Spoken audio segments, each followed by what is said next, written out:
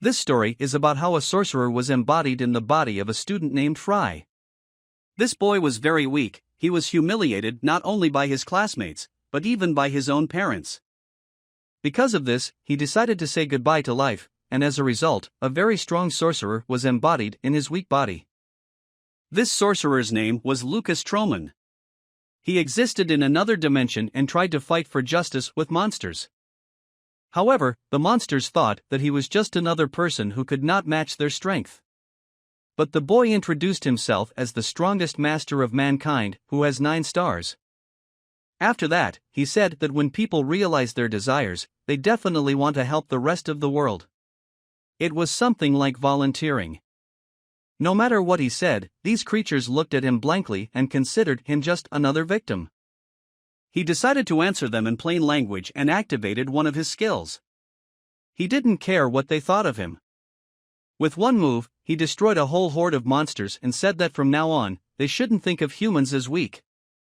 Then their boss appeared in front of him and said that Lucas is very self-confident.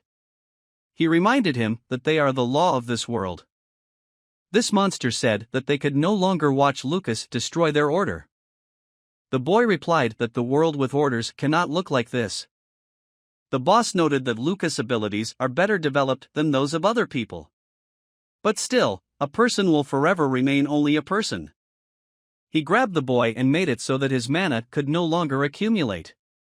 The monster wanted Lucas to return to the void and befriend endless suffering and regret his existence. This was the punishment he gave to a person who defied God himself.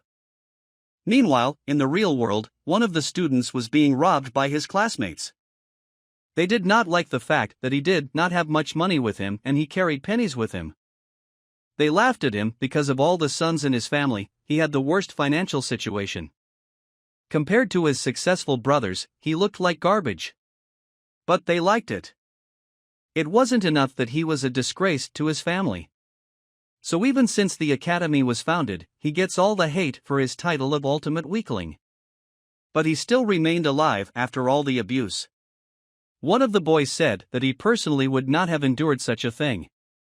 What they liked most was that no matter how much they beat him, they never got tired of it. It was perfect entertainment. Students continued to beat him. Alone or together. He lay powerless on the ground and begged them to stop and not mock him. But they didn't care about his request. The next day at the academy there should be a magic class. And Fry should be paired with one of his abusers.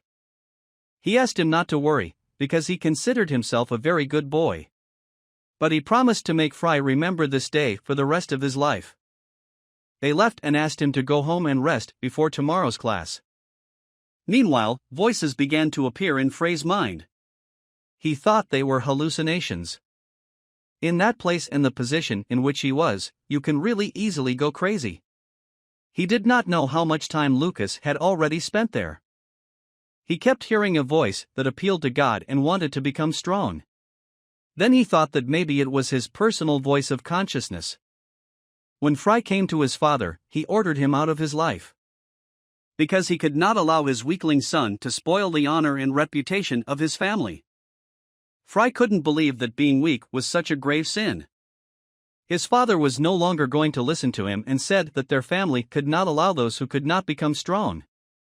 And he was not going to recognize his existence. From that day on, he called him an orphan. Fry came home, took some pills and decided that he didn't want to live like this anymore. Death scared him less than these daily abuses. Lucas could no longer endure such punishment. Now he understood why this world is so terrible and saw the one who brought him to such a state. It was because of this that he was never going to give up again. He wanted that monster to experience this kind of life. At that moment he saw a kind of light in front of him. Fry, who could no longer endure constant humiliation, entered Lucas' consciousness. He died with thoughts that he was not to blame, that he could not become stronger. And he remembered every mockery of himself. At the moment when this child entered Lucas' consciousness, the monsters began to let him go and he thought that a warm sun was shining in front of him. He could not understand where this boy had appeared from. Meanwhile, Fry promised himself that if he could be reborn, he would definitely become strong. Lucas woke up in Frey's body, in his apartment. He finally returned to this world after 400 years. Frey was the weakest man on the planet. And he was the strongest sorcerer on the planet. From that day on, they swapped bodies. Frey gave him his freedom, and he gave him wings in return. Lucas looked out the window and promised the demigod that he would visit him later and eat him in one bite. With Frey's body, Lucas cannot fully control his power. To begin with, he needs to replenish his energy. It is also necessary to lay the foundation for the absorption of mana. In order to face a demigod, he needs to quickly regain his strength. And it is better to become even stronger. He got this chance after 400 years. He needs to put aside his anger and focus on his goals. After training, he decided that he had managed to reach the 5-star level. But he immediately felt sick. The toxins that accumulated in Frey's body and mind began to leave. He needed to be completely cleansed so that nothing remained. At the academy, Jack asked David why he came to class so early. The guy replied that he was just looking forward to today's sparring. Jack asked him to be more careful or they wouldn't have another chance to make fun of him. But David was convinced that he had no life left in him after beating him up yesterday. Jack said he saw him in the infirmary recently. He grabbed a can of sleeping pills and then ran away. They guessed that he could not stand it and still decided to say goodbye to life. Lucas was shocked at how many toxins came out of this teenager's body. It seems this guy has been through a lot. He was very hungry, so he went to a local cafeteria. The students around him thought that he had not eaten for a week. It was very tasty to him, and during dinner he tried to comment on the taste of all the dishes. Although it was logical that after 400 years everything would be delicious. Lucas didn't really like that he had to compete with teenagers at that age. But he had no other choice. After all, Frey is not 4,000 years old, and now he needed to understand how this world is arranged. He decided that he should not hurry. Lucas came to class for classes. His abusers argued that he could not even kill himself normally. When Lucas came close to David, he put a footstool for him and said that he had been waiting for him for a long time. Then Jack approached him from behind and demanded 10 food stamps. He took a swipe at Lucas and said he was the reason he lost his coupons. Lucas was convinced that in any era he could meet such scum. His body began to tremble automatically. Jack once again ordered him to hand over the food stamps and was ready to hit the boy. But Lucas didn't let him do it and seemed to teleport behind him. All the students were shocked by what they saw. They made sure that everyone noticed it. Lucas realized that these were the same scum that had forced Frey to give up his life. Jack couldn't let the weakest student in the academy make fun of him, so he lashed out at him again. But Lucas, without even taking his hands out of his pockets, was able to deliver a powerful blow and throw Jack into the wall. No one understood how he just flew away without being touched.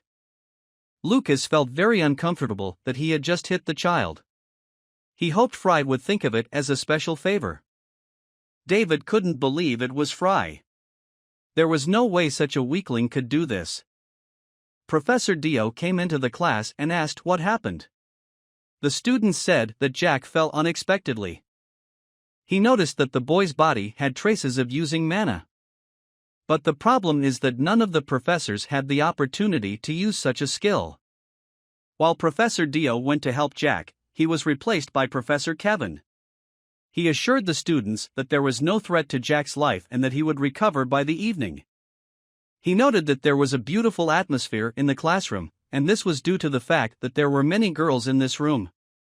This man was very intolerant towards girls and was constantly clinging to Isabella. Then he noticed that Frey had come to class. Kevin was hated by the students because he always bullied the younger students. Lucas rated Frey as a bookworm, given his figure. The guy apologized to Kevin and said he was busy. As soon as the professor turned away, the girls began to humiliate him.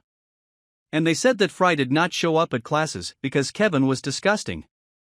He turned to the boy and asked what could be more important than his lesson. Lucas replied that he had something to do. After all, he is at the height of his youth. Kevin got angry and asked him not to laugh or he would be in big trouble. The professor was very happy that Lucas had his own interests, but he felt that his lesson was important. The other students realized that now Lucas would be in big trouble. And so it happened. The professor decided that the boy had raised his level of academic knowledge and therefore decided to ask several questions.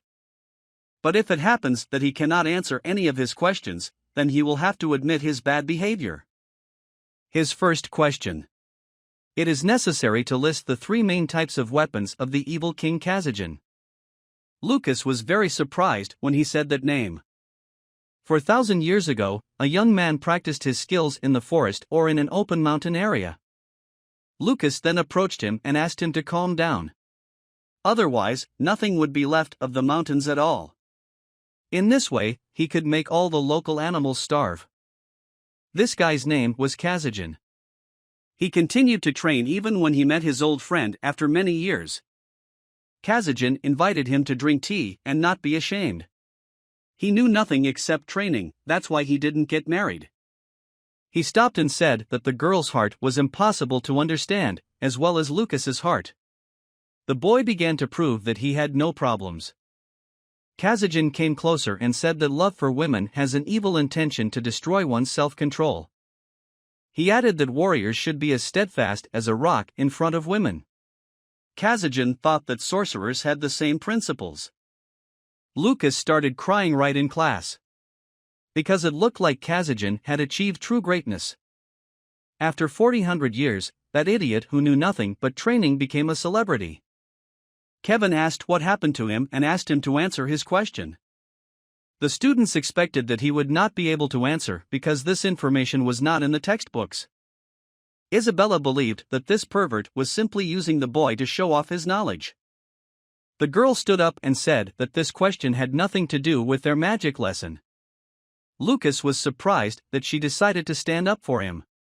She had a warlike voice. She said that Kazajan was a true warrior. He only used magic to help himself during training. Therefore, he cannot be considered a sorcerer. Kevin approached her and replied that he really wasn't a wizard. But he took her answer as an insult to those who follow the path of a wizard warrior. The girl said that this was not the point of their discussion. Lucas understood that the real Kazajan would kill the professor if he called him a warrior sorcerer. He personally considered himself only a warrior. Kevin grabbed her and offered to continue their discussion in his office. Just the two of them. She pushed his hands away and asked why he was behaving like that. At first it seemed to him that she was not like that. But he decided that she did not have any manners to talk about it. Then he asked her to name the 3 types of weapons of the magical warrior. Lucas shouted and said that they were the king's gauntlets, the giant's belt and the storm necklace. And added that Kazajan did not use anything except these 3 items. He didn't listen to him when he told him to be more modern. Especially the necklace, it's a horrible thing that he wore everywhere. The professor said that was the correct answer. The boy was happy, although he knew that he could not answer him wrongly. The students began to discuss more and more that today Fry is very strange. But the professor noted that Isabel does not know the rules of behavior in the classroom at all. He grabbed her hand again and said that she should urgently go with him to the office. Lucas said that Kazajan always had a habit of saying something. He always said that love for women is an evil intention that destroys a person's self-control. In addition, he argued that a warrior should be as immovable as a rock when approaching women. Therefore, this desire for an unrelenting man makes him unable to stand on his own 2 feet. And the one who is defeated in these aspects is no better than an animal. The professor replied that he did not see any sense in his words. Lucas agreed that Kazajan must have been wrong about those aspects. Because Kevin was very good on his feet. The professor was very angry and said that Lucas had gone crazy after answering one question. He suggested that the test be continued. As he had said before, if the boy makes a mistake in even one matter, then he will have to take responsibility for these actions. After a few more correct answers, Kevin could no longer stand on his feet. Because it was impossible.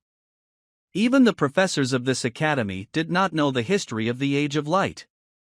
He couldn't believe that this was really the worst student at Fryblake Academy. The boy stood up and asked if the professor still had questions for him. Because he was very hungry and it was just time for lunch. Kevin didn't understand how a young guy could know in detail the entire history of 4,000 years ago. It outraged him. When he was going to the cafeteria, his classmate Isabella came up to him and tried to protect him from the professor. But he just looked at her, then turned away in silence and went on about his business. However, the girl looked persistent and continued to follow him. Lucas turned around and started yelling at her and asking why she was chasing him.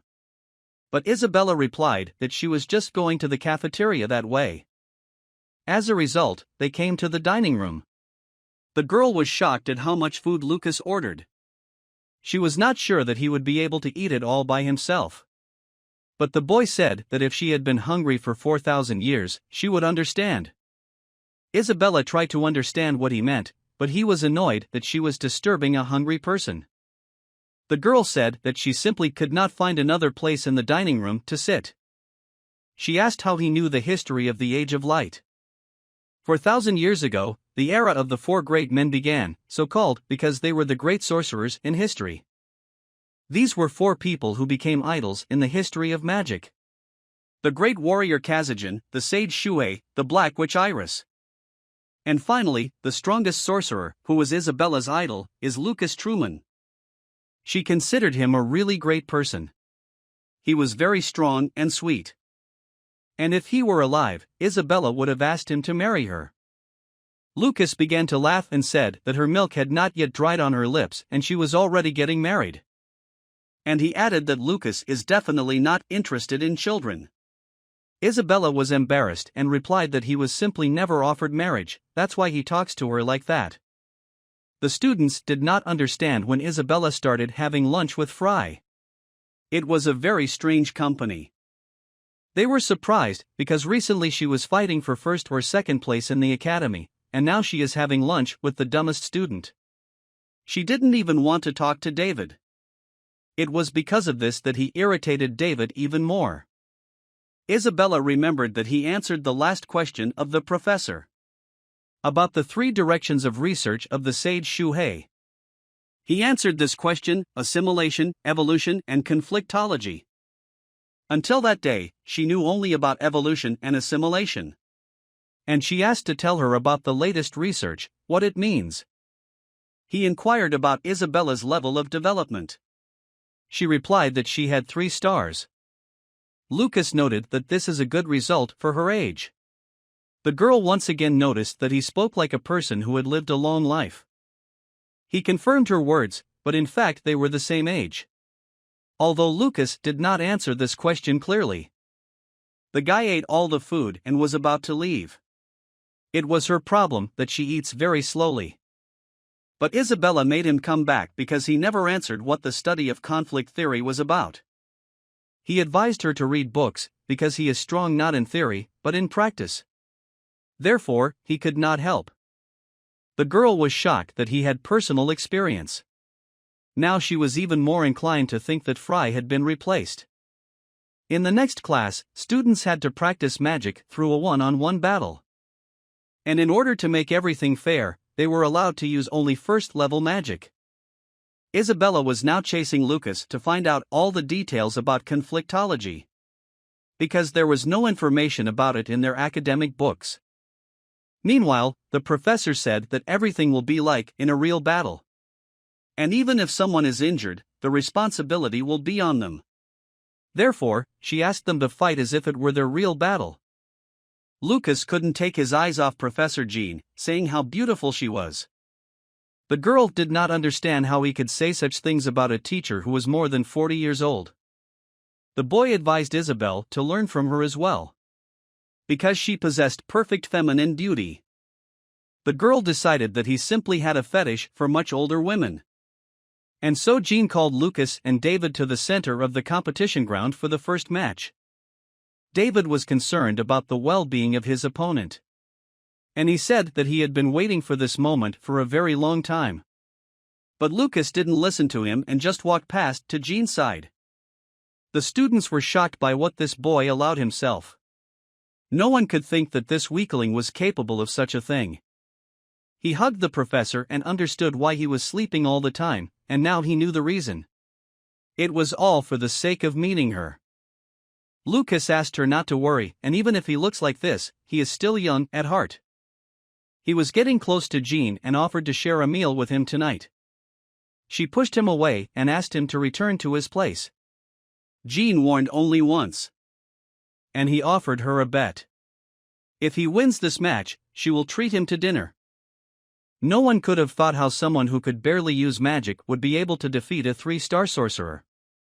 Jean agreed to treat him to dinner in the event of victory, with full confidence that it would not happen. In fact, her heart and legs were trembling for this young man. But she couldn't show it. When Lucas returned, David assumed that he had asked Gina to cancel the fight. David was convinced that this guy still does not understand the situation he is in. He began to say that first he would tear out his vocal cords. Then he would slowly break all his limbs. And then he would not be able to scream and fight back. This should be fun. David had warned Fry last time that this day would be his last and that he would not be able to walk again after that. Lucas replied that with level 1 magic, he could do absolutely no harm to him. Jean gave the signal for the start of the match and the audience began to scream. David decided to attack first and activated the Stone Fury ability. The students were shocked by such a beginning. For them, it was something impossible. Isabella turned to Jean because she had ordered everyone to only use level 1, and that skill was definitely against the rules. But the teacher said that he does not break the rules. Because this is a special technique that is passed down only in the middle of their family. Although it is powerful, if all the conditions are followed, it can be used even by a wizard of the first level. Lucas said that the secret technique is a symbol of family, and he uses it to bully a person. The boy decided to answer his blow with a magic missile. All the students looked surprised, because they had never seen such an ability before. David was amused that Lucas wanted to stop his stone rage with a magic missile. This magic was really so easy to use that even Fry could use it. Lucas barely wasted his strength and pushed the magic missile toward David with one finger. But in reality, the blow was so powerful that the boy was thrown far from the battlefield and destroyed his stony rage. When he landed, his body was shaking and he was foaming at the mouth. Lucas approached David and said that he should be ashamed that he is using secret technology for such a thing. This is only spoiling the reputation of his family. The boy tried to remember what should happen next after the broken vocal cords. David began to crawl on the floor and ask for forgiveness. He admitted his mistake and begged to stop. But Lucas remembered that the next thing was chopped limbs. And began to attack his legs first. He continued to beg for mercy. But his words were very slurred. Lucas said that he himself decided to choose such a scenario. And his task is only to implement it. Isabella asked the teacher to stop the fight because the winner had already been decided. But she replied that David had not given up yet. Although she understood that he did not have the voice to surrender. But everyone must follow the rules. Moreover, she warned that opponents should compete as if it were a real battle.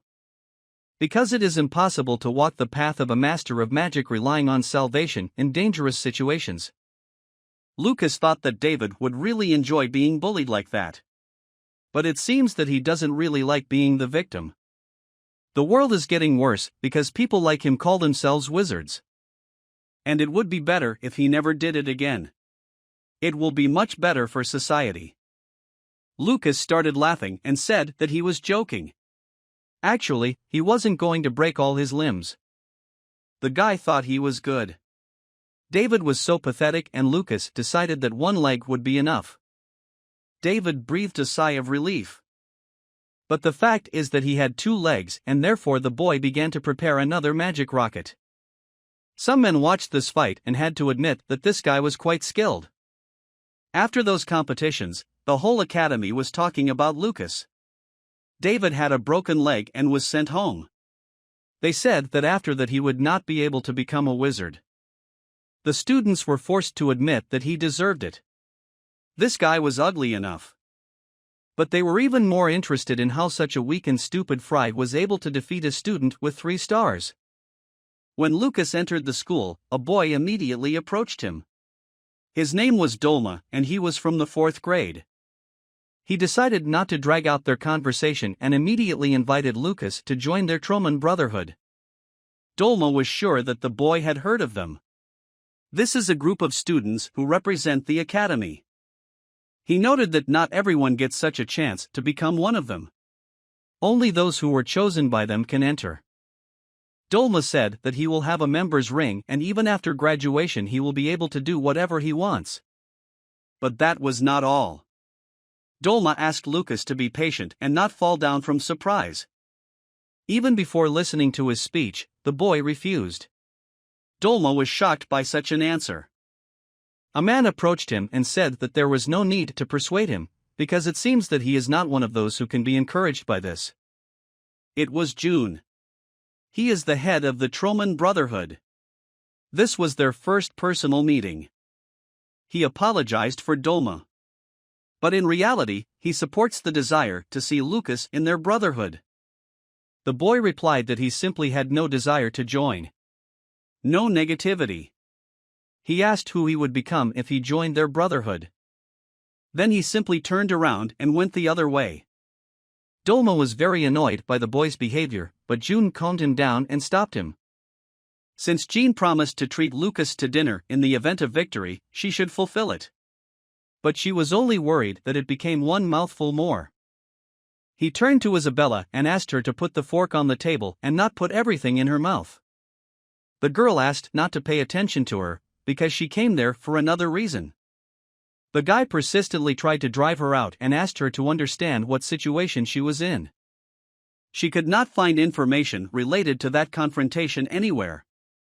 And since Lucas refused to tell her, she can only follow him until he tells her everything. Jean guessed that she was talking about Kazajan's training method and intervened in their conversation. Isabella was surprised and asked if she knew anything about him. She admitted that she had heard a little about him at a wizarding science conference. Then she looked everywhere for this information in the manuscripts, but she couldn't find anything. But now she realized that Lucas also knew something about it. And if it wasn't just showing off, Jean would like to hear about it, too. He came and hugged her and said that he could tell her something better than this. After dinner in her room, Jean did not understand what was happening to her. She could not refuse him. This student was 20 years younger than her. She had the feeling that her head and heart were working separately from each other. Isabella didn't let them kiss and started screaming. She didn't understand how Lucas could behave like that with a teacher. It was strange to the boy. If a demigod rules in this world, then he thought that traces and reminders of them had completely disappeared. But even after 400 years, the information about him, Kasajina, Shuhei and Iris remained unchanged. Isabella approached the boy and he asked her who is the strongest in this academy. But the girl said that he still hadn't answered her question and immediately blushed. Lucas said that if she answers, he will also tell everything he knows. The girl was pleasantly surprised by such an offer. Isabella said that June is the strongest among the students. Among the teachers are Professor Dio and Professor Adelia. But she still considered her aunt to be the strongest. Her aunt was the director of the academy. This woman's name was Cirrus. Jean came up to them and added that she was a 6-star sorcerer that everyone in the kingdom called Eternal Ice. Theoretically, they said that sorcerers can reach 9 stars. But the last one who reached this level lived 3,000 years ago. There are many thoughts on this topic, but now it is believed that 8 stars is the highest level for a sorcerer. But even sorcerers with 8 stars are less than 10 in the whole world. Therefore, 9 stars can be considered a legend. Lucas wondered if the magic protecting the academy was created by the headmaster. Jean wasn't sure, but it was most likely her. Although the boy understood that it didn't look like 6 stars. Lucas decided that they needed to meet and turn to Isabella. But then he decided that while he doesn't know what a demigod is doing, it's impossible to involve an unconscious person in all this. Depending on the situation, he might even have to fight with the director of the academy. Lucas returned to the academy and said he needed to raise his level to at least 7 stars. Jean said that even if he wanted to achieve it, it would take more than 10 years. But Lucas replied that if you try hard, you can finish it during the vacation period. Jean thought it was impossible. But she couldn't stop him from dreaming. Every person should have a goal in life. Lucas hugged Jean again and said that he not only has big dreams, but also love for her. Isabella asked him to be more careful because she might tell her aunt what he was doing here with the teacher. The guy moved away from the woman and said that this is why he doesn't like minors. Lucas believed that there was no need to rush and that he should do what he could do right now. After 2 weeks, David returned to school, but he still hadn't fully recovered. He wanted to kill Fry because he couldn't lose to such a loser. While Lucas was reading the book, David approached him and started threatening him. He promised to make him regret his actions. The boy didn't have time to finish when Lucas used a magic missile and threw David into the wall. In order to perfectly heal his broken nose, Cadet David returned home again. Lucas believed that these students should have at least some level, because it was a prestigious institution. It was really a problem. In order to get used to using magic in Frey's body, he needed to fight more. At that moment, a guy approached him and accused him of beating David. For this reason, he offered to go out into the yard and talk. Lucas agreed and went out to the backyard. But there were already many friends of this guy waiting for him there. This guy introduced himself as Drymid and said that guys like Lucas annoy him. He is David's brother and that is why he came to intercede for him. Drymid wanted to take revenge for his brother's suffering. Lucas stood calmly and listened to insults in his direction. His look was completely indifferent. The boy found it very funny that someone was trying to intimidate and threaten him. Drymid continued to tell about himself that he had reached the January 16th finals in some magical competition. He claimed that this meant that his funeral would take place today. Lucas said he brought the freshman into that crowd and is now standing and showing off in front of him. Drymid replied that they were just watching and he noted that he didn't need a crowd to defeat someone like Lucas. The boy decided that it was enough to listen to insults and allow him to communicate with adults like that. That's why he struck with a magic missile. His friends began to defend Alex and said that he hit him when the boy was talking and was not ready. Lucas apologized, it was just that he suddenly had a lot of fun with what he was doing with young boys like them. They didn't like being talked to like that, so they decided to attack Lucas on their own. But they didn't even have time to get close, as they already flew away from the boy's magic missile. Anyone who tried to attack him was attacked and could no longer continue the confrontation. As a result, he defeated everyone, but he was completely unhappy. Because in this case, he can become as weak as they are. While the boy was sleeping in class, Isabella came up to him and woke him up. She said that the students among themselves nicknamed him the Missile of Death, because he used the magic missile very often. Lucas replied that he couldn't do anything about it because he didn't have anything stronger in his arsenal. It seemed that Isabella fell in love with him.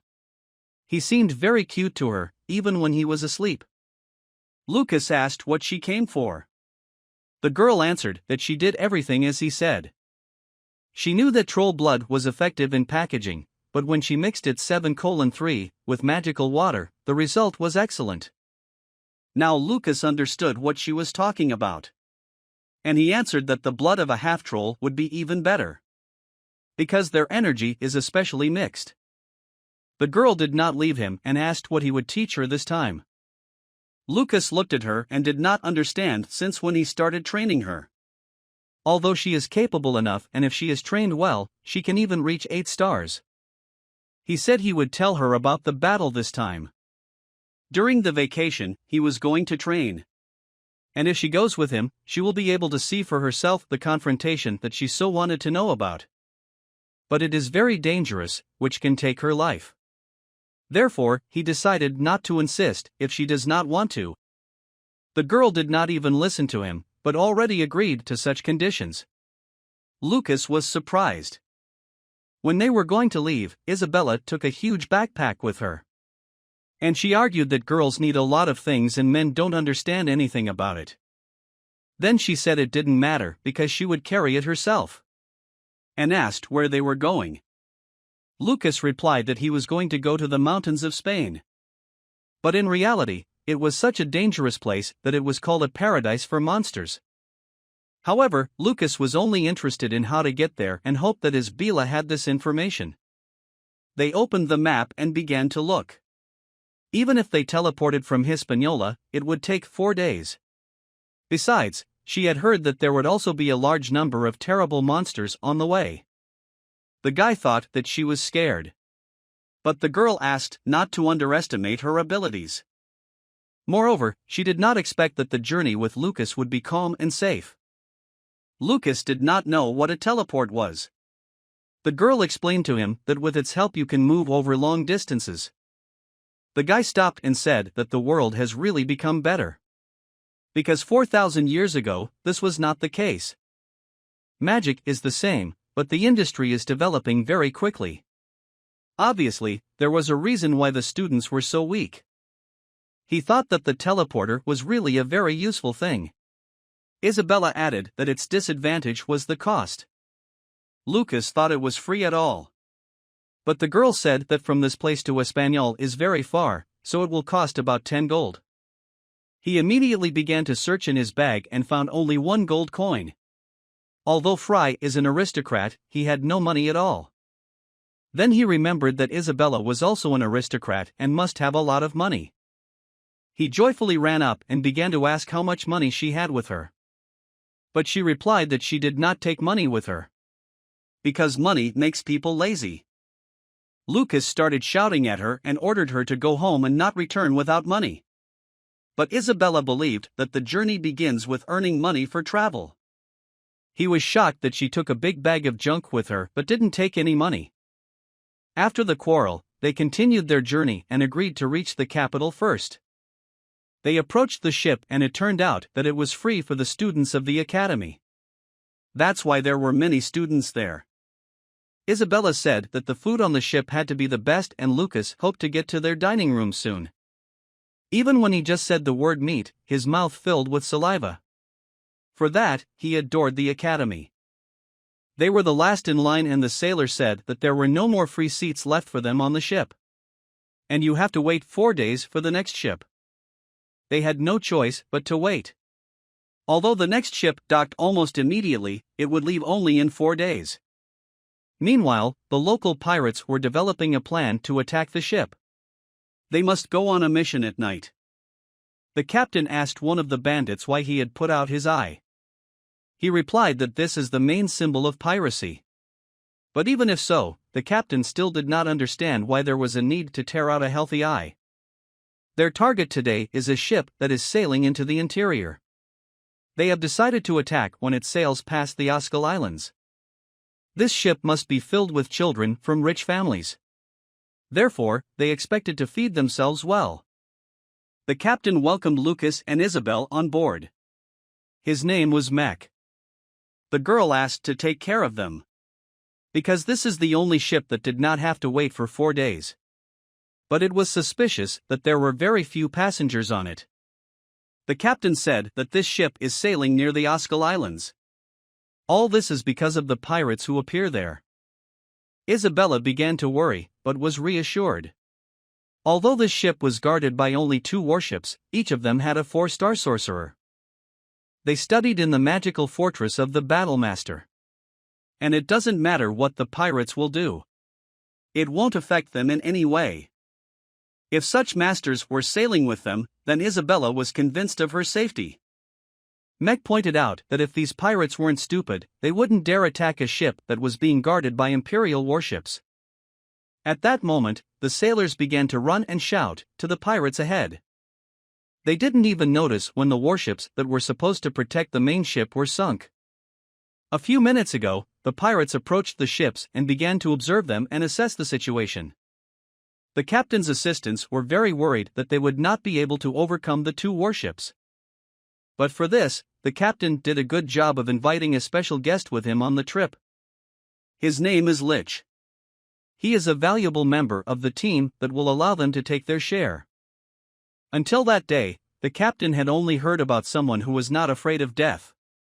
But today there is an opportunity to be close to him. He had the feeling that he had a terrible dream.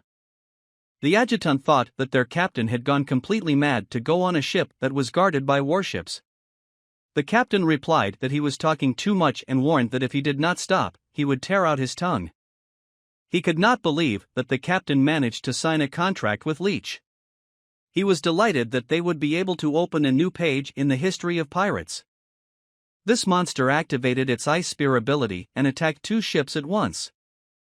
The 4-star wizards tried to prevent this attack, but all their efforts were in vain.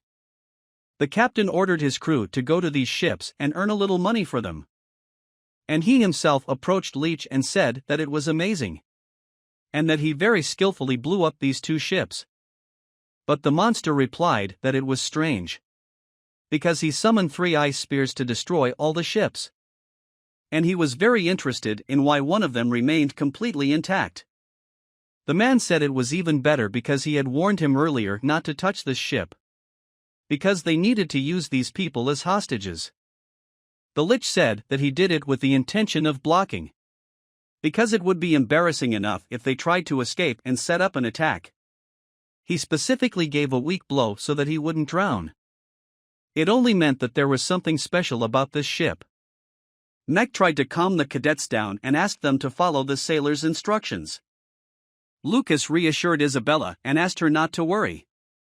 Because it's all pirates. But something else bothered him. The fact that there were 3 ice spears, but what should have fallen on this ship simply disappeared. The girl thought that he did it, but the boy replied that it was not so. He could feel the wave of mana approaching, but he couldn't stop it. In fact, he was no different from Fry. With such a look at the demigod, his mind went blank for a moment. It seems that he was still under the power of those memories when there was a ban in the abyss for 4,000 years. He didn't know who did it, but they must know each other because they protected this ship. As a result, pirates climbed onto their ship and began to kill everyone in a row. Now Lucas was convinced that these were really pirates. Isabella grabbed the boy's hand because she was very scared. It seemed exciting to the one-eyed pirate because the ships were burning more than he expected. Their captain asked how the rich cadets were doing. He introduced himself as their friend. A bloody marauder. Mech said they attacked the wrong ship. As soon as the Empire found out about the attack, they would be found and destroyed. But for the captain, it was a treasure ship filled with descendants of ancient houses. Then a man appeared who said that they did not realize their position. Because the students on this ship are future professional wizards. He said they chose the wrong ship to hunt and wanted to attack the pirates. But the captain was not going to listen to his nonsense and nailed him to the box with a knife. He believed that this boy simply did not fully penetrate the situation. And no one will give him time to warm up. The knife passed right by his ear and caught his collar. But the boy still remained alive. But Lucas realized that someone had changed the trajectory of the knife that flew to his neck. He noticed one suspicious guy who most likely did it. He approached the victim and told him to sit in a safe place and not to go out. One of the pirates said that the captain had lost his skills and could no longer hit a single target. But he said that he needed one more try. And he chose one bespectacled man for this. The guy was very scared, and because of that he wet himself on the spot. One of the pirates grabbed him and threw him overboard into the open sea. He did not know how to swim and therefore began to disappear on the horizon. The boy tried to swim, but nothing worked. As a result, it completely disappeared from view and merged with the sea. His fellow students were very angry and were ready to destroy all the pirates. Without thinking, they attacked him from all sides. But his body was enveloped by the Lich, which was able to repel any attack. And in response, he struck all the offenders of his partner on this trip. The students were shocked when they saw the real lich in front of them. It felt like only Lucas didn't care about what was happening around him. He was very calm. Mech thought that the pirates had made a pact with this monster to carry out their cruel plans.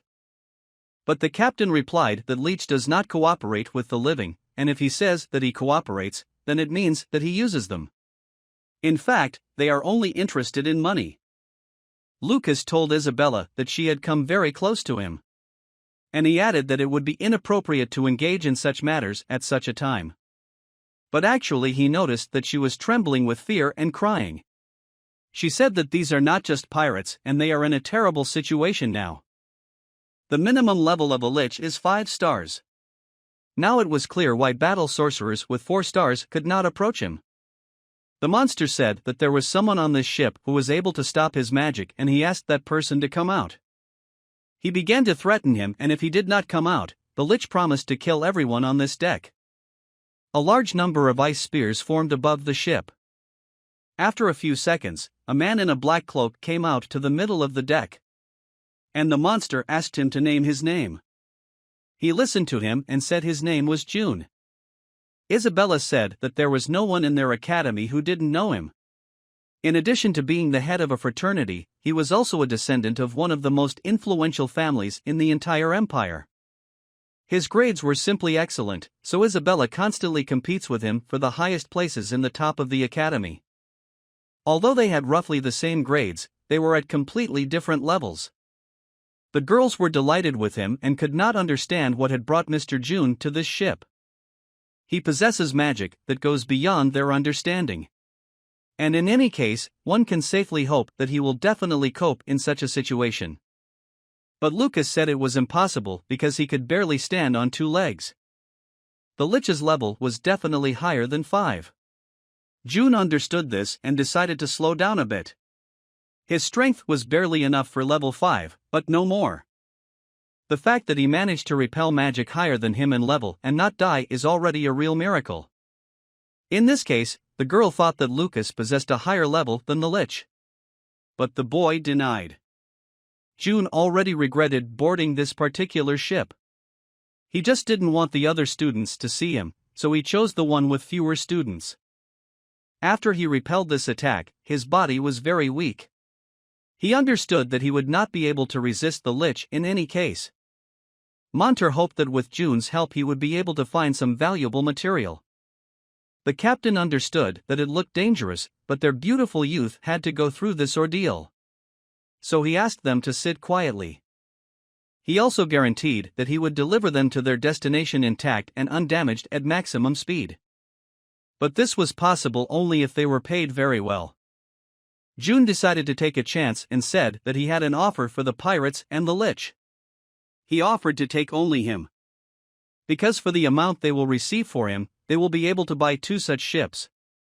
But only on the condition that he releases the rest. But the captain didn't understand why he should listen to him if they had an immortal lich on their side and they could get money for all the students. June agreed that he would not be able to fight the lich and would most likely die. But the boy was sure that he could take them to the grave with him. Lucas liked June more and more. After all, these young people are really crazy. The lich refused this offer. His mana level was too low to threaten. The monster was sure that it would swallow him up and not even leave a trace. And he was going to use his empty body as a storehouse for spare limbs. The lich bound his body and took him prisoner. Now he could do whatever he wanted with him. The captain said that the negotiations were over. He ordered the pirates to capture everyone and take them to the ship. The students tried to escape, but there was no safe place on this ship. Pirates also caught girls and indulged in excess in relation to them. One-Eye decided that he also needed to take one young student into the cabin with him. He chose Isabella, but she was hiding behind Lucas. The man began to approach them and offered to go play dolls with him. One-Eye called Lucas a skeleton and ordered him to get away from the girl. The boy began to turn his head in different directions, because he thought that he was saying this to someone else. But the pirate said that this appeal was to him. Moreover, he did not see another weakling like him nearby. The guy said that he has a very rude way of talking. One-Eyed laughed and said that it is time for this boy to sleep, childhood time is over. Otherwise, the adult uncle will punish him. Lucas asked him to come over. He didn't understand how he had the courage to talk like that. Already bound, Jack thought that this guy must be crazy, because it only made his situation worse. The pirate obviously did not like this attitude, so he prepared his dagger. Before the blow, Isabella hid behind Lucas and no longer hoped to stay alive. But Lucas parried this attack with one counter-strike and broke his dagger in two with his bare hands. No one could understand what had happened. The one-eyed pirate was overboard from a blow from Lucas. The students could not believe that the loser Fry could do such a thing. June watched this teenager's actions with admiration. With the help of mana, he sped up many times and struck the enemy. But his speed was astounding. Even June couldn't notice his movements. He knew that Lucas was hiding some powerful abilities, but this level of mana usage June couldn't even imagine. Lucas took Isabella by the head and told her not to worry. Because he simply got rid of the inequality, because he was definitely stronger than her. One of the pirates watched this and then said that the teenager wanted to show off in front of the girl, but now he would surely die. After these words, Lucas teleported close to the man in a matter of seconds and punched him in the stomach. The pirate even believed that the best decision was to agree to June's proposal. But Lucas replied that he was not good at all compared to him. If they agreed, they would remain whole. However, he still didn't like them. A whole bunch of pirates began to attack the boy. They ran at him with swords and various weapons.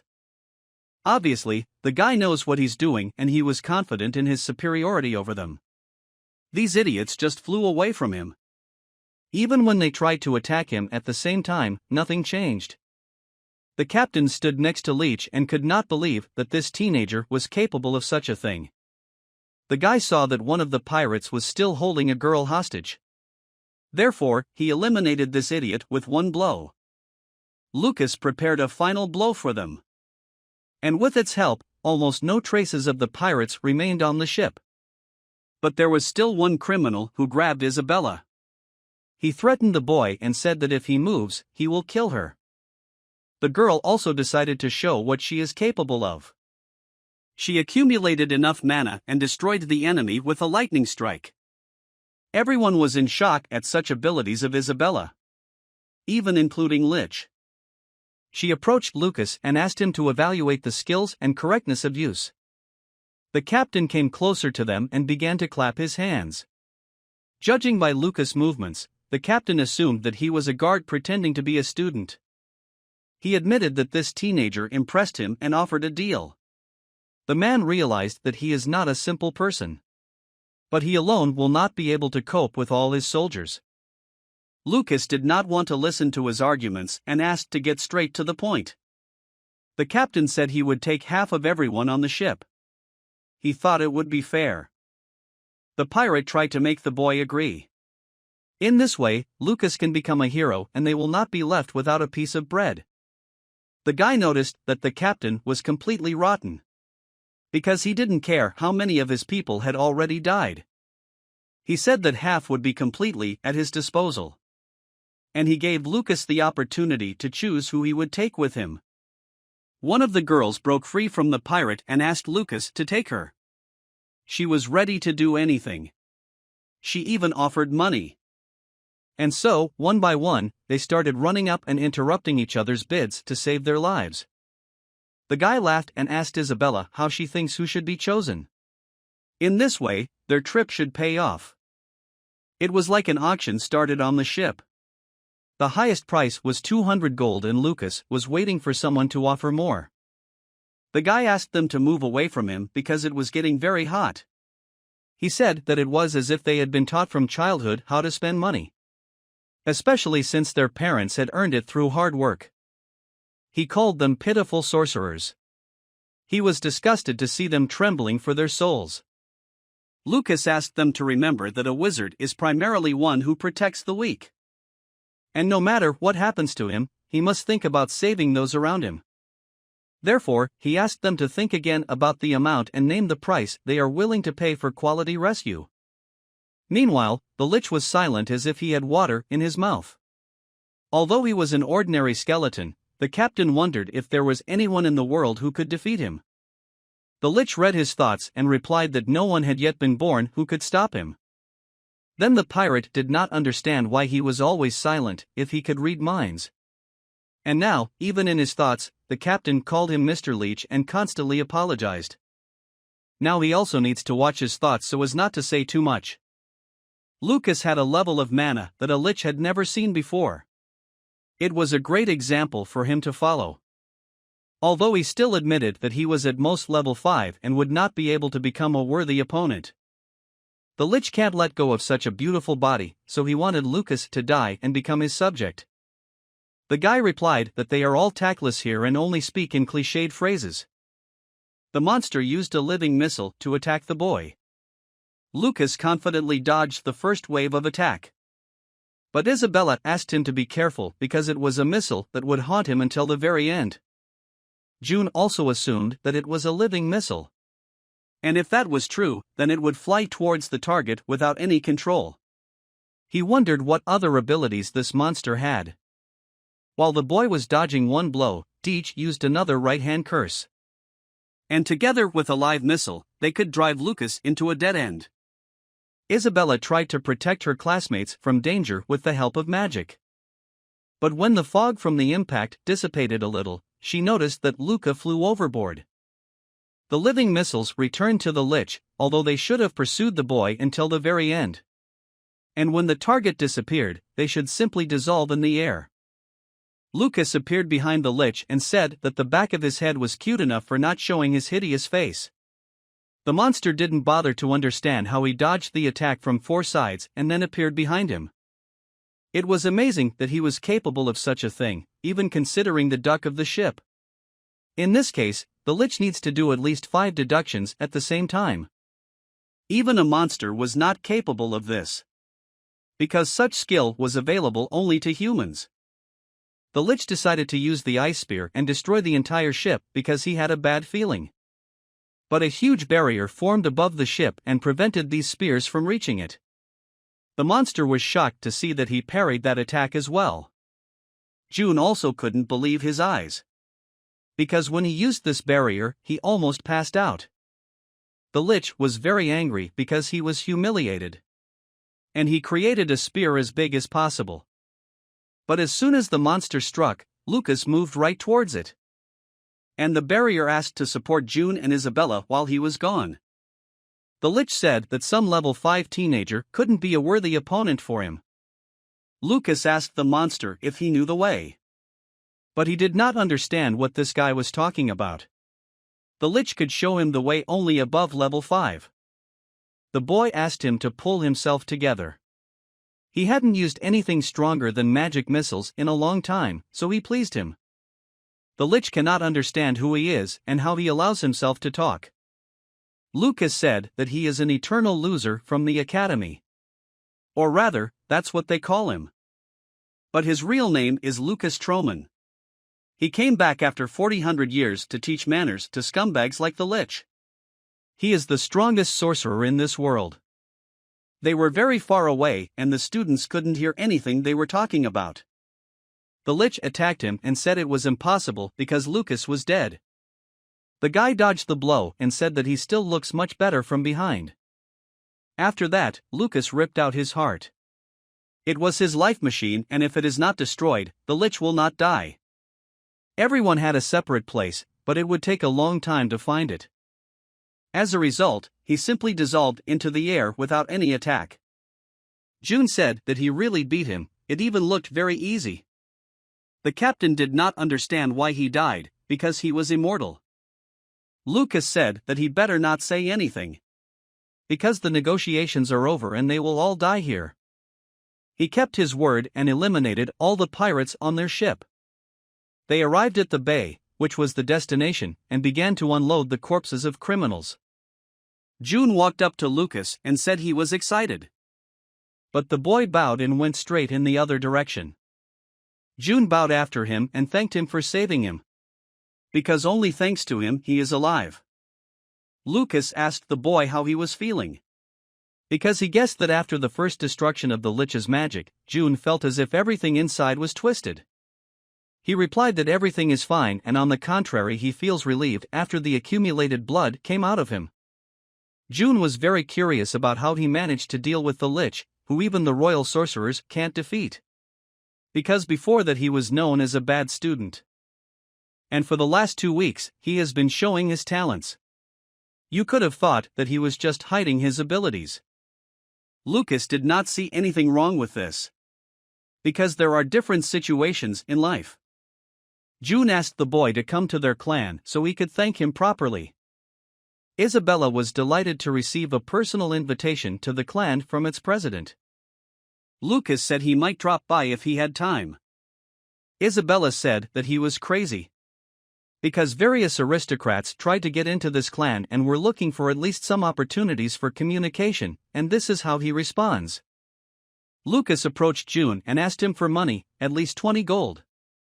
Isabella said that he was asking for money using his good nature.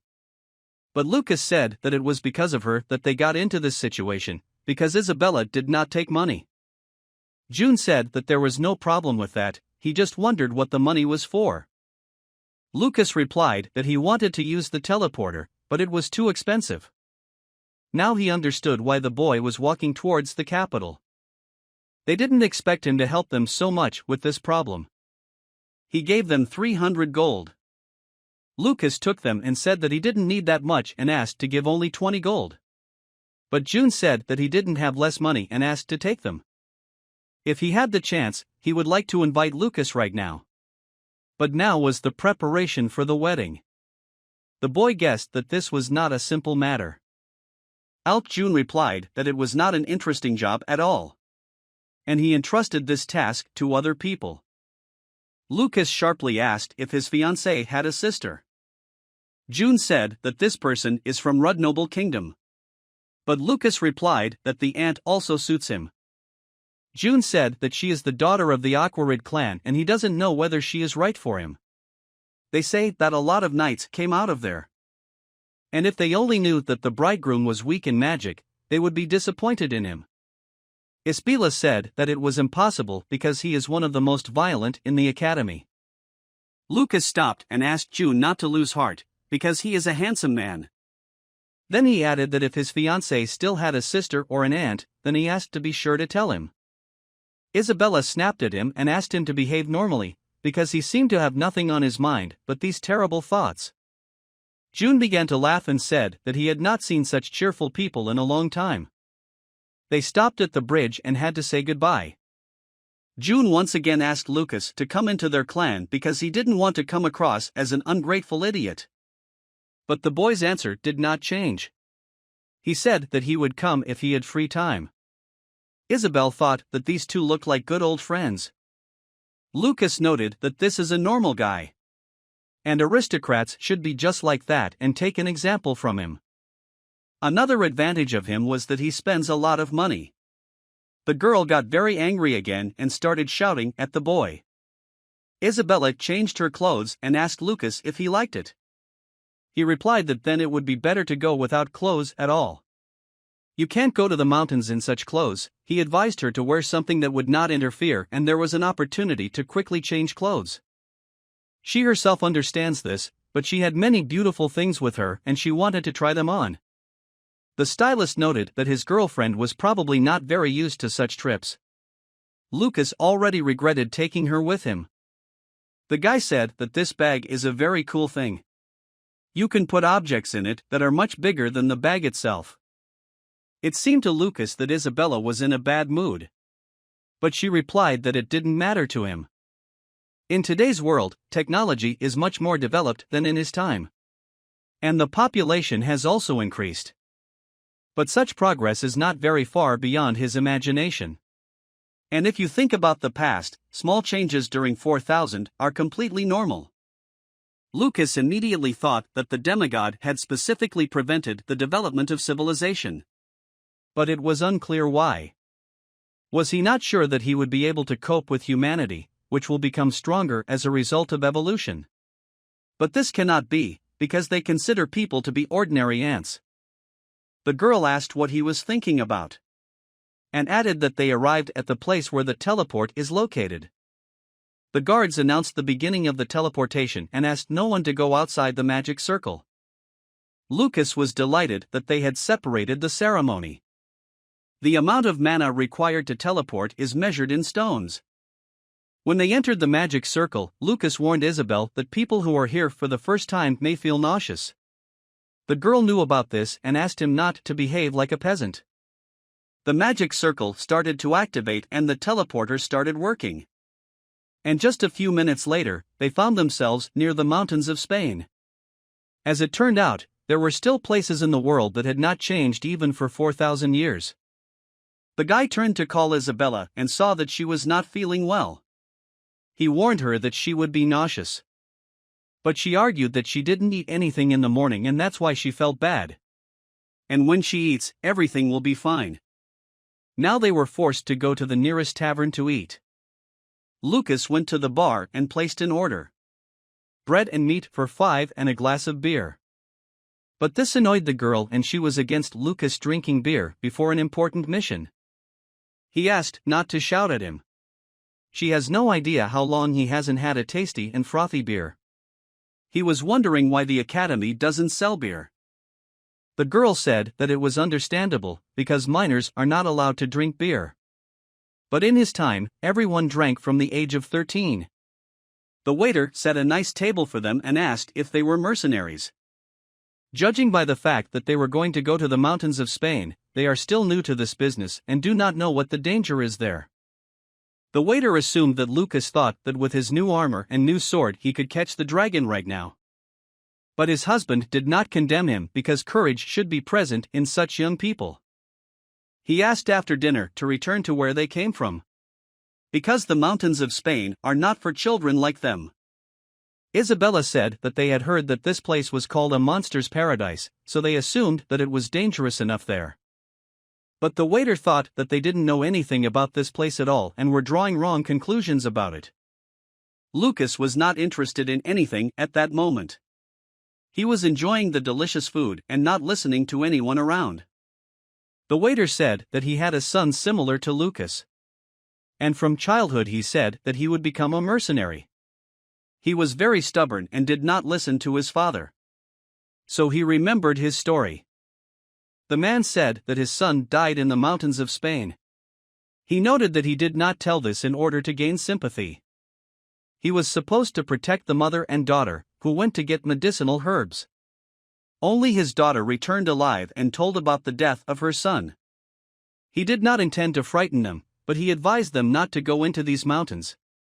Even experienced mercenaries had little chance of returning alive. It was truly a real hell. Lucas finally ate well and asked to tell about the monsters that lived there.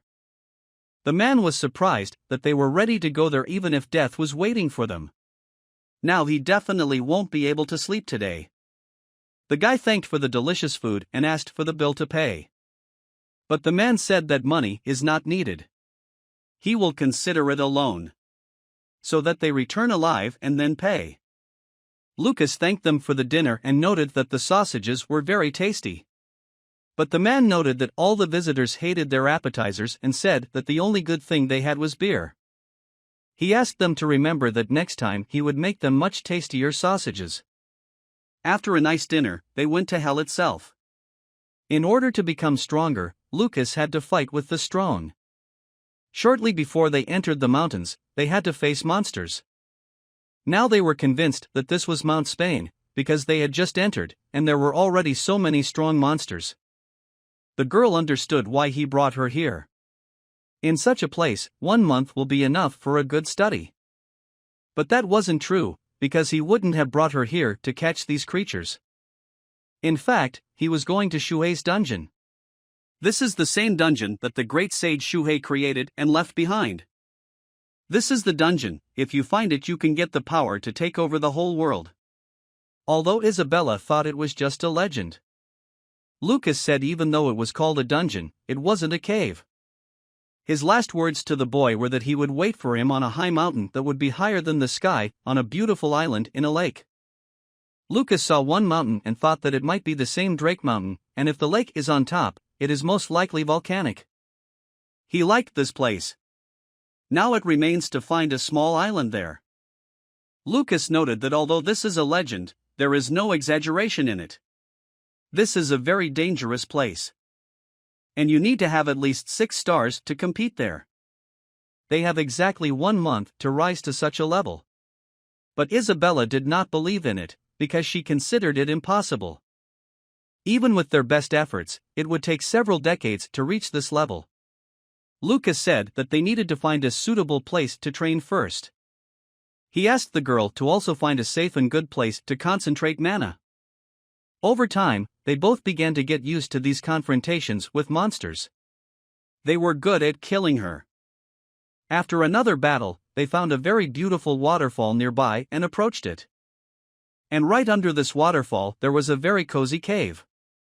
It was in it that Lucas offered to train for a month.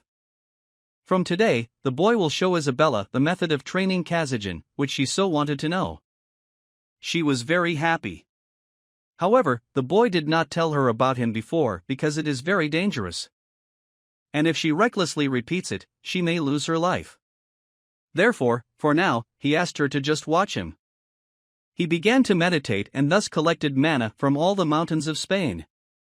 When he opened his eyes, he saw that Isabella could do it too. Her abilities exceeded all his expectations. Moreover, she had a thirst for learning new things. The boy tried to touch her and said that she looked attractive enough for a teenager. Then he calmed down and offered to finally cook something to eat after a grueling workout. He opened his bag and began to choose among all his items what to eat. Lucas took out some food and offered it to Isabella. But she said she wasn't hungry yet and asked to keep it for a reserve. The guy said that she is full of mana, so she feels like she is full. Therefore, she needs to eat even if she has to force herself.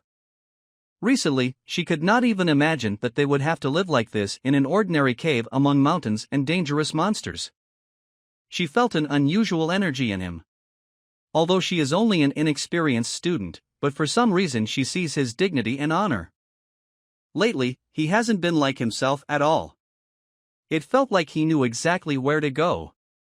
There was no sense of uncertainty in him. Lucas argued that people never change, they just grow. Isabella did not understand how it happened that she had to thank him for his changes. Previously, she was ready for anything for the sake of these trainings. And only then did she realize that they must spend a whole month together in this cave. He asked her not to worry because the boy had already said that he was not interested in underage girls. Isabella asked what he was going to do. Lucas replied that he was setting up a protective field because it would be unpleasant if monsters ran in while they were sleeping. The guy said he would go to bed and advised the girl to do the same, because the first day is always tiring and you need a good rest. After he fell asleep, Isabel felt better, but for some reason she wanted to hit him at least once. When they woke up, Lucas asked to take this rest as the last one. Because from this day on, the real training will begin. And now the battle will begin, this is Kazajan's technique. And he constantly repeated that this is a very dangerous type of training. And it was not necessary to recklessly repeat after him, he asked to just observe for now. The girl noticed that he distributed the collected mana in his body to fire and water. She seemed to be in conflict with herself. It is as if a war has started in a small space called the body. In order for one side not to prevail over the other, it is necessary to adjust the balance very seriously. It's like adjusting the weight so there's no imbalance. It was an amazing way. That's what the struggle was. The girl exhaled and decided to also try to divide her collected mana and use this technique. But she suddenly began to feel nauseous. If the balance is disturbed even a little, it will be very painful. She did not understand how he was training so calmly. It looked as if he was just meditating. And she had a constant question about who he really was. Another day passed and the girl decided to go swimming in the waterfall. More than 2 weeks have passed and Lucas hasn't even moved. She did not understand how long these lessons would continue. When Isabella went back into the cave, she saw that the mana had started to materialize. This meant that he had reached 6 stars in just 2 weeks. She could not believe it, because she did not know that a person is capable of such an unparalleled growth rate. This situation motivated her and she decided to try once again to train with the help of Kazajin's technique. But this time she felt sick again. It was worth losing concentration for a moment, how the whole balance was disturbed. But it was still difficult for her to believe even in the very possibility of such growth. This struggle requires a lot of patience and endurance. Did the great people of the past completely indulge in such a terrible way? It was obvious that today's level of sorcerers could not even be compared with the sorcerers of the past. Isabella noticed that the barrier began to crumble. This means that someone wants to get inside. It was a phoenix, which belongs to the divine species. At that moment, Lucas had just finished training and woke up. Isabella knew that there were absolutely any monsters in these mountains, but she could not even think that there would be someone of the divine kind. He was attracted through the use of a fighting method. A large amount of uncontrollable mana. The girl knew that divine creatures are not monsters that can be tamed by humans. Lucas asked her to take a closer look. This phoenix came to help them. She couldn't believe that the boy could calmly caress a phoenix made of pieces of flame. It was all because he does not perceive Lucas as an enemy. He had wounds on his body that were inflicted by giant claws.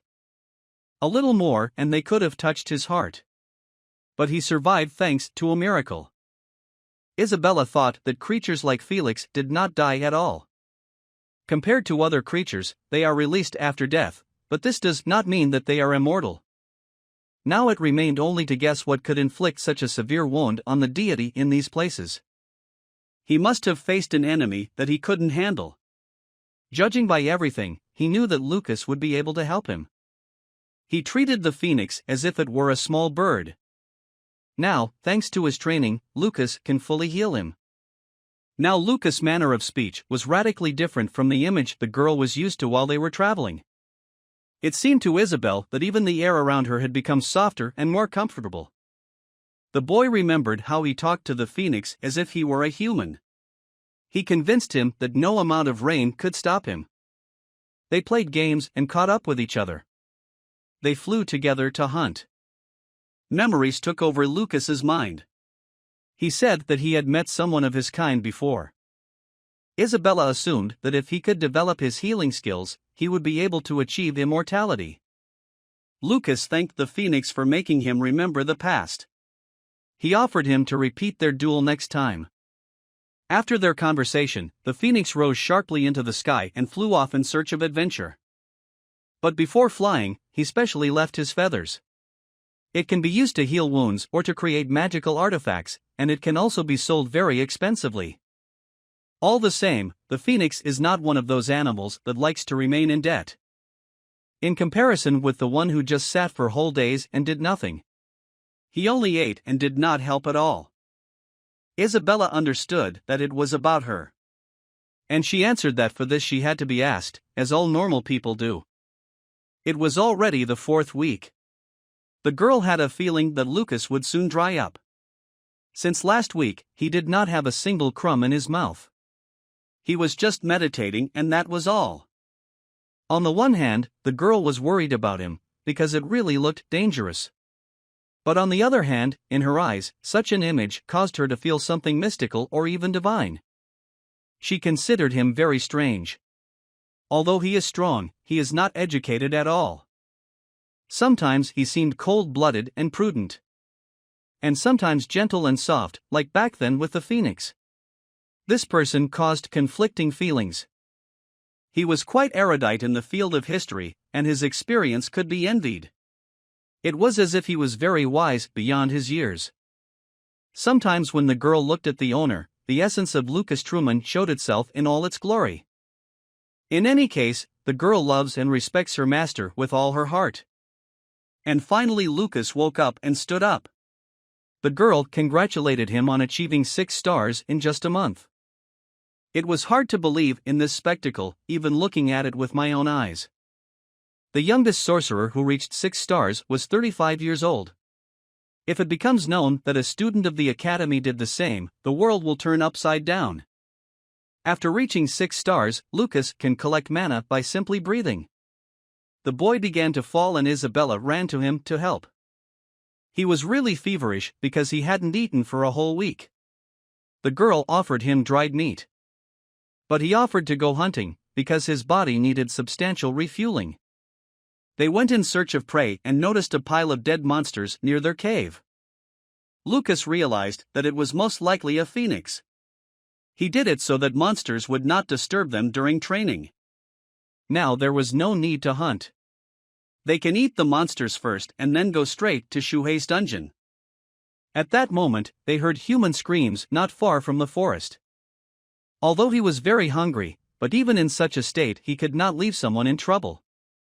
Isabella did not know what she should do now alone in this terrible place with a bunch of dead monsters. Local criminals had fun. They tied people to a tree and threw knives at it until the person died. They arranged competitions among themselves to raise their self-esteem. One of them, Victor, said that he could not hit only because yesterday they drank a lot of alcohol. Juan took the knife from him and said that it was his turn to throw. Lawrence was sitting by the fire and roasting meat. They were all waiting for a woman who had not come to them for more than a month. Juan threw the knife and hoped this time to hit directly in the head. The throw turned out really well. The knife flew straight into the boy's head, but at the last moment it seemed to be stopped by some mystical barrier. None of them understood how it happened. Victor tapped Juan on the shoulder and said that the wind was not on his side today. Victor turned his head and saw Lucas in front of him. He immediately asked who he was. The guy assessed the situation. They killed all the people and wanted to kill the last one. These were the next candidates for the role of bad guys. Victor swung his scythe and wanted to strike Lucas. But he chopped off his head without even taking his crabs out of his pockets. It was level 5 magic, line of light. After that, Lucas greeted them and said that it was time to do some educational work for them. Isabella made her way through the woods and still found Lucas. She asked if he had killed them all. But the boy replied that he left one alive. He believed that this was an ordinary mercenary and there was a leader among them. He was going to burn them because he couldn't just turn a blind eye to their actions. How they killed innocent people for no reason. Lucas didn't understand if the demigod enjoyed watching people kill and hate each other. It didn't matter how trivial the things that made him happy. He was even disgusted to list them. The guy who was tied to the tree asked to be saved and released. Lucas said that he lost a lot of blood and because of that he won't be able to take it with him. The boy began to shout that he could not die so easily. He began to cry and ask for forgiveness from his father before dying. The criminals who managed to escape reported to their leader that the third squad had been captured by a ghost. He had very long hair. He appeared unexpectedly and without words began to show aggression towards them. He was definitely not an ordinary guy. He was so good at fighting that you couldn't get close to him. Literally in one moment, all the members of the group became corpses and scattered in different directions. He was the only one who managed to survive. Judging by the whole story, it was a high-level battle wizard. He stood up and ordered everyone to strengthen their boundaries and as soon as they saw this apparition, immediately give a signal. It was necessary to take measures in advance and he ordered to attack him at the first opportunity. The assistant assumed that this sorcerer was hired by the Aquarid family. But the leader was sure that they could not take the sorcerer as a bodyguard. He asked this boy with whom they played darts this time. The boy replied that they were ordinary mercenaries. They caught them when they were accompanying 2 women while they were collecting herbs. The leader realized that they were not the ones who could afford to hire a combat sorcerer. It was not at all clear who it could be. Their criminal group once again attacked the carriers. This time the leader was directly participating in this raid. He asked not to look at him like that because he felt weak. This time, the booty was very good. Sonia, the eldest daughter of the Aquarid family. She tried to fend off their attacks, but her guard was almost gone and there were few chances. Sonia tried to attack the leader, but his assistant protected him and crossed swords with her. The assistant was able to repel her attack without much trouble. The girl was still young and weak enough for him. The leader was offended that she rushed at him with a sword when he began to admire her beauty. He said that it was worth waiting more than a month in these mountains. Because she was really beautiful, just like the rumors said. Not only was she born as the eldest daughter of such a prestigious family of knights, but she also possesses more talent than any male descendant. All the knights accompanying her were killed, only the maids and Luther remained. But Luther had long since retired from business. Sonia was the only person who could fight. She will have to fight about 20 men. And all of them were very talented. This is the worst possible scenario. The leader was very interested in where she hid her accompanying combat sorcerer. Sonia did not understand what he was talking about. Because the knightly house of Aquarid, which has a long history, will never hire some sorcerer as an escort. Then the leader realized that the guy who destroyed his squad was not related to the Aquarid family. He was more and more interested to know who this guy was. But first he needed to kill Sonia. He asked if she was interested in what would happen to her next. No one could have thought that boys like them would get a chance to have fun with such a respectable daughter of a noble family. Sonia said that she would rather bite off her tongue than become their toy. But that wouldn't change anything, because then they could play with her two assistants. They waited more than a month to catch Sonia, so his guys are very hungry and ready to tear any girl. Now the girl understood why they left these girls alive. Luther said he would be honored to die for Lady Sonia. The girl began apologizing to them because her incompetence had led them all to their deaths. The assistants answered that there is nothing to be sorry about. After all, they grew up healthy thanks to the help of the Aquarid family. They began to beg Sonia to kill them with her own hands, and it would be the best death for them. Because if they are mocked by these animals, they will not be able to find peace in heaven.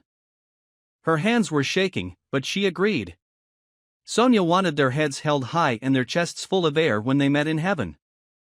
The leader did not expect that she would dare to do such a thing and asked her to wait. She swung her sword and said that she was grateful to see her assistants on a new journey. The warlord ordered his men to catch her before she could carry out her plan. But they did not have time to reach her, and the girl with tears in her eyes struck. However, when she opened her eyes, she saw alive and healthy girls in front of her. And the sword with which she wanted to send them to heaven simply disappeared from her hands. Sonia did not even imagine that these robbers were so skilled and possessed such an ability. As a result, she will have to experience the worst humiliation for a night. The girl apologized for not being able to provide them with a dignified death. And she ordered them to bite their tongues. Meanwhile, the leader was very pleased that this sorcerer warrior had finally revealed his identity and come to them himself. It was Lucas. He was standing next to the girl, and it was he who prevented her from killing her assistants and took her sword. Rumors reached the leader that the boy took very good care of his mercenaries. Lucas pushed Sonia's sword aside and asked if he was their leader. The man noted that the boy came here from the top. His main camp was located there. The boy convinced him that he took very good care of his soldiers and gave them what they deserved. The leader was very angry and ordered his men to destroy him and not give him time to use magic. The strength of the battle sorcerer was obvious. But they believed that against their numerical superiority, he had no chance. But Lucas simply tore through his opponents with firepower. Sonia asked who they were and what purpose they were pursuing in their travels. Isabella said that they could not worry now because they were not their enemies. The leader knew something about battle wizards. They were ordinary mages. Therefore, he was sure that Lucas would not last long through a certain cycle of magic spells. Judging by the number of spells he cast, the leader was his only target. His skills are truly impressive, but the world doesn't stop there. At this rate, he had to collapse from exhaustion or his warriors would reach him while he was focused on the leader. But his men could not get closer, because they immediately scattered in different directions and parts. No one could understand how he managed to use so much energy at the same time. The warlord believed that it was impossible to use magic for so long. It was his turn. Lucas struck a concentrated blow at the leader. With it, he broke his sword into several pieces. He fell to the ground and began to beg for mercy. His entire army was completely defeated and unable to fight. The leader began to shout that he was out of mana and ordered the soldiers to grab him or they would not be able to get out of here. Sonia ran up to him and said that she could help if he ran out of mana. But Lucas just asked her to move away because it was too dangerous. The boy provoked an earthquake in the place where all the robbers were standing. And they began to sink underground. They screamed and asked to save them. Everyone suddenly became helpless and believed that it was unfair to them. Sonia was shocked that he destroyed all of them to the last. All that remained was to watch how they were crushed by the earth. Sonia said, if it was actually an earthquake, then it must be 5-star magic. Moreover, dealing with these mercenaries was not so easy. Isabella said that he was taking his time using these spells as a distraction to use a control attack later. Sonia was shocked that this storm of world arrows was more of a diversionary maneuver. It was the first time she had heard of such a skill as a double throw. Isabella replied that she had never seen anything like that either. Until she met Lucas. Sonia thanked Lucas for his sincere help. She introduced herself as the daughter of the Aquarid family. Isabella also introduced herself and asked the boy to be at least half as cute as last time with the phoenix. Sonia thought that they definitely don't look like homeless people. Maybe they live somewhere in the mountains far from civilization. Luther said that this guy is from the Blake family. Sonia asked him to tell everything he knows about them. This is one of the strongest families supporting the Kaschau Empire. Their family head is Isaac Blake. Among the 8 ranks, he ranks 7th in the entire empire and is considered the 6th strongest of them all. While the boy calmed Isabella down, Lucas decided to ask where they were going. Luther replied that first they would go to the nearest place. They had heard that there was a city called Hispaniola nearby. Lucas said they were heading there too and asked permission to accompany them into town. Luther was also very grateful for such help, but the first thing they needed to do was recover the bodies of the escort knights. This would take some time, so he asked Lucas to go ahead while they lingered. They will bury them here because there is no other choice. They had no way to transport them all to the city. Lucas said that he would be able to help them with that. After that, he lifted all the bodies of the dead knights into the air. Then, with the help of magic, he assembled a cart in which they were headed to their destination from the very beginning. He put all the bodies in this cart and they were ready to go to the city. Sonia was shocked when she found out on the way that Lucas was only 20 years old. She believed that wizards of this level reach a minimum after 30 years. But the guy said that it doesn't matter. He just likes being young. Then he remembered the mercenaries. The fact that they were expecting them in a prepared ambush was very suspicious. Now, when Sonia recalls their conversation, they said that they had been waiting for this meeting for about a month. Luther said that if they waited a month, that time coincided with their departure from the city. He could not even imagine who it could be. The Aquarid family has many allies, but just as many enemies. But even in this case, they were very skilled mercenaries. There were a lot of them. The person who paid them was very powerful. But she noted that it was a small thing for Lucas and it didn't stop him from destroying them all. She asked how he managed to achieve such power. Until that day, she believed that all wizards were weak. When they entered the city, they first of all began to send Sonia's helpers to their families. Afterwards, Lucas said he was very happy to help them and wished them a good trip. But Sonia grabbed the boy's hand and asked permission to thank him. Lucas replied that she didn't owe him anything because they had to help each other. But Luther also begged him to stay, because if they just went as a dachshund, the Aquarid family would lose face. He looked at Isabella and seemed to ask her advice. After she smiled, he said that he wouldn't mind getting a bite to eat. They entered the bar where Lucas and Isabella had been before their trip. Although this place was not very suitable for aristocrats, but the boy convinced Luther that it was the best place. They were met by a waiter who said that Lucas looked terrible, but still he was able to come back alive. He was glad to see him again. The boy also said that he brought another person who managed to survive in these mountains as well. The man's nose fell from his hands and his body began to tremble. Because it was his son Kajin. They gave him first aid, now he needs to rest for at least a few days to fully recover. He was taken hostage while he was guarding a mother and daughter. Lucas did not know about his true talents as a mercenary. But the fact that he remained a good person is certain. Kajin said that he constantly regretted it. And he was very sorry that he shouted at his father and ran away. Isabella asked Lucas how he found out that this guy is the son of the owner of this bar. The guy answered that they look alike. Looking at Kajin, the boy couldn't help but tell that his burden was well versed in healing magic. Lucas was very sorry that they wouldn't be able to eat at this restaurant because all the seats were taken. Luther noticed that this place must be really nice if all the tables are full.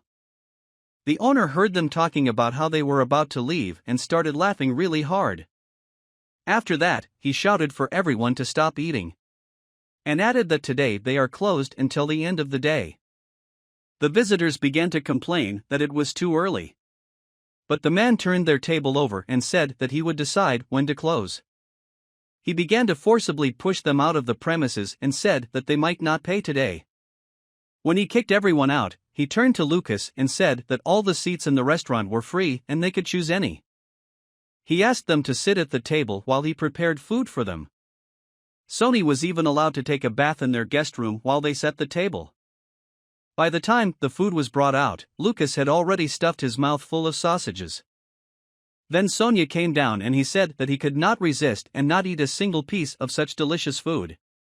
When the girl came closer, she blushed. Because he became much more attractive when he washed off all the dirt. He moved her so much that she almost fell to the floor if Lucas hadn't caught her. As he held her hand, he saw that her hand was completely scarred. She didn't say anything to him about it and just pulled her hand away. It was obvious that it upset her and she didn't want to talk about it. But the boy respected such people very much, because these are traces of effort and hard work. Isabella decided to lighten things up a bit and asked what their final destination was. Sonia said they were heading to June's family. Isabella and Lucas remembered that their son was with them on the ship helping fight the Lich. And when they said goodbye to him, he said that he was going to get married, but he didn't know until the end whether the bride was right for him. Then they put together all the puzzles in their heads and realized that she was the bride he was talking about. The girl said that June studies with them in the same academy and it was from him that they heard about this wedding. Only after Isabella's words did Lucas realize that Sonia was June's fiancée. He envied him because she was a beautiful girl. After dinner, they got together and had to say goodbye, because their paths diverged. Isabella wished them a good trip. Sonia invited June to visit June's family, she will wait for his visit. He was silent for a long time, and then said that he might visit them. When they were already together, Lucas asked Isabella why it was that June was so lucky in life. The girl replied that it was not true. Lucas turned to her and saw that there was something wrong with the girl's face. If a girl likes something so much that she can't control herself, then there is a noticeable lack of logic in her dialogue. And so they finally came to their goal. Up there was the entrance to Schweitzer's dungeon. This huge mountain is called Drake, and all because Drake creatures live here. These are the biggest and strongest monsters in the whole world. Isabella was scared because she was not ready to fight such creatures. But the boy asked her not to be scared because their main monster was 10 times bigger than normal. The girl fell to the ground in fear, because she had never even heard of such big animals. But Lucas calmed her down, because this is the mountains of Spain and it is normal in this place. Whatever happened there is nothing special about it. That is why they are called the mountains of hell. While they were talking, a mutant suddenly attacked them. He had a whole tree in his hands, which he used to attack them. The owner of that restaurant wasn't lying when he said there were a lot of mutants here. The monster decided to attack the girl, as if he understood which of them had a lower level of strength. But the girl decided to upset him and used a layer of fire, which as a result provoked a powerful explosion. Lucas has been watching her attacks and it seems that her power has grown stronger than he expected. When the smoke cleared, the mutant became even more aggressive. Isabella was very upset that her magic was very weak. Then Lucas realized that she did not realize how much stronger she had become. The boy said that the skin of this monster is resistant to fire magic. This means that the mutant has evolved. But everything was very simple for Lucas. If he cannot be destroyed by fire, then he can use ice. 2 ice spears appeared in the sky, but the girl felt as if even the season had changed. She considered Fry really unsurpassed. He reminded her a lot of Lucas Trollman. She was very close to the truth. Lucas attacked the mutant with these arrows and hoped they would destroy him. But they did not affect him in any way and he hit them back. Even an attack with a powerful ice spear did not break through this tough skin. He was indeed quite resilient. They managed to hide from him for a while. And he didn't notice where they were hiding, so that gives them some time. Evolution gave this mutant not only strength, but also skin and a skeleton that is stronger than metal. But Isabella noted that now is not the best time to capture. She believed that if he was so strong, then they could only rely on fire. But the problem was that his skin was completely resistant to fire. Then Isabella offered to bury him with the help of an earthquake. Lucas did not have time to notice when she became so reckless. Such magic can attract the attention of all the monsters in the vicinity. Although there was already enough noise there, he decided that in such a situation they should choose the most effective strategy. They went out to the monster and Lucas activated the ice spears again. The girl did not understand why he was doing it if he failed to harm the monster the first time. The boy replied that he was used to seeing things through. He threw the first spear at him and hit him squarely in one eye. The girl said it wasn't working and asked him to switch to another type of magic. He asked her to be quiet as he tried to concentrate. After that, he fired another arrow. The mutant was getting closer and closer. The closer he got, the more often the boy fired ice arrows. And they always hit the eye. As a result, he could not get any closer and fell to one knee. The mutant could no longer attack them because his head was completely pierced. And when he fell to the ground, Lucas said his persistence tactic worked very well. Then they heard the sounds of monsters approaching them. Just like Lucas said, they flew to the sounds of the mutant. Of course, they were lucky that they arrived just now, and not during the battle with the monster.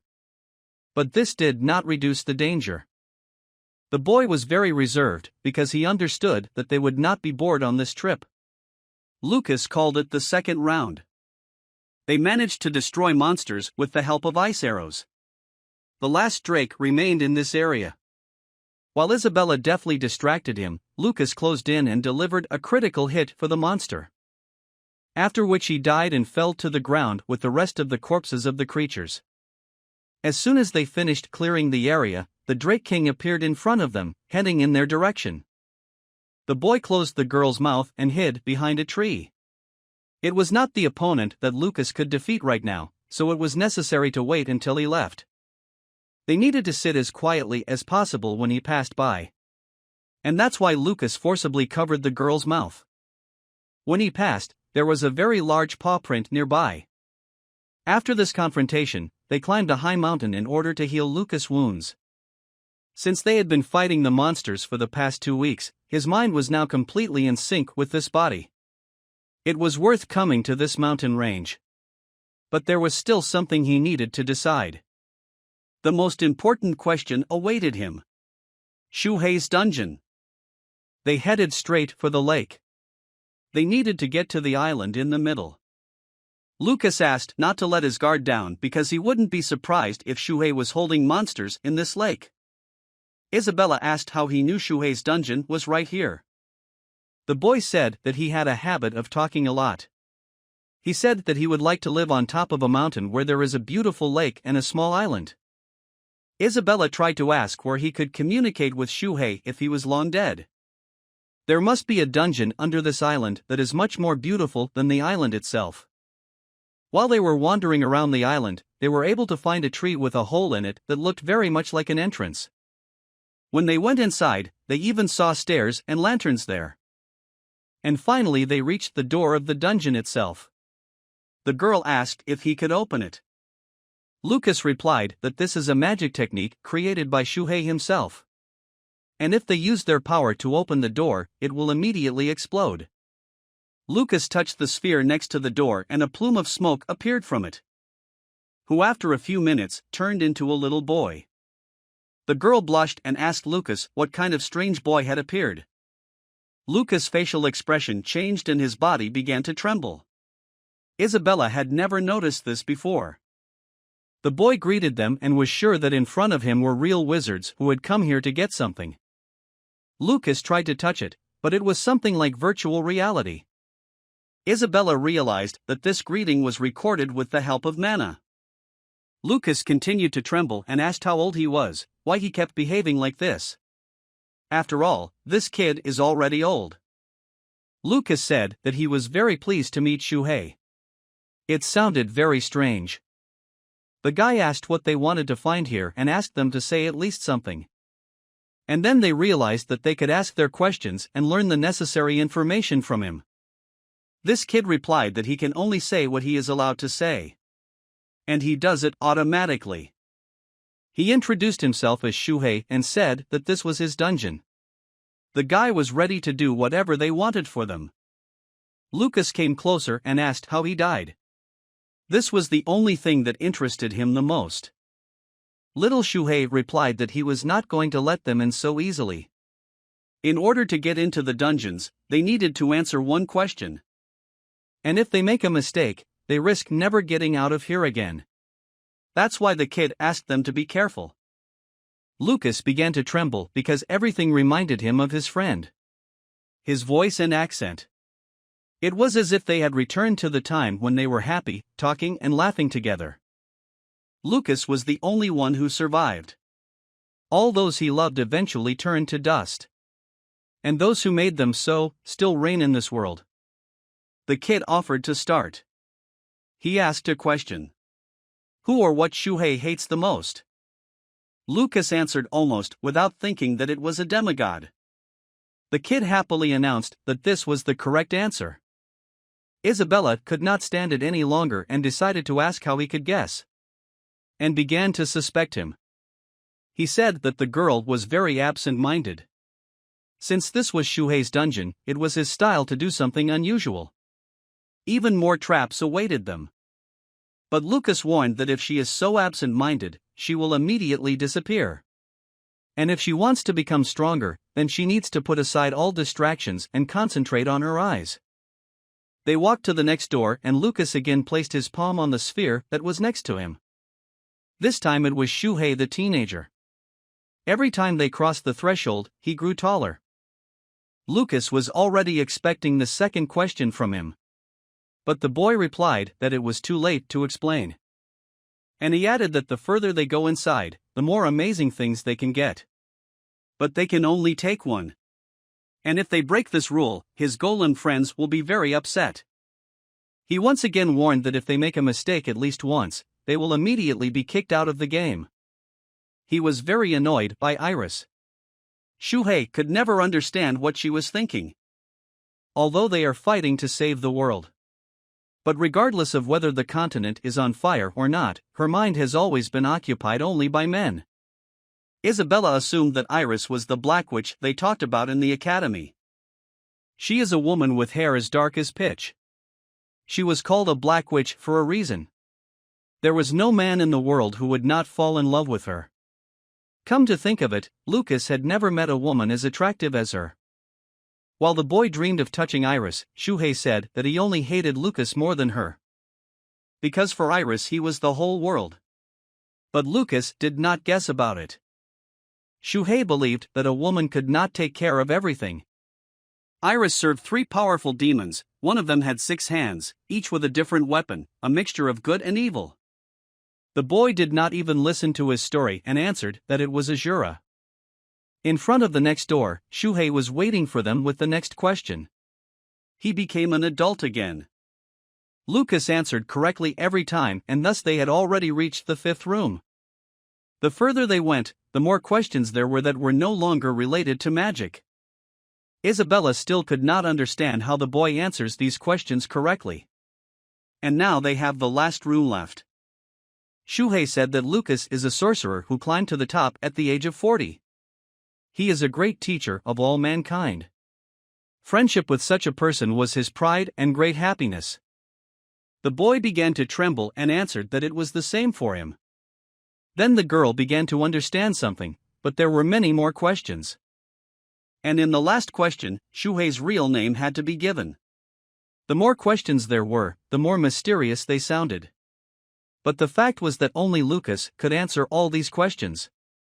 The boy answered that his real name is Shuhei Weissman. And that was the correct answer. Shuhei said that everything was ready for Lucas there in the room. Isabella then realized that the great sage Shuhei had named Fry Lucas. They entered the last room, and compared to the others, this one felt the spirit of life. Lucas found the chest and saw there a potion called Ice River. According to legends, this is an oil, a drop of which can be found in a dungeon only once in 1,000 years. One drop can cause an explosion of mana in the whole body. Thanks to it, even an ordinary person can reach 4 stars in a short time. Lucas was surprised by Isabella's knowledge. But the girl thought that it was all just fiction. This potion is needed by the boy to reach the level of 7 stars. That is why they came to this place. The girl found earrings in the chest. Lucas replied that they were type-on earrings and he had made them himself. Isabella then finally asked a specific question. How could something made by Fry end up in the last room of Shuhei's dungeon? He said that these are earrings that he made 4,000 years ago. Lucas made them because he was bored, but Shuhei liked them in a strange way and the boy gave them to him. Lucas never thought they would be so valuable to him that he would keep them here. The girl asked him to tell her more about what he had just said. The boy replied that his real name is Lucas Troman. 4,000 years ago, he fought against a demigod together with Shuhei. He spent 4,000 years in the darkness of the underworld in his trials. But one day the darkness left him and he heard someone's voice.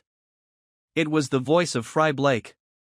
He didn't understand why this boy had called him or why their minds had become synchronous at that moment. But he called him and Lucas answered. And as a result, he got this body from him. Lucas thought that the girl would not believe him. But it happened. Because for her it was an absurd story. But a lot of strange things happened from the very beginning and it was no wonder that his story made sense. The girl knelt down and welcomed Lucas Troman into their world. The boy leaned over to her and asked her to call him Fry. Because that way it would be easier for him to achieve his goal. And he also asked to behave as before so as not to arouse suspicion. The girl found another bracelet in the chest and asked if Lucas made it too. But the boy replied that it was made by Shuhei himself. This is the great sage's staff that Shuhei used for his alter ego. Lucas took this bracelet because if she wears it, she won't be able to handle the mana and will be very exhausted. The boy put on a bracelet and earrings, after which his mana level increased very noticeably. But he said that it wasn't his style to use magical artifacts. Lucas wore them because they were his friend's property. The girl took out another artifact. It was a golem core. She asked to look at the mana concentration. It was something unusual. Lucas grabbed the item and said to be careful with it because it is the last core. Shuhei had a candle that never went out thanks to mana. He was always a fan of such little things. Isabella could still feel Shuhei's warm heart welcoming them as if he was still alive. The boy opened his diary and there it was written that Lucas had disappeared. And most likely a demigod was involved in this. Because no one but him could get rid of Lucas without leaving a trace. Then Shuhei didn't know what to do. After all, it's not just the disappearance of the 9-star sorcerer. He was the main link that could bring them all together. And with him, the last hope of humanity disappeared. Shuhei's diary recorded the events after his disappearance. The conflict between the warrior Kazajan and the swordsman Rushid. Also, the unexpected disappearance of Iris. As the demigod's influence spread across the continent, Shuhei, who was left alone, could not trust anyone. Having put on masks, people pretended to admire him, quietly observing the situation and controlling it, so that at the right moment they would pounce on him and destroy him. Every day of his brutal struggle was recorded in the diary. His comrade, who had no one to count on, continued the difficult struggle alone. He wrote that Lucas was an independent person and no one else could replace him. Shuhei tried to take on his role, but the more he tried, the more he realized that his mana was leaving him with every passing second. He apologized to Lucas because he was too weak for the role. Lucas had tears in his eyes.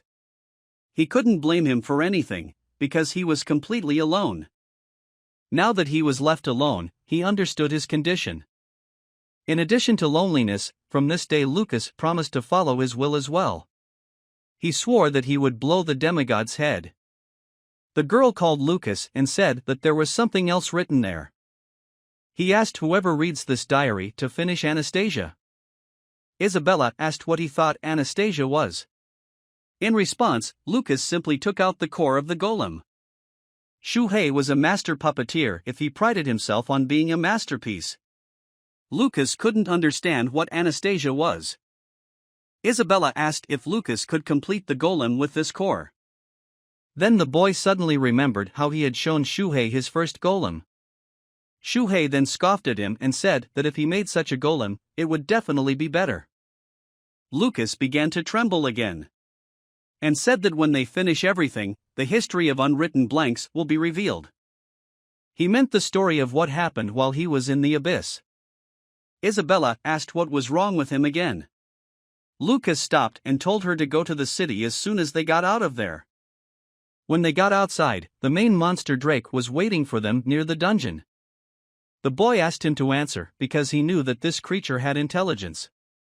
The dragon laughed and replied that he had been waiting for him for a long time. He did not understand how Lucas managed to enter the kingdom of Torcuda without fear. Lucas knew that he had noticed them back in the forest and asked why he pretended not to notice them then. Lucas's voice trembled, she had never seen him so tense. Drake was waiting for him to come out of the dungeon, because an ex-boyfriend going there was one good thing. Now everything became clear to Lucas. He specifically hunted people near this dungeon. A dungeon that was very valuable to his friend. He had used it as a trap to fill his belly. And for that he needed to be punished. This look reminded the dragon of a woman who promised to kill him if he followed her. Lucas ordered Isabel to run away from the place and run towards the city. Because this time he was not sure that he would be able to cope, so she needed to run away faster. But Isabella in this case definitely could not leave the boy himself. Drake said they looked delicious and he wanted to eat them. The boy immediately took out his friend's staff and prepared for battle. And to repel fire attacks, Lucas used a stone wall. He started shouting at Isabella and ordered her to run away from this place. The girl did not want to leave him in trouble, but promised that she would return to him soon. Drake noted that this guy was very harsh towards him. Therefore, the monsters struck randomly to destroy him precisely. But not a single shot hit the target, thanks to Lucas' agility and speed. However, these were not all his problems. He began to be chased by little drakes, who were much more agile. Therefore, the boy was forced to distract them and attack them with his ice arrows. Lucas understood that he would have to fend them off for a long time, until he destroyed the main drake. The boy decided to take a chance and use his skills. He calculated the dragon's speed. And he set a trap at a certain stage. Since he was very large, he simply did not notice it. And when he got close to her, the boy simply activated her and she exploded along with the dragon. But alas, it did not affect his well-being in any way. Drake noted that Lucas was quite skillful in calculating his movement speed and caused an explosion. Although the approach was quite effective, there was very little effort to implement it. As the boy expected, he was very big. In front of him was the king of the drakes, and behind him was a bunch of small monsters. It was almost a hopeless situation, and Lucas even began to think about drinking the ice river right now. When they first found this potion, Isabella thought he would drink it right away. But the boy said that he would need a week to stabilize the energy of the ice river. But he also understood that if he didn't drink them now, it would be tantamount to suicide. It was at this moment that his old friend the Phoenix appeared. He never forgot his debt and decided to help this time. The Phoenix was able to destroy the little drakes, but the king was much more powerful. There was no chance to deal with him, so the boy asked him to run away. However, the bird did not listen to him and flew to attack this king of the drakes. Phoenix tried to hit him with fire, but Drake shouted that he was tickled. He did not want to listen to Lucas. Then Lucas realized that the bird knew that he couldn't feel the fire. He was just trying to buy time for him to escape. But Lucas Trollman will never give up and run from his death. Phoenix reminded him that you can never stop. The boy flew into the dungeon in order to become stronger and return. In any case, for him, death is just a new chapter in his life. Therefore, he drank the potion without hesitation. His body began to tear apart and his hair showed that his body was not ready for such a large amount of mana. King Drake told the Phoenix that they knew each other. They even saw each other a few days ago. He said that Lucas was a valuable item to him, but the Phoenix is an even better trophy and has much more vitality. He noticed that the Phoenix had very little strength left and therefore offered it to surrender and become its food. But he used one of his powers to distract Drake for a while. He escaped unnoticed, and Drake did not have time to see in which direction he flew. But he was in no hurry and promised that they would definitely meet soon. Because the mountains of Spain are not so big. Phoenix remembered how he flew to Lucas and the boy healed him after a difficult battle. Then he said that the Phoenix reminded him of an old friend with whom they spent a lot of time together. And he decided to do everything for Lucas for his help and kindness. Therefore, he returned and attacked Drake again. The guy made such a decision, but he could not even think that it would be so difficult. He turned the life he received into a soap bubble. This tragedy was created by his arrogance. He had absolutely no strength left for his body to assimilate this elixir. He could not understand whether it was physical exhaustion or a lack of determination. Then he felt as if the energy was returning. He suddenly felt very warm. It was Isabella. She asked Lucas to lie still and not move. The girl began to give him some of his energy back to be reused in the same process. She remembered him saying that you had to eat very well to use the ice river. Therefore, she was in the city to bring food. She also remembered how he said that he was lonely. The girl did not know what he was up to, but she believed in him with all her heart. That's why she didn't even want to hear the words that he was left alone. Then Lucas turned to Shuhei and realized what he was missing. It wasn't despair and a lack of determination. It was trust in the people around him. The battle of the Phoenix and Drake moved closer to the ground and there they felt a strong coolness. It came from the cave where Lucas was hiding. Phoenix decided to attack the most vulnerable place in the King of Drakes, which is the eyes. He got very angry, grabbed the bird with his teeth and threw it to the ground. Although the Phoenix understood that he would soon die, he still smiled in the face of his death. But very cold air blew from the cave, and Drake barely managed to dodge. He couldn't understand what was happening there, but he noticed that the little drakes got caught in the wave and froze right in the air. He had never felt this way in the last 1,000 years. His instincts told him to run away. He could not believe that for the first time in his life he felt fear. After he saw Lucas coming out of this cave, Drake immediately ran away. He couldn't believe that he was afraid of a human. But Drake convinced himself that he just needed to wait until his eyes healed. He needed to stay away from Lucas, but the boy had no problem catching up to him. Without a word, the boy began to attack the monster with ice arrows, which had a completely different power compared to the previous ones. Drake couldn't understand how he managed to use so much mana. After all, he was just a human. The guy disappeared from the horizon. And said that Drake was very relaxed and counted only on his eyes. Then Drake realized that the boy was moving in his blind spots. Lucas threw another blow with the ice spear. This time he aimed directly at the eye. After this attack, he fell to the ground and no longer believed that he was just a human. The girl was worried that Lucas could just fall to the ground at any moment. And it would not be surprising, because it is very dangerous to be in such a state for a long time. The boy began to form a very large ice spear. Although Drake was shocked by such a powerful force, he was not going to give up anyway and decided to attack as well. He didn't know what changes had happened to this man, but he couldn't defeat him. Although he refused to believe that his fire breath wouldn't work on him. And finally their forces collided with each other. It was a very powerful blow, from which the entire mountain range began to tremble.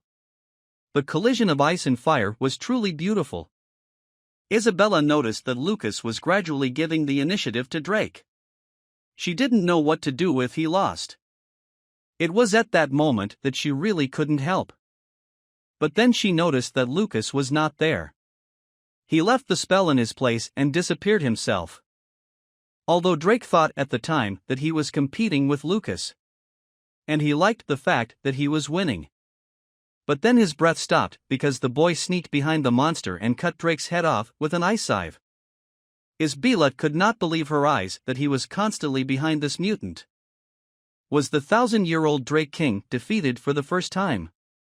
If he was competing at half strength, then the girl became very curious about the true strength of Lucas Troman. After that, the boy just started to fall to the ground and Isabella managed to catch him. His body was very cold and resembled a piece of ice. But he spoke only one phrase, that they needed to find the phoenix. The girl said that he was amazing. But Lucas noted that he managed to win only due to the fact that he is not experienced. But this could not be, because he lived for 1,000 years. Lucas said that there is a big difference between killing and combat experience. In a real battle, you need to prepare strategy and tactics to defeat an equal opponent. He specially caused a mana blast to make him think that Lucas was giving all his strength in that attack. But in reality, he was only using 80% of his strength in that attack. And when he was behind the monster, he created an ice scythe with which he struck with a force of 20%. They found the phoenix, but Isabella thought it was already dead. Phoenix saved his life, and now he wants to save his life. The energy of the flame from Torkuta's heart is absorbed by the body of the phoenix. He will have to resurrect as soon as he completely absorbs all the energy. Torkuta was the ruler of this mountain massif. And after his disappearance, the struggle for power between the monsters will begin. To decide who will rule the mountains, they will arrange a bloody battle. And Lucas wanted the phoenix to become the new ruler of this place and protect his friend's dungeon. After completing the task, they returned to the city. Lucas was waiting for Isabella to return. She came back and said that there would be no ships today. She also brought juice for Lucas to restore. He needs to eat very well in order to gain weight and restore energy in his body. The girl said that Shuhei's armor from Torkuta's nest has become very useful. The mantle's powerful fiery properties keep the cold of the icy river at bay. But she did not understand why it was necessary to take all the weapons from the nest. Now the spatial bag became quite heavy. The boy said he might not need them, but he couldn't let his friend's things rot in a place like this. Isabella said that it was a very long vacation, it felt like a whole year had passed. They still didn't have much free time, so the girl suggested Lucas visit June's yard. They decided that this was the right decision, especially since they still had to stay in this place for the night. When they reached the gate, the guards met them there and asked what brought them here. They asked to introduce themselves. Lucas replied that his name was Fry and that they were good friends of June. The boy warned his guards that his friend might visit them before the end of the vacation. And if that happened, he asked the guards to be as kind to him as they were to June himself. The man began to get very worried and sweat was dripping from his head. At that moment, the master was returning home and drove up to the gate. Lady Layla began to climb out of this carriage and asked what was happening there. The guards replied that his friends had come to the owner and wanted to go inside. The girl understood that it was Lucas, about whom her brother told a lot. And she began to smile at him. She asked them to get into a carriage to take them to the main room of their castle. She was very beautiful, although Isabella was a girl, but she was still in awe of her beauty. The guard came up and said that they had not yet determined their identity to be fully convinced of their honesty. Layla looked at him with her seductive gaze, and the man immediately blushed and let them go. Despite the fact that they had been traveling for a long enough time, Lucas still hadn't seen the main building. The guy asked why Layla was looking at him so intently. He thought she wanted to say something. She replied that he was different from how his brother had described him to her. His hair was white, but she had heard that it was gray. Lucas said that a lot has changed since then. She said that he can talk to her as a friend. Because he is her brother's friend and is a child of the Blake family. Layla heard that Lucas studies at the same academy and asked how he feels about him. The boy said that June was a sophomore, so they didn't cross paths. The girl immediately thought that he was much younger than her. Isabella tried to calm the boy down and asked him to behave normally in front of the June family representative. And so they finally arrived at the place where June was already waiting for them. He was very happy when he saw Lucas and said that he had been waiting for his visit for a long time. The guy replied that he had just finished his work. June understood without words that Lucas was very tired and wanted to eat. It was difficult not to guess, because he always wants to eat. It was unpleasant for Layla that she was not noticed, and she decided to remind about herself. June turned to her and said that he couldn't help but notice his princess nearby. He asked how her party went. The girl turned and left.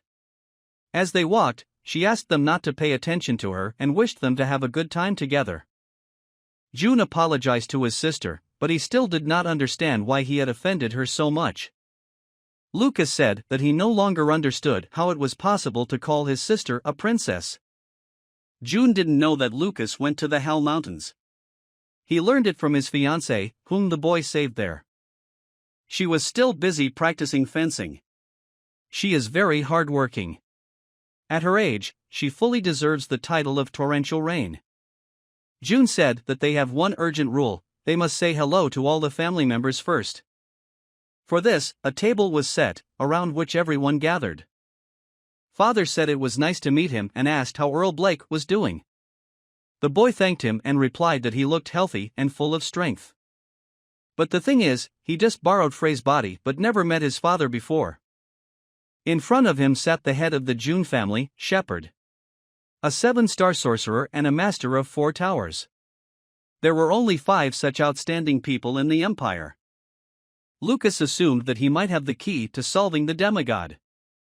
Therefore, this meeting was quite useful. Shepherd said that the 6th tower is far enough away that he sees the count only once a year. He noted that conversations with him are always meaningful and pleasant. Lucas was sure that the magical tattoo on the man's face was done by Shuhei. Shepherd decided to express his gratitude to Lucas right at the table. He saved not only his son, but also his fiancée Sonia from trouble. But it was not clear to him what kind of work he had in the Infernal Mountains. After all, this is the most dangerous place on the continent. Lucas replied that he had a personal matter pending there. In fact, it was a trivial question that was not that interesting to the Lord and was asked out of politeness. Shepherd asked how preparations for the banquet were going. June replied that everything was fine. Father noted that many important personalities would be present at this banquet, so he asked to follow everything. Before Lucas left, Shepherd said that he has been working on a magic for a long time and would like to hear his opinion. He needed new perspectives and stimulation.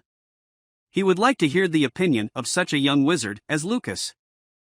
June went to the banquet hall to check on the work. Lucas asked Isabel to go with him. When they were alone, Shepherd suggested getting to the point.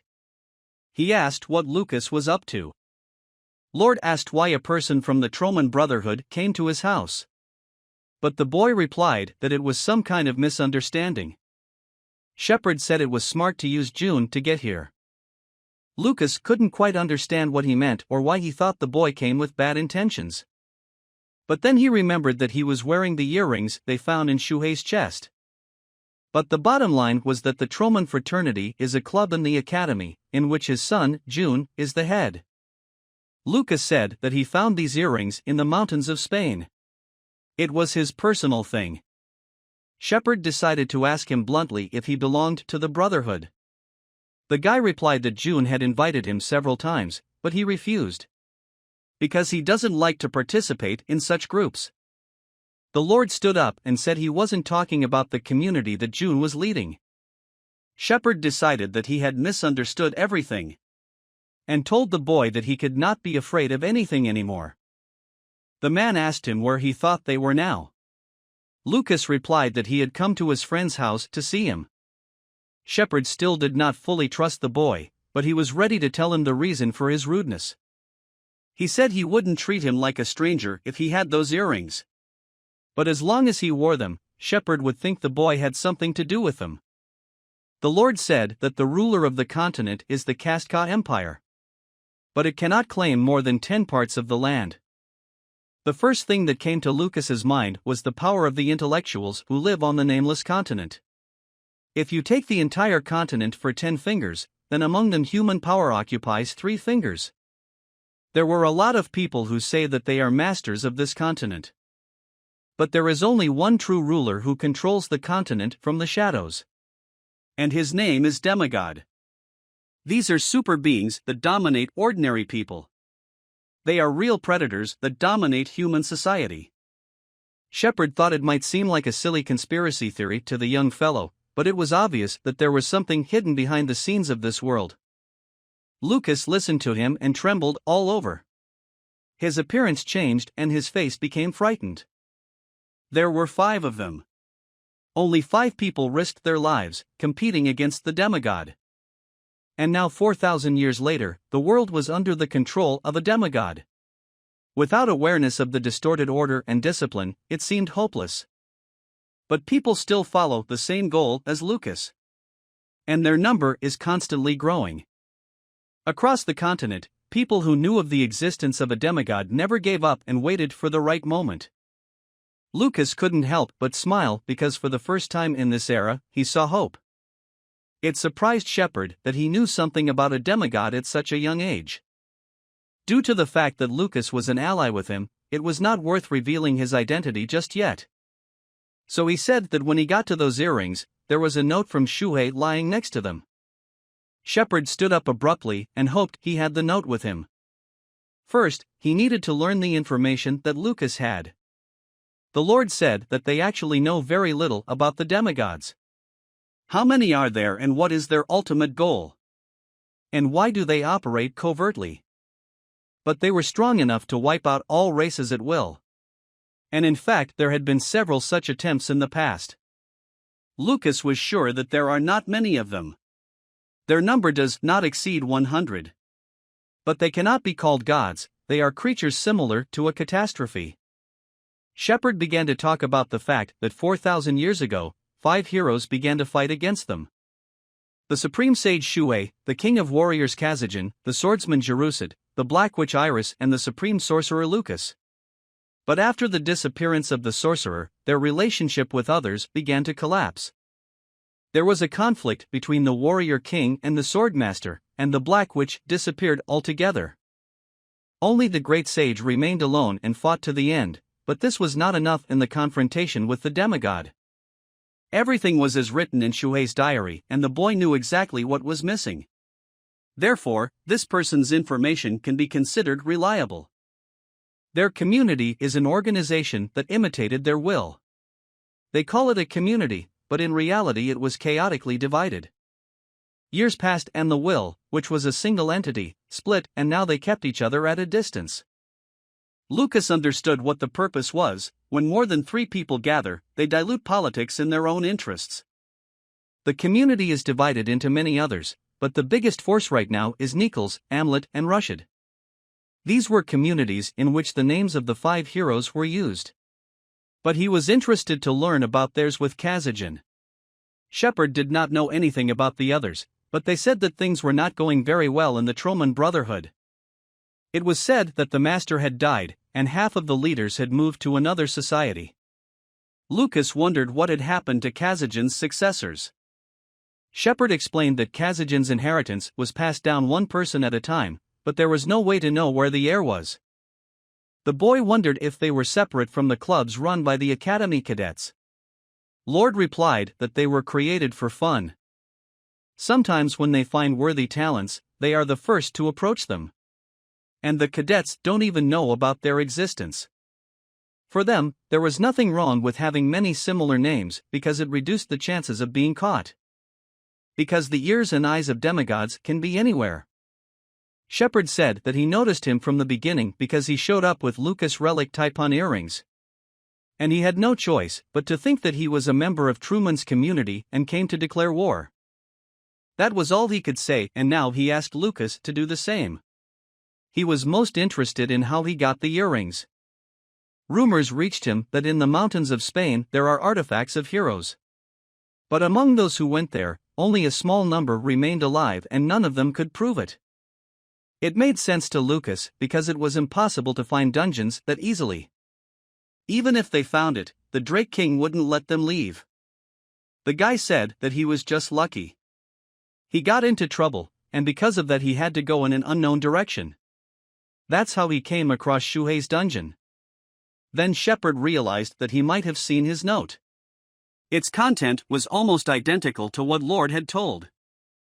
He tried to find out how to get into the dungeon. But the boy said that he got there by accident and couldn't say for sure. To be honest, Shepard still couldn't completely get rid of his doubts about this guy. He asked to see the Typhoon earrings in action. Lucas couldn't show their full power, but he showed enough to familiarize himself with. The Lord said that he was not afraid of him because he took him for a member of the Truman Brotherhood. There was a more serious reason for this. Lucas managed to find people who knew who the demigod was, but everything became more difficult. It was nice to learn that communities were named after them and there were people who followed their will. He needs to learn more about the community and calm the energy of the ice river. And finish the golem Anastasia. He had so many problems. Maybe the fact that he synchronized with Fry was not just a coincidence. Isabella approached the boy and asked what he was thinking about so much and wondered if he liked the dress. Lady Layla specially prepared it for her. He said that she is lucky and she lives without caring about anything. Shepard said that a month ago at the gathering, he heard that someone had made contact with a demigod. And it was Isaac Blake, Frey's father. Two men were talking to each other at a banquet. One of them invited Gusto to come to their family banquet. This man was very cunning and knew that it is very easy to cooperate with this type of people. A little flattery and this idiot is on the hook. But that's the only way he'll be able to join Theosity's banquet. Gusto noticed that there were a lot of young and beautiful girls at the banquet. Lucas and Isabella finally met Sonia and started talking about standard topics. The guy said that she has a very nice dress. Isabella felt sad that Lucas did not appreciate her dress. He claimed that this was an objective judgment. The girl demanded from him the details of this objective judgment. Lucas began to look after Sonia and offered her a glass of champagne. Then Gusto came up to them and said that he could never have thought that he would meet Fry at such an event.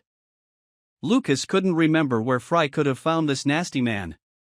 Gusto could not remember the last time they saw each other. He did not expect to meet the loser of the Blake family at such a prestigious event. Lucas relaxed because it turned out to be just another bully. Gusto assumed that such a loser could be present at the banquet only because he was from the Blake family. It annoyed him because he had worked so hard to get here. He believed that there was no place for someone like Lucas. Because this banquet is at the top of the capital society. It was a battlefield for the nobility and an opportunity for them to interact. Lucas got fed up with his strange phrases, so he ordered him out of his sight. This really angered the fat boy, who wanted to boost his self-esteem at Lucas' expense. Sonia asked if Gusto knew Fry. He replied that he knew him very well, but he did not remember that this boy allowed himself to behave like that. Then he switched to pretty girls. He had always known that June's parties were with pretty girls. But these two were beyond competition. He did not understand why such beauties were standing next to the loser Fry. Gusto had the feeling that he just wanted to improve his impression in this way. Then the master Patrick, who was served by Gusto, approached them. He bowed before Sonia and said that he was the eldest son of the Theosity family. Gusto was on the verge of a breakdown.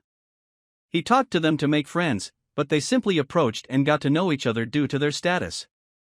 Gusto was surprised when he found out that her name was Sonia Aquarid. Now he understood that she was just a foreigner and did not know what Fry was a loser. He intervened in their conversation and said that it was very inconvenient that he did not immediately recognize June's fiancée. Gusto said that her care for her guests was certainly admirable, but he didn't think she should even match a loser like Fry.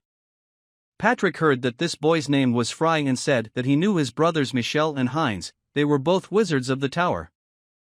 He also knew that Count Isaac had won him from the house, and it was clear for what reason. It was hard for him to believe that he was imitating the same blood as these great people. Isabella said that they talked a lot. She didn't know who they were, but she was sure that none of them were worthy of even Frey's finger. She began to demand an apology from them as soon as possible. Patrick took it as a joke. It was unacceptable for him to apologize to Fry. He said that the person who invites a person to a party who does not even fit into the atmosphere should apologize. Then June himself approached them from behind and said that in this case he needed to apologize to the guests. Because he was the one who invited Fry. He walked up to Patrick and said that he didn't want to disappoint him.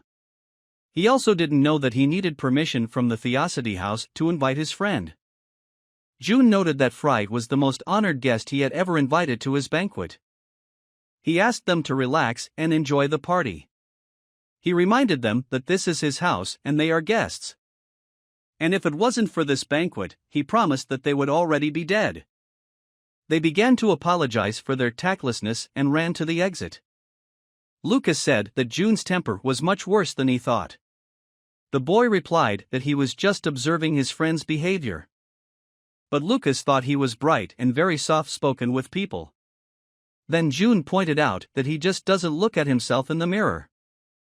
The boy replied that he could not see his face in the mirror because it was very bright. If it became known to the general public what he did then on the ship, then no one would dare to call him a loser.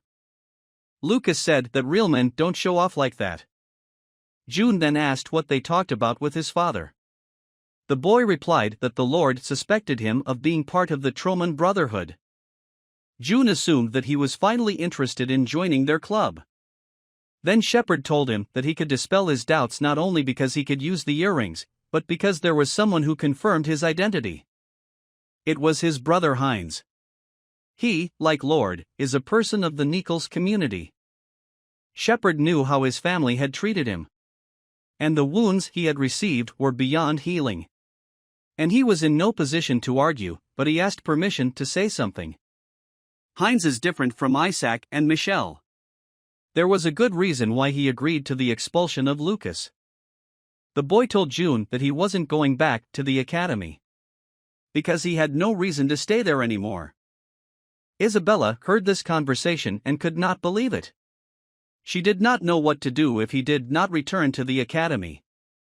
June wondered what he would do next. Lucas replied that the Duke had recommended him the third tower. The curriculum at the academy was nothing special. And the number and quality of specialized books stored in the third tower outweighs the rest. After the banquet, Isabella could not sleep.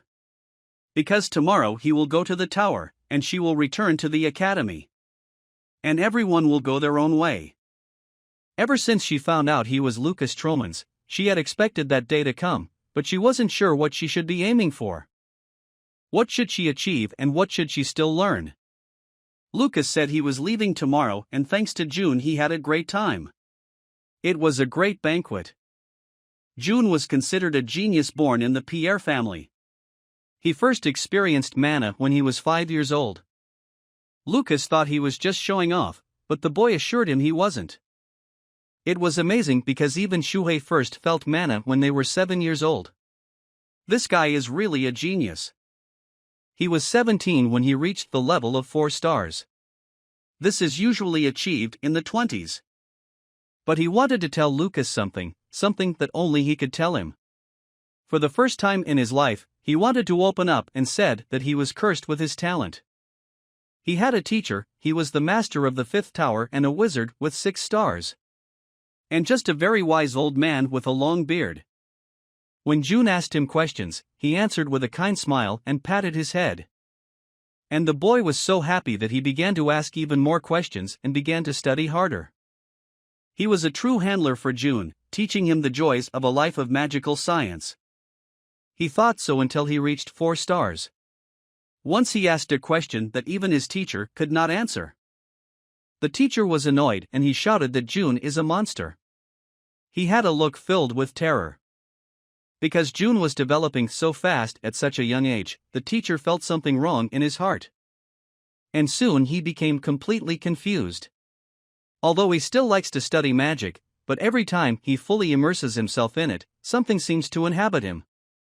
The teacher's face appears in front of him like some kind of curse. And this happens thousands of times a day. He wished he was an ordinary person. Then he could study magic with more enthusiasm and joy. Lucas approached June and hugged him. He said that the boy overestimates himself and asked him to listen to him. There is a place that cannot be reached just like that. Even if he is called a genius, one talent is not enough. He will not be able to reveal the true meaning of magic. This is not the world into which a boy who gets confused when meeting with a teacher can get into. And the teacher, in turn, feels some kind of hatred and envy towards his student. Lucas vowed that the next time he met June, he would be much stronger. Lucas assumed that the boy knows about the existence of a demigod. One who dominates not only human beings, but also over all minds in the world. A false god who changed the rules of this world. To succumb to his training and not even suspect it is the biggest human mistake. But it is also an opportunity for humanity to never give up and try to change this world and defeat the demigod. This is a task that is available only to humans. If he wants to pretend to be a genius all his life, then he can continue to live as he is now. But if he wants to defeat the demigod, then his goal must be one, and that is to reveal the true meaning of magic. Lucas chooses the latter and wondered what June would choose. He had no other choice. He believed that not only a teacher can be a guide. He believed that one should compete with one's opponent and make one's own way. Lucas said he would always be one step ahead, so he asked June not to worry. Isabella overheard their entire conversation and began to cry. This upset her very much. The next day, Lucas was ready to go on a trip. But a girl came up to him and said that he forgot to take the burden with him. Isabella said that she went to the academy to learn the art of magic, but in front of her stood the greatest wizard in history. And no one can compare to such a teacher. The guy said she would regret it. But she wasn't going to repeat it twice. And even if this road will be very difficult, it will still be with him until the very end. Patrick returned to the tower and reported to his master, Michel, that Fry and June had a very unusual relationship. June announced him as the most honored guest to the entire hall so that everyone at the banquet could hear it. But Michel had no surprise on his face. Patrick thought that he would be interested to know about it, and so he decided to tell. He didn't understand why he should know about who his brother had a relationship with. But Patrick said that he didn't mean that. Their relationship was just friendly. When Patrick left, Michel still wondered how he managed to become friends with June. It was interesting what tricks he used. Heinz said that he was not interested, since they study at the same academy. There is nothing strange about their closeness. Michel knew he would say it. He couldn't wait to tell his father and maybe they could use it. Lucas was showing the girl the item he got from the Duke. It's like a qualification to pass the entrance exam. He joined a secret association created to improve the world. She believed that this was the best way to learn more about the demigod. Isabella had never actually heard of the demigods. And of the 5 heroes that Lucas was a part of. She only knew that they were great people who tried to fix this world system. But their opponent, with whom they fought and lost, was a demigod. If she hadn't gotten any information from Lucas, she would have thought it was some wild conspiracy theory. The guy said that the real scary power is the power they don't see. You cannot think independently and plan your future. Only eat and drink what they are given. Happy slaves who do not even understand that they are under control. This is the current state of humanity. The girl saw the magic tower for the first time, and it really created a lot of pressure. In half a year, the boy would be able to join the community, and until then, he was going to train here to stabilize the ice river. It reminded him of the old days. The magic tower was the place where he really concentrated on learning magic. While they were examining the tower, a bunch of dark elves approached them. Isabella did not understand why he was so surprised. Elves are a race that lives peacefully among people.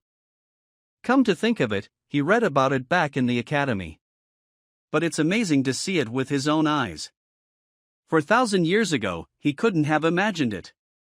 If you think about it, the elves have achieved great unity. All the dense forests on the outskirts of the north are their land. In order not to waste time, they immediately went to the training ground. Isabella was already used to the combat training technique, so she had no problem with her balance.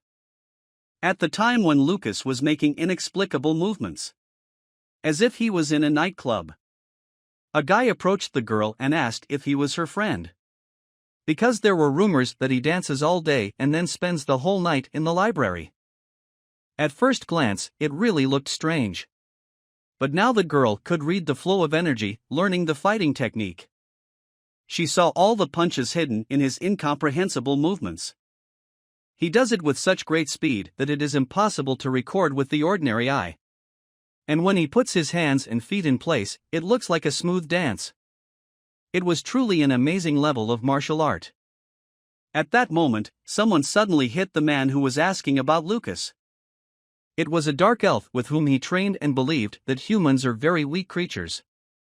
Another elf said that this is a very rude remark to someone who has admitted defeat.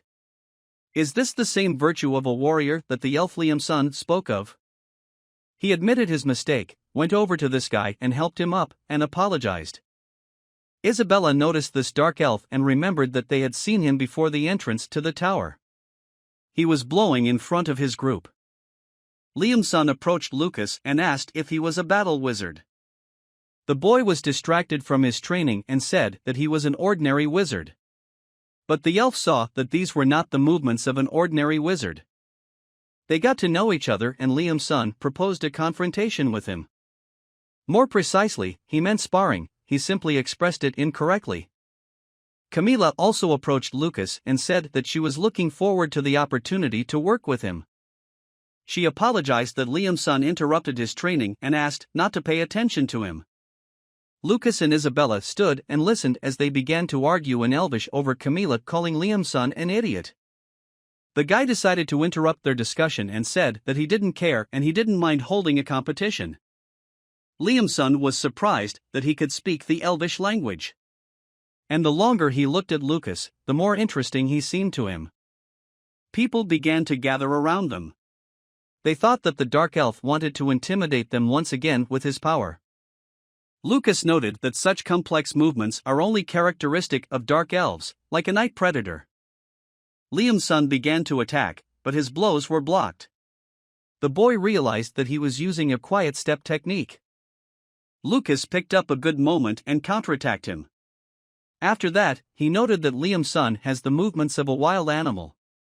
Spectators could not believe their eyes, what unparalleled speed was demonstrated in the arena. The dark elves couldn't figure out who this fair-haired boy was. His kicks were equal to any Liam-sun's punches. As Lucas himself said, the muscle mass of his body was not at all similar to a magical warrior. But then Camila did not understand at all how he could withstand such blows. Incredibly accurate distribution of mana. He looked like he was only 20 years old. Camila intervened and asked to end the sparring, because there is no more sense in it.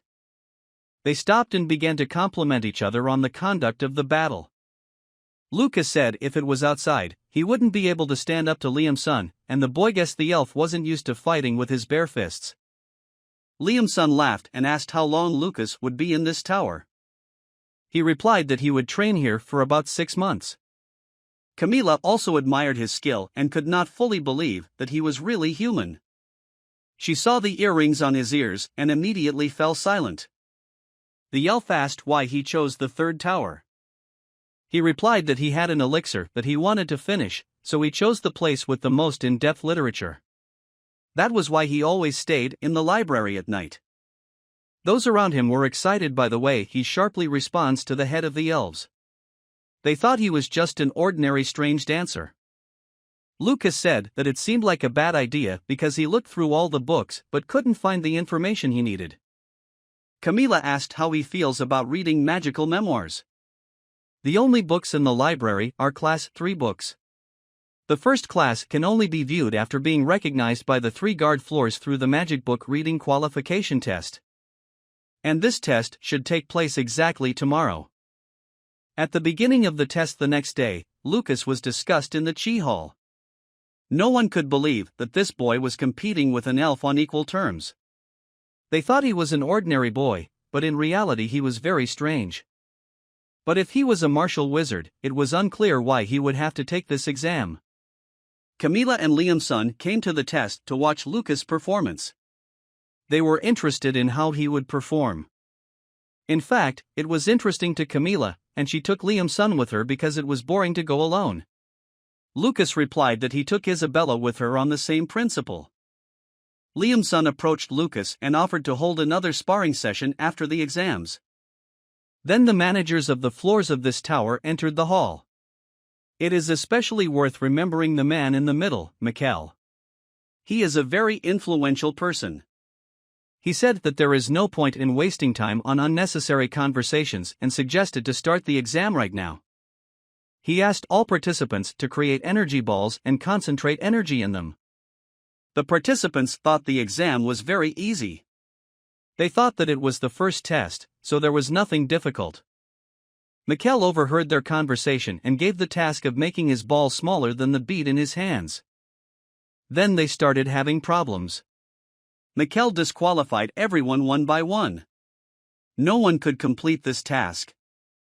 They believed that it was impossible to reduce the energy sphere to such dimensions. He approached Isabella and she managed to do it. Therefore, he said that she was passing on. He then approached the Dark Elves and told them that they no longer needed to take these exams. He would allow them to read the magical memoirs. They approached the boy and saw that he had no sphere at all. You might think that he refused to take the test. But his assistant asked Mikkel to feel the mana. The energy is concentrated so densely that it cannot be seen. The manager said that he also did not need to take any more exams. He asked what his name was. The boy answered that his name was Fry and he was Blake's third son. Mikkel allowed him to read his memoirs and asked him to give him a few minutes to talk. The manager said that he has amazing abilities and asked how he got into the third tower. The guy replied that Duke Shepard helped him. He assumed that the boy was able to achieve at least 5 stars. Although Lucas should actually reach 7-star level soon, Mikkel doesn't need to know about it. He asked the boy if he knew anything about the demigod. Lucas replied that he had some information. Mikkel said that not so long ago traces of a demigod were found in the city. More precisely, they were apostles. They were chosen by the demigod himself to use their divine power. He realized that a demigod was using people. The boy had never heard of this. There was nothing like this 4,000 years ago. Lucas asked what the leader needed from him. He continued to tell that the city had come under the jurisdiction of Lucas' honor. An honor is called a level of respect. At this rate, some cities will disappear in an instant. They should investigate urgently. Mikkel asked the boy to accompany him throughout the mission. Lucas agreed. But this is a very dangerous mission and the leader was ready to give him time to think carefully. However, Lucas had only one question. Why did he choose him? Mikkel showed the relic to Iris. The boy guessed that he belonged to the Amlet community. After the Circle Master Troman was killed by the demigod, the opponents became more aggressive. Therefore, the community had to act secretly. The Dark Elves in the tower are the reinforcements of the Black clans that they asked for. Mikkel said that he was aging fast enough, but he happened to notice earrings on his ears. Lucas never thought about it, but these earrings were indeed very famous everywhere. The leaders said that it will take about a week to prepare for the mission. During this time, Lucas must stabilize the ice river. Mikkel asked the boy why he had a memoir. He replied that he needed to make an elixir, so he wanted to learn alchemy. In such a case, Mikkel advised him to turn to someone for help rather than looking for the memoir he needed. He sent the boy to Professor Adelia. She was known as a brilliant professor of the academy, but he saw her for the first time. The girl said that the old man was talking about him.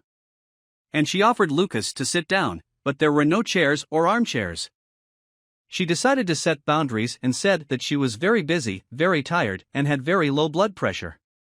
Adelia asked to discard all the details and describe the essence in a few words. He said he needed to create liquid mana. The girl assumed that he was not very talkative. But he put in 5 words as she asked. He gave it to the girl to see for herself. She was shocked at such a concentration of mana. Lucas said that this is the heart of a 1,000-year-old drake. The calculated mana energy is 100,000. He wanted to ask the girl to make an elixir from it. In Adelia, words and facial expressions lived a separate life. She felt one thing, but her face showed a completely different emotion. She replied that the recipe is complicated, but it can be done. The main problem is the ingredients. She needed exactly what she couldn't get. It was a phoenix feather.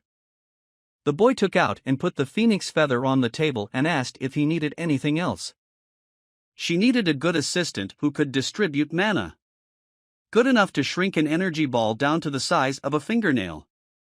Since he could do this, they began to work together on the elixir. Adelia knew that he was Isaac Blake's son. But she had never heard anyone speak for him. The only talk was always about Michelle and Heinz. Like the ability to distribute mana, he was very good at alchemy. It was a bit old-fashioned, but still useful. This was the occasion when Lucas regretted his knowledge of 4,000 years ago. The girl was surprised that she did not know his name if he was so capable. Adelia grabbed him by the clothes and said that he should become her assistant. But Lucas clearly did not like this idea very much. She took a liking to him and promised to make an hourly payment especially for him. She said that he wouldn't be able to learn it anywhere, no matter where he went. And she promised to teach him everything she could. Adelia understood that if he started working with her, she would be much more comfortable. She needed to come up with a plan to lure him to her. The girl asked why he constantly calls her professor. The guy answered her that he was a student at the academy. Teacher and student. If this is the case, she can use his grades and his employment as an argument to threaten. But he added that he had already left his studies. The girl was upset that he first lifted her mood and then ruined it. Lucas asked Adelia if she knows how to make golems. She replied that she does it better than those who call themselves puppeteers. She said she could teach him if he would become her assistant. He asked if she had a core of 1 million mana of energy, how could it be made into a golem? The girl said it was crazy. But Lucas decided to take it as crazy attractive. First of all, there is no such core.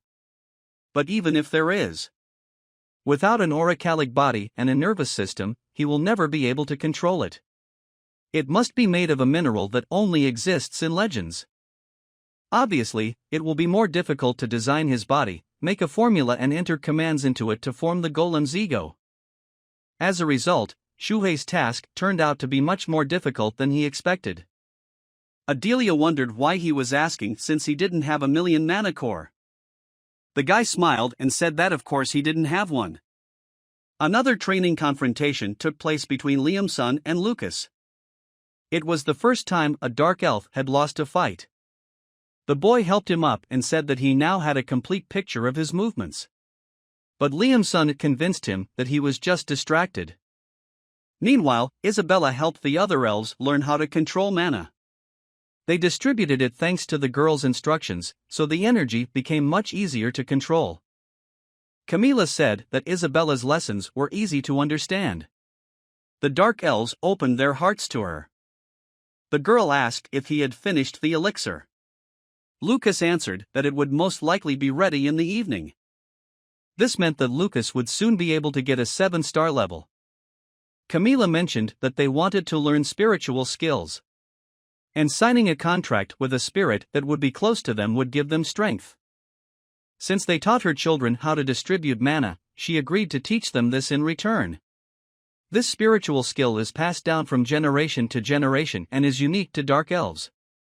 Lucas came to Adelia and she said that the elixir was finally complete. She asked if he really wanted to drink it. Because she advised him not to. Because it was twice as strong as his mana energy. If he drank it wrong, it would melt his body and not even his bones would be left behind. The boy was happy to hear this and quickly grabbed the container with this liquid.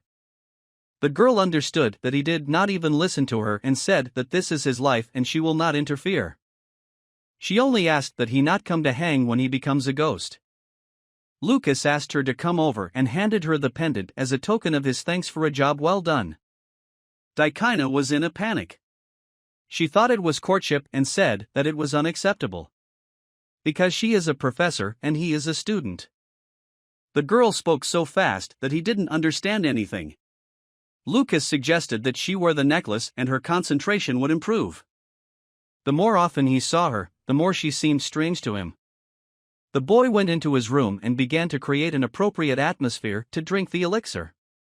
And finally everything was ready. He opened the jar and drank the liquid. His body immediately began to react to this potion and the room was filled with energy. Camila asked Isabella to tell her how great the power of the 7 stars is in the human world. She asked because they were new to learning human magic and it was difficult to feel. The elf supposed that in the human world, magic was like a status class. Isabella replied that if we talk about archmages, they are called only great wizards. In any country, the title and address of the count will be secured, and his name will be written on the stone tablets of the imperial court. In other words, the name of this person will forever remain in history. Camila assumed that Lucas had already reached that mark, but Isabella said that was not the case. He said that he is still at the entrance. And his goal is a much more difficult path than some kind of success. And he does all this in order to restore peace to the continent. They went on a mission to the city of Hallbridge. There were many traces of the apostles. It seemed to Isabella that a very evil energy was coming from this place. But Lucas said it was divine power. He hadn't felt such energy in a long time. The boy asked Mikkel what kind of power the demigod bestows on people. He said that it was a small town with a population of less than 500 people.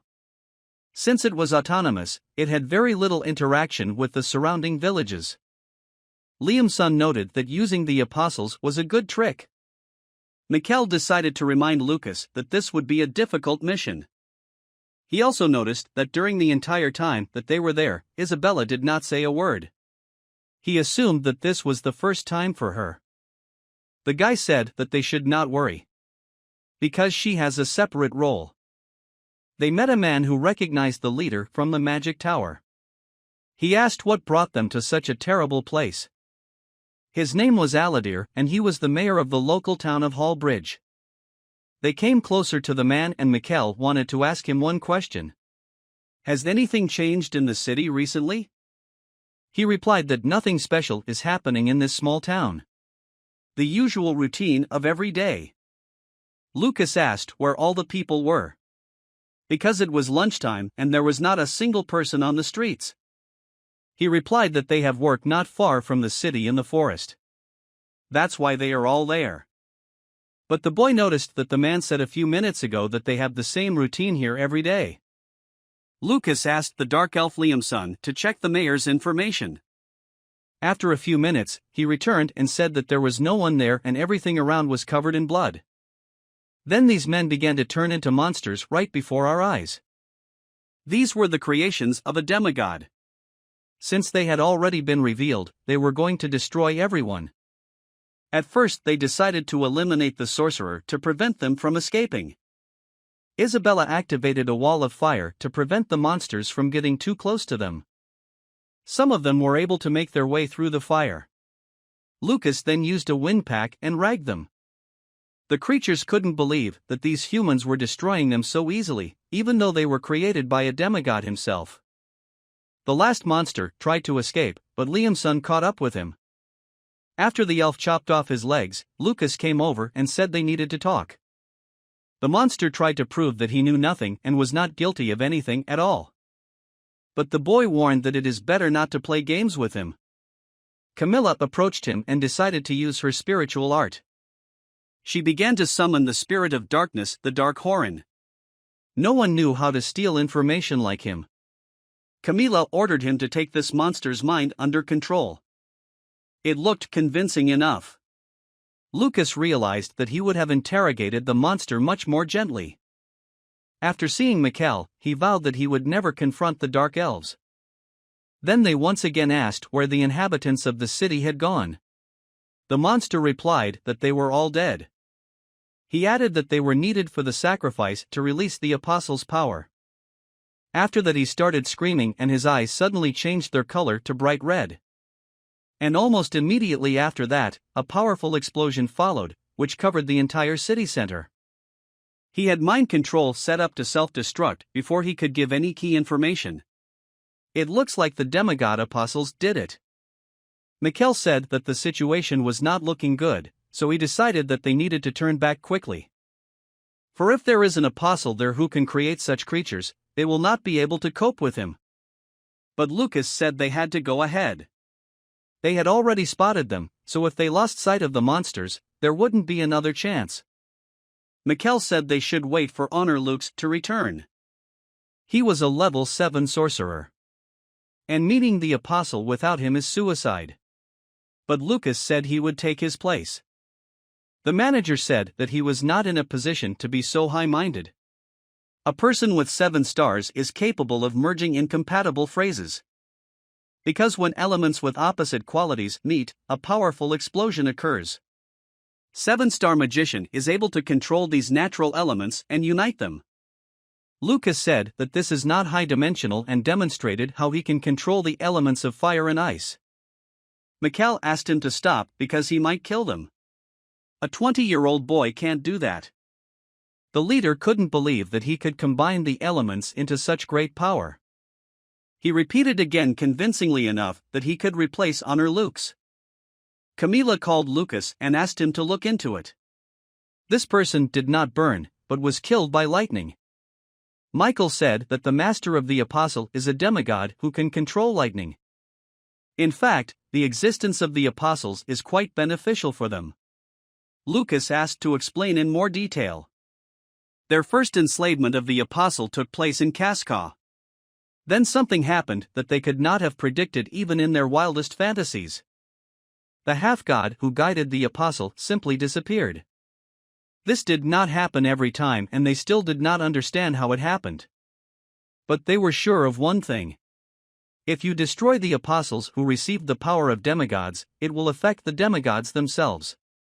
But why should they use the apostles if there was a great risk involved? In general, 4,000 years ago, the concept of an apostle did not even exist.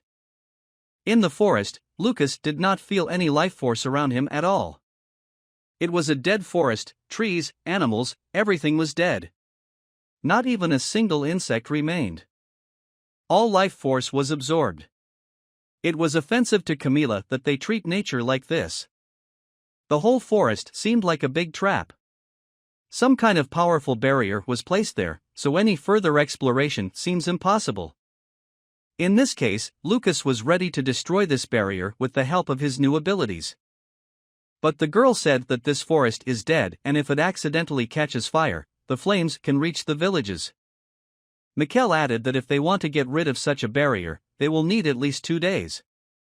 Lucas crouched down, touched the tree and began scanning the barrier to destroy it.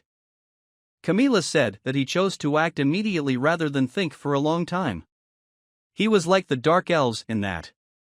She said that Lucas could fully concentrate on his studies and they would have his back. But he said he was done already.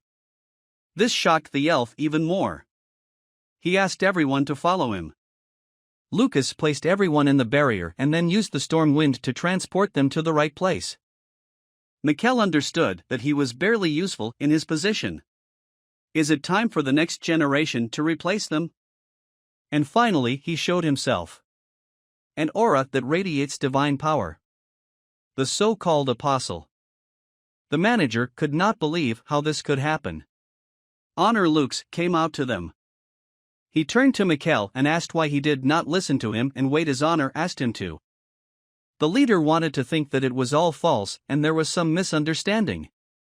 Because he did not believe that a person like Honor could become a monster. He was very sorry to hear this and thought that he should have calmed his curiosity. The apostle decided that there was no point in talking anymore and wanted to destroy Michael. But Lucas had no problem blocking his attack and protecting Mikkel. The manager still could not believe it. After all, Honor was the head of the community. The boy said that he needed to get a hold of himself. Because this person was no longer the person he knew before. Because Lucas could definitely tell that this person was moving of his own free will. The guy decided to ask why he betrayed the community. But Honor replied that this young guy has very bad manners. But he still answered his question and said that he knew his power. Before him, people are just ants. Lucas said that was not true and that he was just afraid that he would be killed. Isabella had never seen Lucas so angry before. She was very curious as to why they had come for these 4,000 years. The boy said that everyone in the community knows about the transcendent power of the demigod. And they fight him not because they have no fear. They desperately try to get up without falling to their knees. Step by step, they try not to give in to what is happening to protect what they love. This is the essence of a person. This is the nobility of a person, which Honor refused. But he replied that this is definitely not nobility. It is more like stupidity. He didn't even utter the spell, but he already received the power. Is this the specialty of the apostle? It was a completely different level. Honor said it was pure lightning that couldn't be created with magic. No research needed and no headache. Just accepting its power was enough. This gave him more strength and power than any other 7-star wizard. Dark clouds engulfed the sky. Camila never thought that such a thing could be done with the help of human power. But the fact is that it is not human power. They didn't know what to do now. Lucas said that their plan was a diversion. He ordered Liam's-son to take a forward position and not forget that he had 3 lives in his hands. He ordered Camille to cover Liam's-son and maintain the rear magic circle. He also asked Mikkel to stand behind them, but not to do anything dangerous. Just cover. And at the end he approached Isabel, leaned over and said something quietly in her ear. Isabella asked him not to do this because it was very dangerous. But he replied that they did not have time for arguments. He added that if they won, he would listen to her at least all night. Everyone began to perform their functions and Lucas decided to attack Honor with a fire wave. Mikkel watched the boy and understood that this was Mr. Frey's true skill. After numerous attacks, Honor said that all these strikes were pointless and ineffective. It didn't matter how strong he was, human strength could not break through this barrier. Such strength was that of a demigod. But the boy was not going to give up. He began to attack him again with a wave of fire. And immediately after that he unexpectedly applied an ice sheet. But still absolutely nothing worked and he continued to watch their attempts. The plan was for Lucas to attack him while they got his attention, but now all the attacks were focused on Lucas. At this rate, he would soon be out of breath. But Isabella said not to worry, because now everything is going according to plan. Before the battle, he told the girl that Honor would try to understand his power. And if they were separated, he would believe that their group was just a decoy and that he would attack him from behind. It was like he was getting an unlimited supply of energy from this storm. As long as it was there, he was invulnerable. He said he would get rid of this storm. And she, Camila, and Michael's power would help him. While Lucas was a decoy, Isabella had to be responsible for them all. He said his life was now in her hands. The girl asked Camila and Mikkel to collect mana as much as possible, because the outcome of this battle now depends on them. Honor taunted Lucas and said that his magic was very weak and he would soon lose all his powers. But he understood that the boy went beyond the scope of 7 stars, and without the barrier he would have already turned into dust. He didn't look older than 20 years. This made Honor doubt himself. He had to destroy him now, or he might interfere with his future plans. This guy knew his spells weren't working, but he kept using them anyway. Then he began to suggest that he wanted to block his view. Meanwhile, the rest of the group gathered their strength to destroy his storm and deal with Honor. But he wasn't going to let them do that and attacked. After the impact, they all lay unconscious. Their accumulated mana was destroyed. He considered them a bunch of idiots and wanted to cut the throats of everyone with him. Honor turned out to be smarter than the boy expected. Lucas tried to draw his attention to himself, but nothing worked. Liam-sun used his last strength to block his shot so he couldn't finish off the rest of the team. Lucas flew up to them and asked how they were doing, but Isabella said he should focus on facing Honor. Meanwhile, they will find the strength to destroy that storm. Honor grabbed Liam-sun and told him that he was fed up and it was time to pay for his reckless actions. They were so young and Honor was interested in why they wanted to die. But if they made a decision, he would be happy to help them with it. And he won't leave any of them alive. Meanwhile, Liam-sun reached for the weapon with his foot and tried to attack him, thus getting out of his rapture. But he said that there is no point in resisting. It will only be more painful. Honor lifted his head up and saw Lucas in the sky. He had never seen such a large concentration of mana. Now you can't save mana and you had to use it to the last drop to become a shield for everyone. He ordered Liam-sun to flee quickly, which was immediately followed by a powerful eruption of lava. After this blow, the boy had absolutely no mana left and began to sway in the air. But this apostle still survived. Although he had a limb torn off, he was still going to kill Lucas. He noticed that the boy was almost out of mana. And Honor planned to show the difference in their experience. But as it turned out, he did it because he could fight without mana. Therefore, it was unknown who would show his experience. Honor's barrier became unstable and could not be given time to recover. And the boy began to attack him with completely different techniques. His barrier was no longer there and he was receiving colossal damage. Now, Honor wasn't sure that Lucas was the same person as him. However, the boy said that he was no longer human, but a worthless piece of shit. Honor took to the sky again and said that as long as he had thunder, his mana was infinite. And no matter how much they resisted, they were still ordinary insects compared to him. As soon as his mana was restored, he was ready to burn them all. But Liam-sun suddenly appeared in front of him and hit him and ordered him to close his pelt. The rest of the team was accumulating mana in the meantime. They didn't have much left to reach the maximum level of capabilities. Honor managed to fend off both of them at the same time. He approached Lucas and promised to tear him to pieces and fry him to death. While the apostle threatened the boy, his team finally prepared an attack to destroy the storm. Lucas lay on the ground powerless, but he could tell that Honor had lost this confrontation. His body began to break down. He couldn't believe that he had lost to stupid people. No matter how much he begged for the demigod to save him, he didn't react at all. His body became simply disgusting. There was only one piece of flesh left from him. That was the end of it all. Mikkel sat by his corpse and tried to find out why he decided to betray them. Honor answered that the demigod promised to save humanity. He said that he would free people from diseases and limited life with the help of evolution. And he was sure in his last moments of life that it was people who prevented the development of society. If they said everything, then Lucas proposed to end this performance. But Mikkel asked to wait and said it wouldn't take long. The leader understood that honor could not change his mind. The apostle felt that Mikkel was expressing feelings of pity for him. Mikkel said that they were all trying for the sake of humanity and asked if he could fight on their side again. He grabbed the professor's hand and replied that he had come too far to back down. Lucas tried to help him, but he didn't have time and Mikkel exploded along with the remains of Honor's body. He took it with him. After the explosion, only a trace remained on the ground.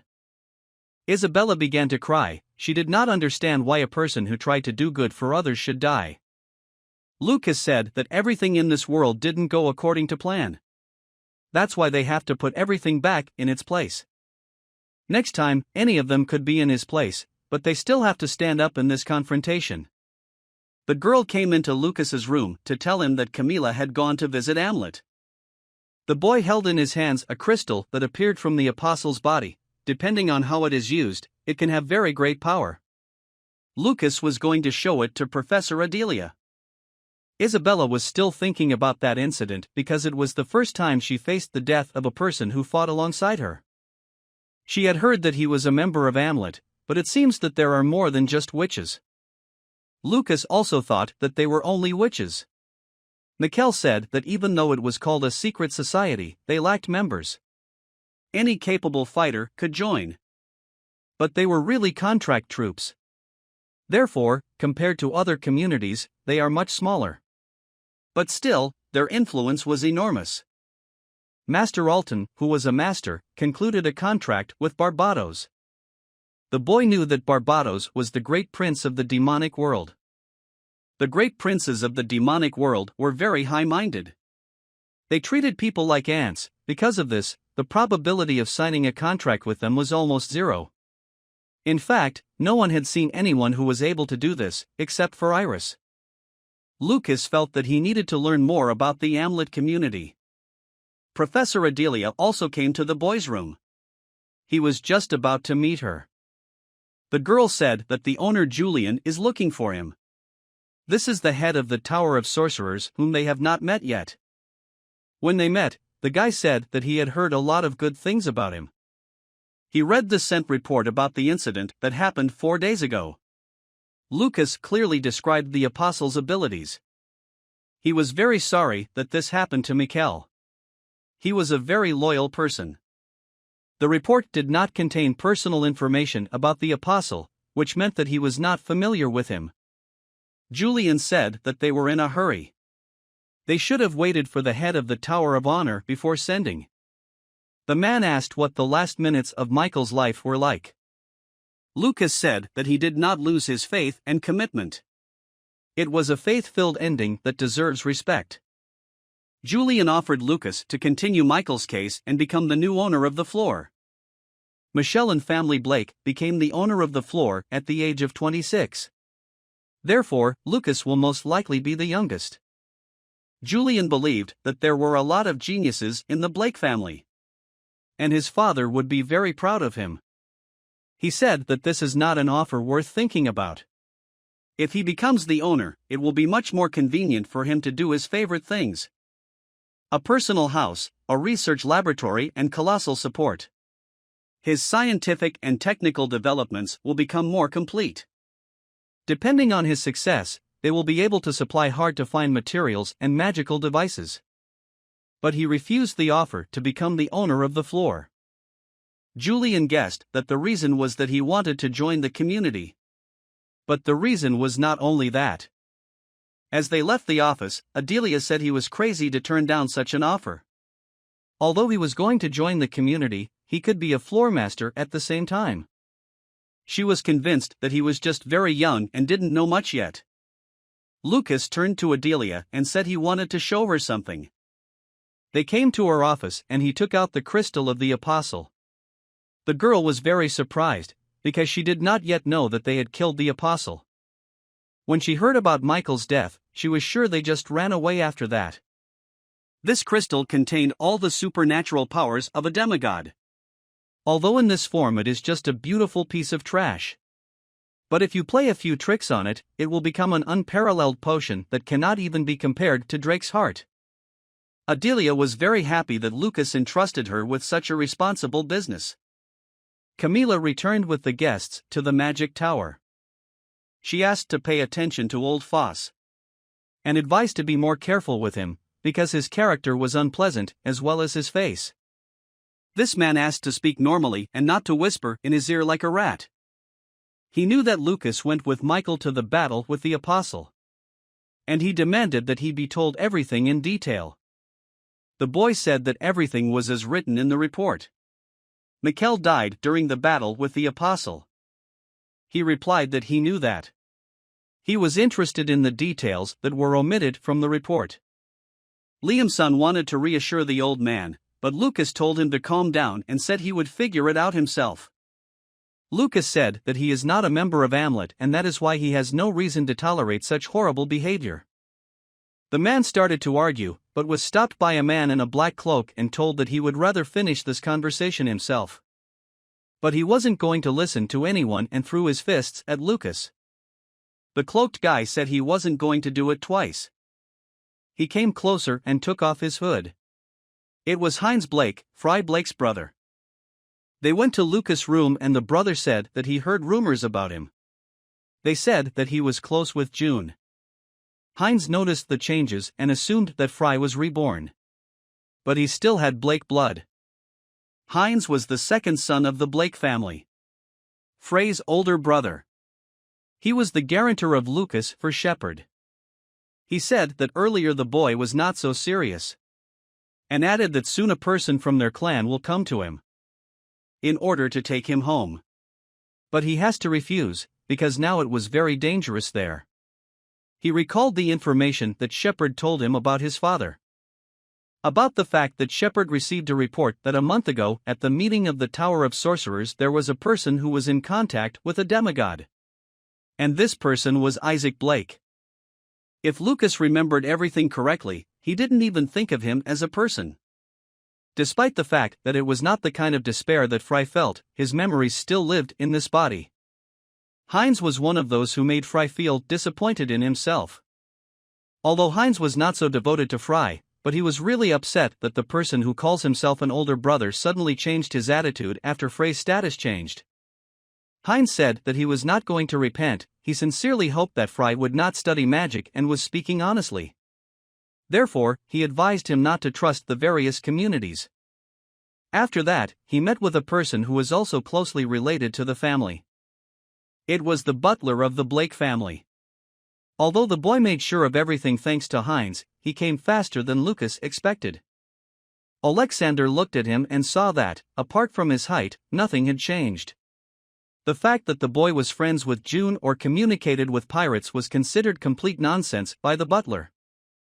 He said that he was called by the head of the family and was ready to take him to the house. But Lucas said that he had other things to do now and asked to convey his father's apologies. The boy promised to visit him in the near future. The man said that this was the order of the head of the family. But he still has some things left that he has to solve. This is very important and so difficult to put off for later. Then he thought that maybe this guy had changed a little after all. Alexander turned around and said that he would be waiting for them at Blake's place.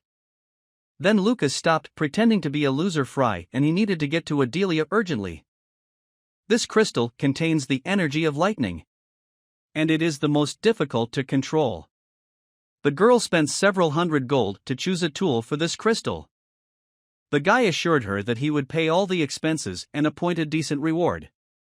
But she replied that she would not be able to take payment from the student. Although if he is really grateful, then she would be happy if he became her assistant. But he replied that he would do it without problems, but in the next life. He asked if this lump of extracted energy could be called.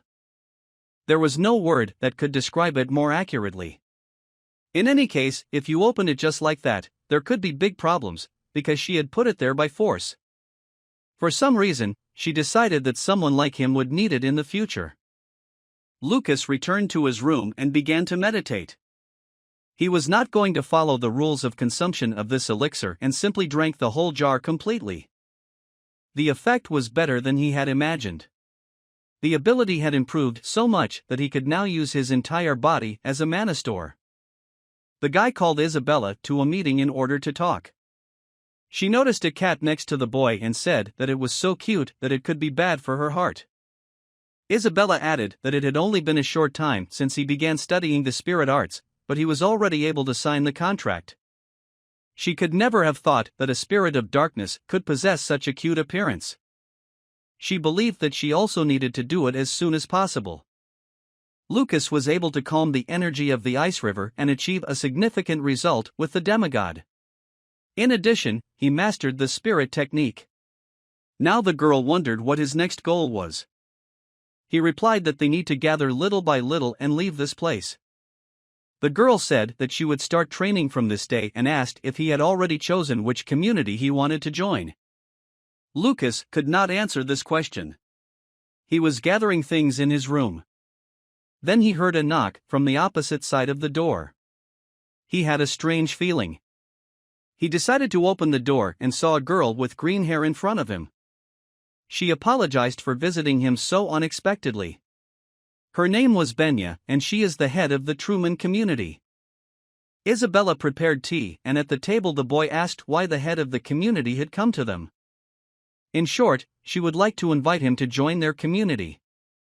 When she learned that there was a newcomer who had unparalleled abilities, Benya wanted to get close to him before anyone else. She assumed that soon representatives of other communities would come to him. And this applied not only to Lucas, but also to Isabel. After all, recently the news about the battle with the Apostle is the main topic for discussion in all communities. Management is interested in their success and triple power. The girl tried to say that this was not her success and she was simply repeating after her mentor. This cloak, Lucas wore 4,000 years ago. Although he changed with the help of magic, he was absolutely convinced of this. But something interested him more and he suspected that Benya was a dragon. She suddenly stood up and began to tremble. The girl looked very frightened. The guy pointed out that dragons don't have a mana vessel. Because the dragon's heart is a mechanism that by itself overrides mana. It can use it immediately, without the need to accumulate it from the surrounding nature. Although she has such a vessel, but the boy still felt very pure mana. Benya noticed that he knew a lot about dragons. Lucav replied that he had read it in books. Come to think of it, Isabella had already heard that 4,000 years ago Lucas' mentor was a dragon. The girl said that he was right, but she was only half dragon. She was born from the union of a human and a dragon. They finished talking and Lucas said they would come down to her place as soon as they finished cooking. Isabella said that she was struck by how desperate the Truman community was now and how the girl spoke directly about everything.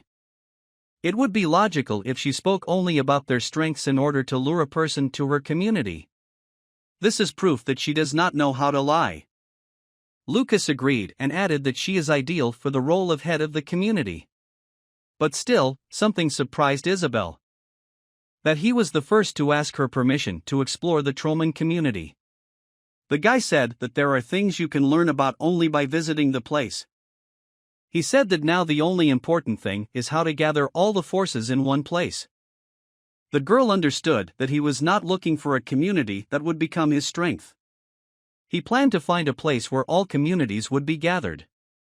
Lucas Truman was the only point of attraction, a truly great man who would not mince his words. But the girl still believed that they made a decision very quickly and agreed. When they went down to the first floor, they saw someone shouting at Benya.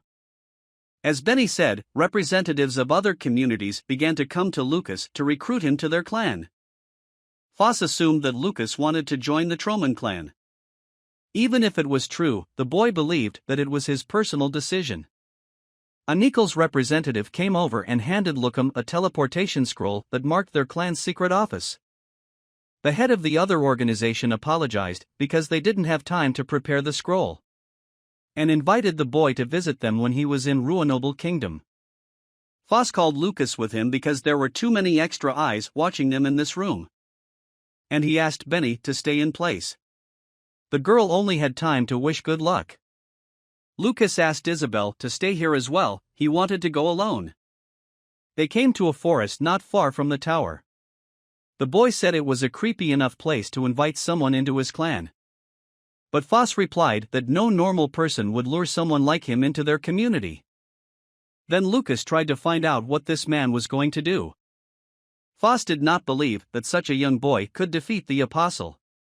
Therefore, he decided to personally conduct an examination on him. Lucas wondered what he would do if he really killed the apostle with his own hands. He didn't care about it. If that was the case, Foss was sure that Lucas wouldn't be able to handle him. Moreover, all 7-star wizards are different. The boy agreed that they were indeed different and without much effort broke his grass shackles. Foss was shocked that he had added his mana to the ability. Lucas said that Foss had no right to be called a 7-star wizard.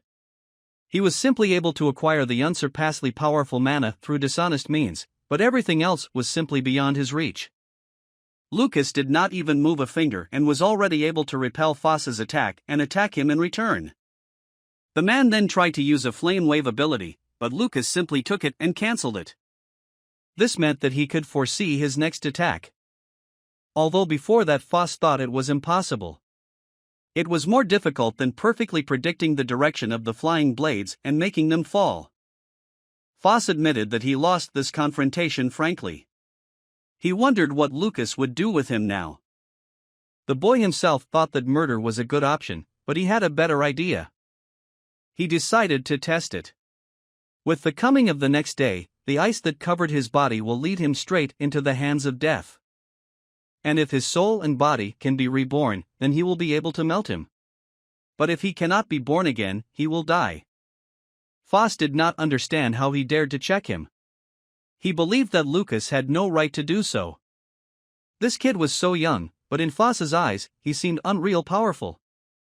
Lucas said that the man would have to kill himself and bury the former Foss in his heart. It was advice from Lucas because he truly believed he could handle it. The boy returned to the girls and apologized for the delay. Now they can go on their way. Isabella wanted to make sure that nothing terrible had happened. Lucas replied that she knew him well, so there was no point in him lying. But she was not worried about him, but about Foss. But the boy convinced her that he would not die. Even if he does not overcome it, by the next day the ice will already melt and disappear. But then he will be tormented by a sense of shame. It is more terrible than death itself. They arranged a pass and Benny decided to prepare food. Lucas, as always, was the first to start tasting the dish. Isabella assumed that it was common for Benny to spend the night under the open sky. She answered what her life was like. While Lucas was eating, he asked if the community master of the Great Descendants was her father. She replied that it was true and he immediately asked which demigod killed him. Isabella asked Lucas not to ask such questions so suddenly. But Benny said that everything was fine.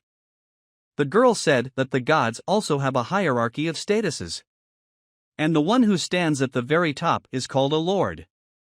The boy immediately remembered how he had lost his freedom precisely because of him. She added that even among the demigods who are below him, there are quite powerful ones. For convenience, they call them apocalypse. They learned the powers of 3 of them: sword, poison, and death. About 2 years ago, her father died at the hands of a demigod who controls death. Lucas knew the person who controlled the poison and was sure that the old man was very strong. The next day, they reached the forest where their members live. Lucas assessed their protective barrier and asked if they had installed it themselves. Benny replied that her father installed it and she could only fix it if necessary. Lucas was sure that her father had at least 8 stars. Benny should be about 6 stars in that case. This is because despite having dragon powers, she was trained in human ways. It would have been much better if she had been born an ordinary person. But in any case, it was impolite to sympathize with her level of strength.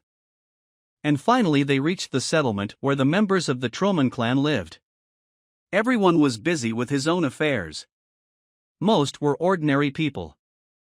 Benny guessed that the place didn't look very safe considering it was the main place of the community.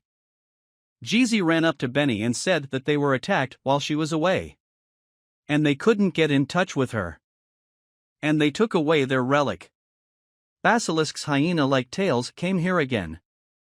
Benny didn't know what to do next. After all, she brought Lucas to this place, but it doesn't seem very safe here. Jeezy apologized to Lucas that they didn't have time to prepare a greeting for him. Benny asked what relic they stole this time. Jeezy replied that they took a red ring. This guy was talking about one of the 7 rings that Lucas made himself. He didn't even remember where he left them last.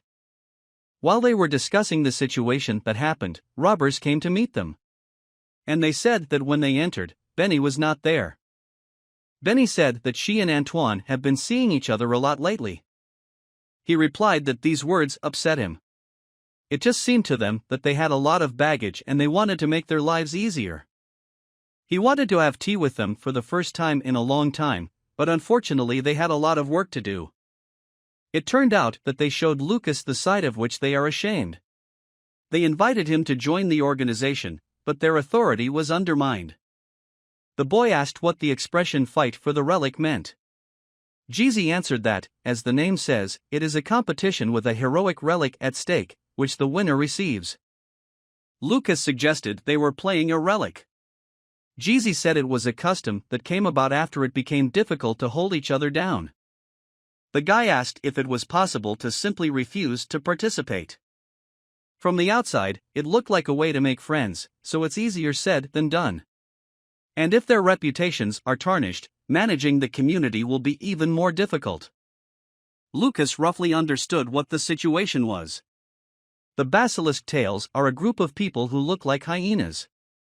They are stealing relics from the weak Troman community. And not only them. All medium and small communities around them have already united. They take advantage of the moment when Master Benny or other members of the leadership are not there and appear about once a month. Jeezy understood that Lucas already knew that things were not going very well for Troman. But in reality, everything was much worse. The current scale is not even 1/10th of what it was in the heyday of their community. Such small organizations go on long-term tasks to at least raise the level a little. If they do not do at least this, then they will either disappear or be absorbed other communities. They invited them, and now they only do what they regret. But Benny asked to tell them the whole truth, which it is. Isabella noticed a sculpture nearby that was meant for Lucas and they walked over to get a closer look. While they were doing this, a young guy came up to them. He introduced himself and said his name was Finn. Lucas wanted to ask Finn about things that aren't very polite to ask when dating. He was interested in why he remained until now in an almost collapsed community. Especially with such abilities as they have, any community would be happy to accept them. He wanted to know why they stayed on the sinking ship. Isabella felt ashamed because she had tried so many times to teach him manners.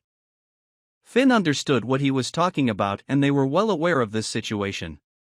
Perhaps the best option would really be to go their separate ways.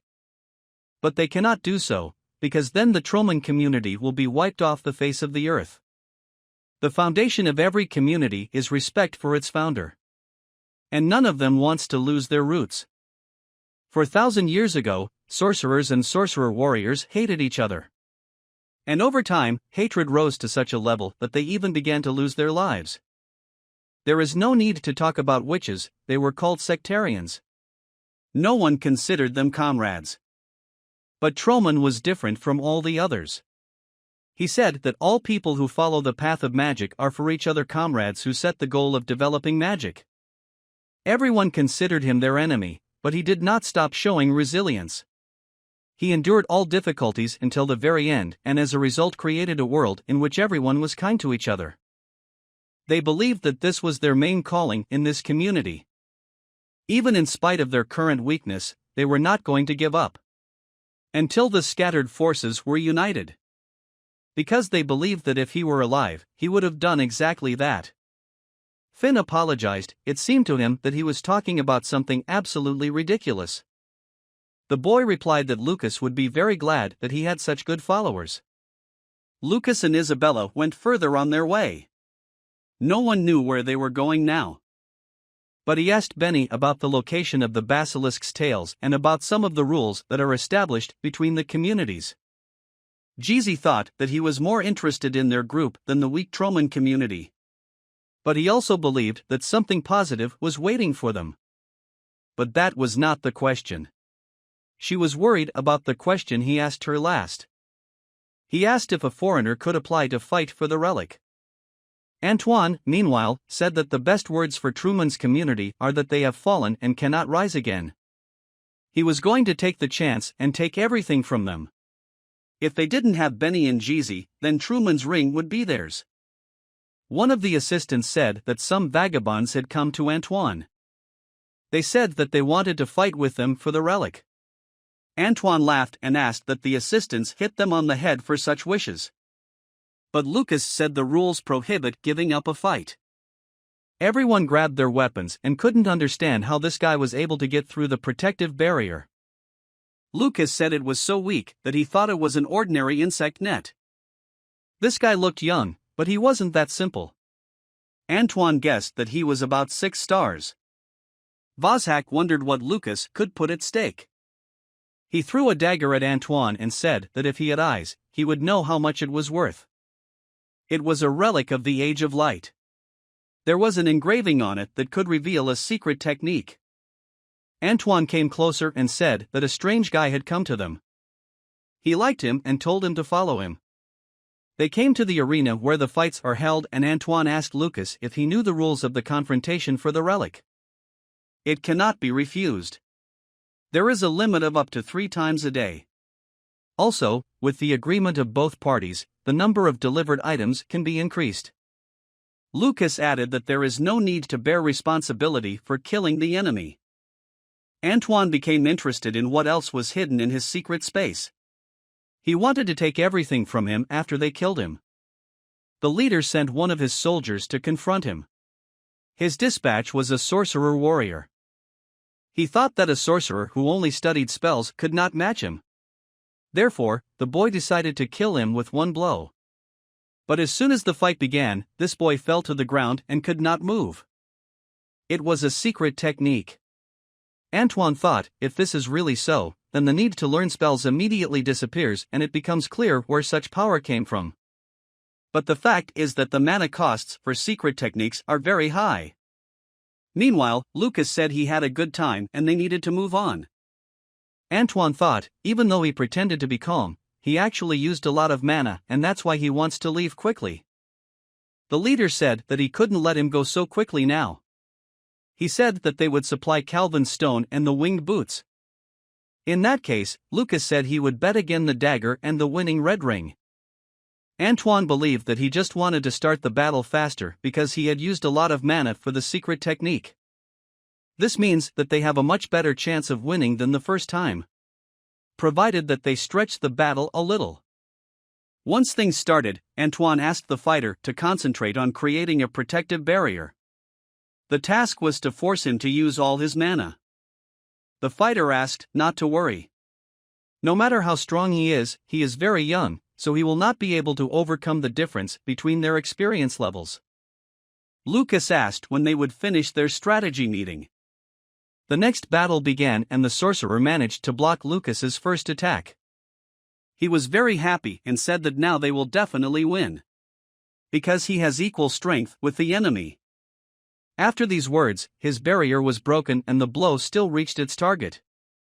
Antoine did not know what his secret was, but he was sure that he would be able to stop this impudent boy. He would be his last opponent. As soon as the final battle began, Antoine immediately activated the protective barrier.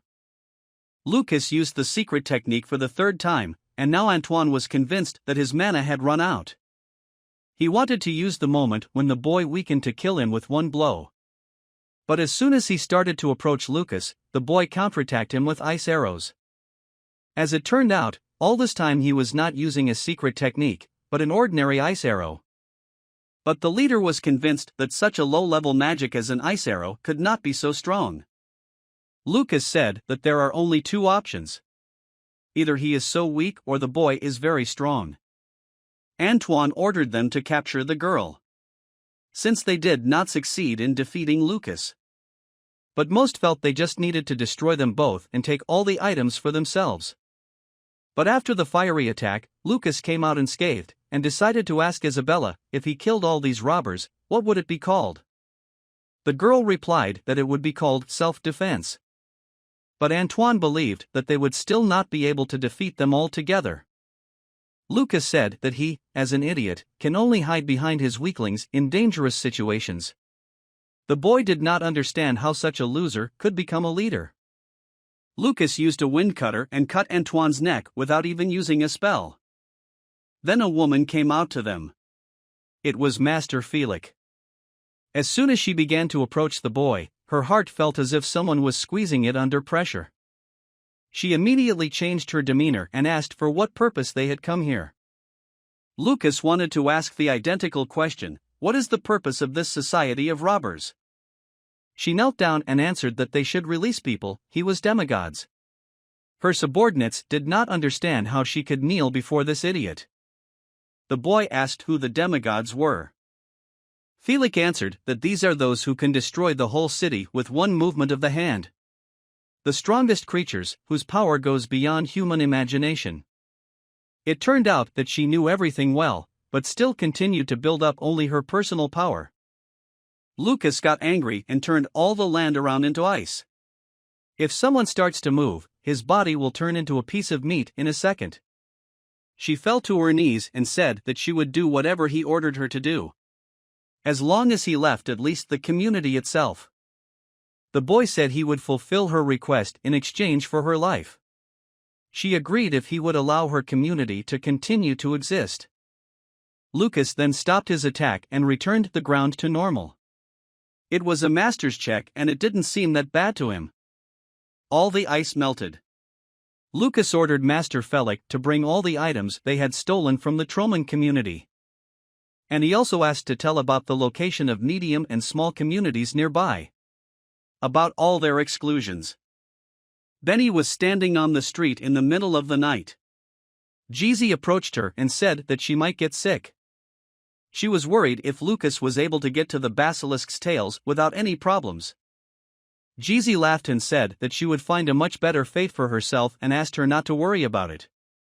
At that moment, Lucas approached them from behind and heard that they were talking about love affairs. Jeezy couldn't believe his eyes.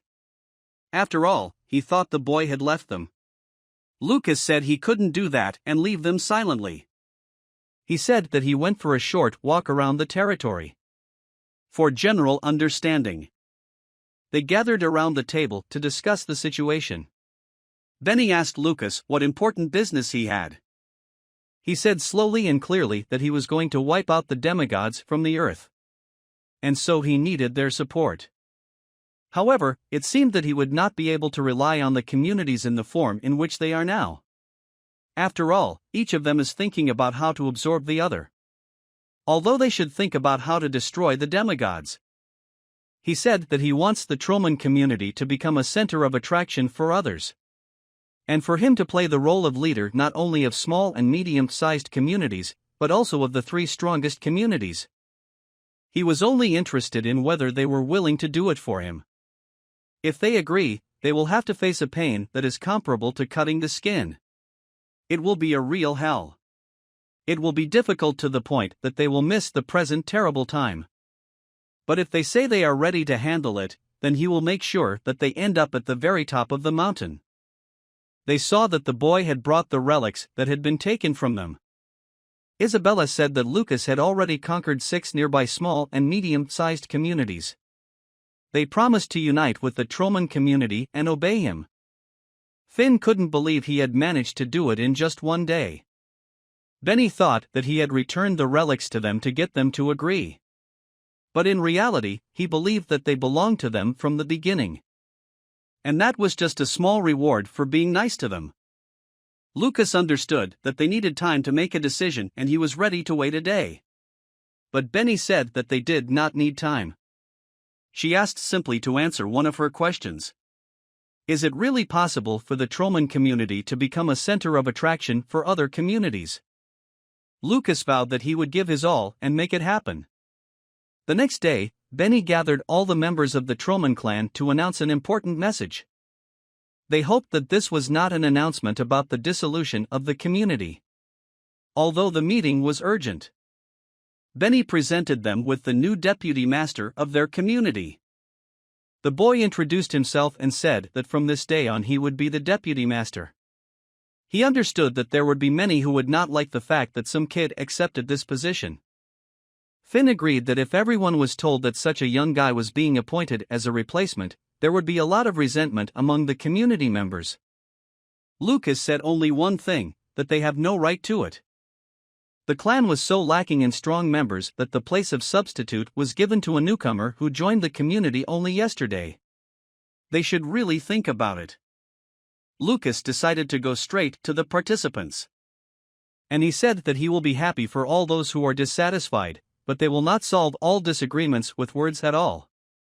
The boy said that if there was even someone who could tear his clothes a little, then he would immediately vacate the place and give him the relic Typhon earrings, which were created by Lucas himself. Jizzy believed that he had only two intentions. The first was to personally test the abilities of all the participants. But it was not clear why he had to provoke them like that. And the second is that he is going to take on himself all the discontents of the clan that exist. The first opponent was Guntar the sorcerer. He asked if Lucas was absolutely sure of his position. Lucas asked him not to worry, and if he turned out to be stronger than he expected, he would definitely take his hands out of his pockets.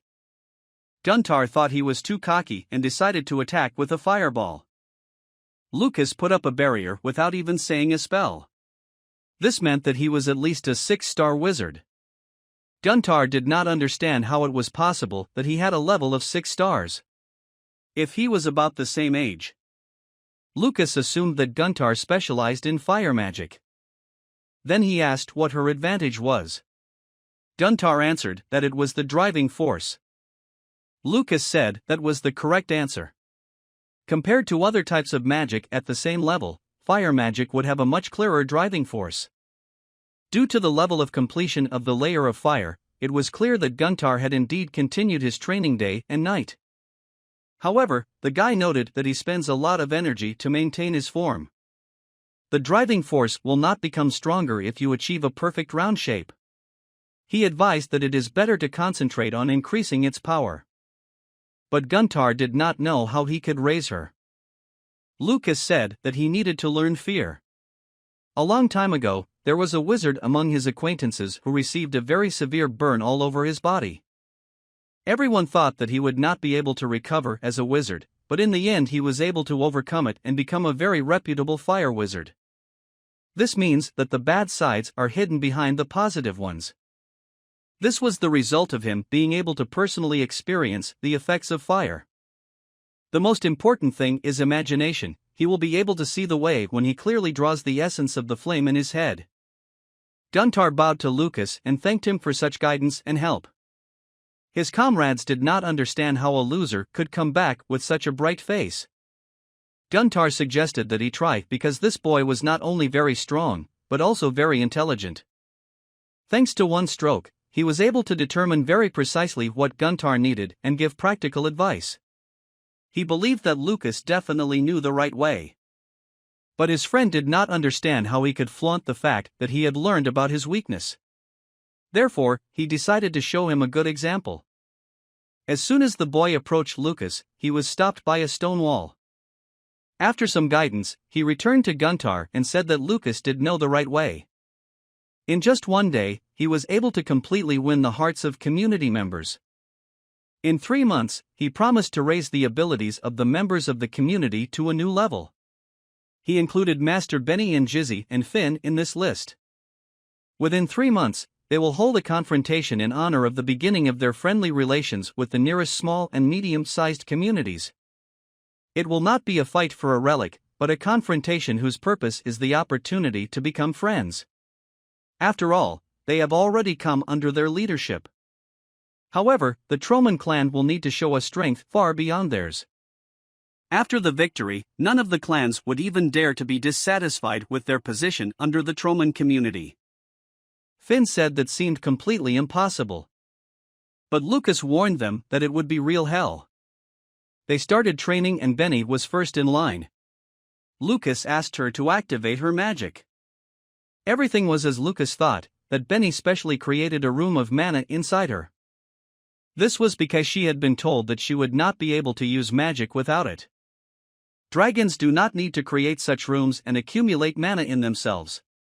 After all, they can directly use the mana received from nature. To begin, Benny will need to destroy it. First, you need to get rid of all the mana that is in it.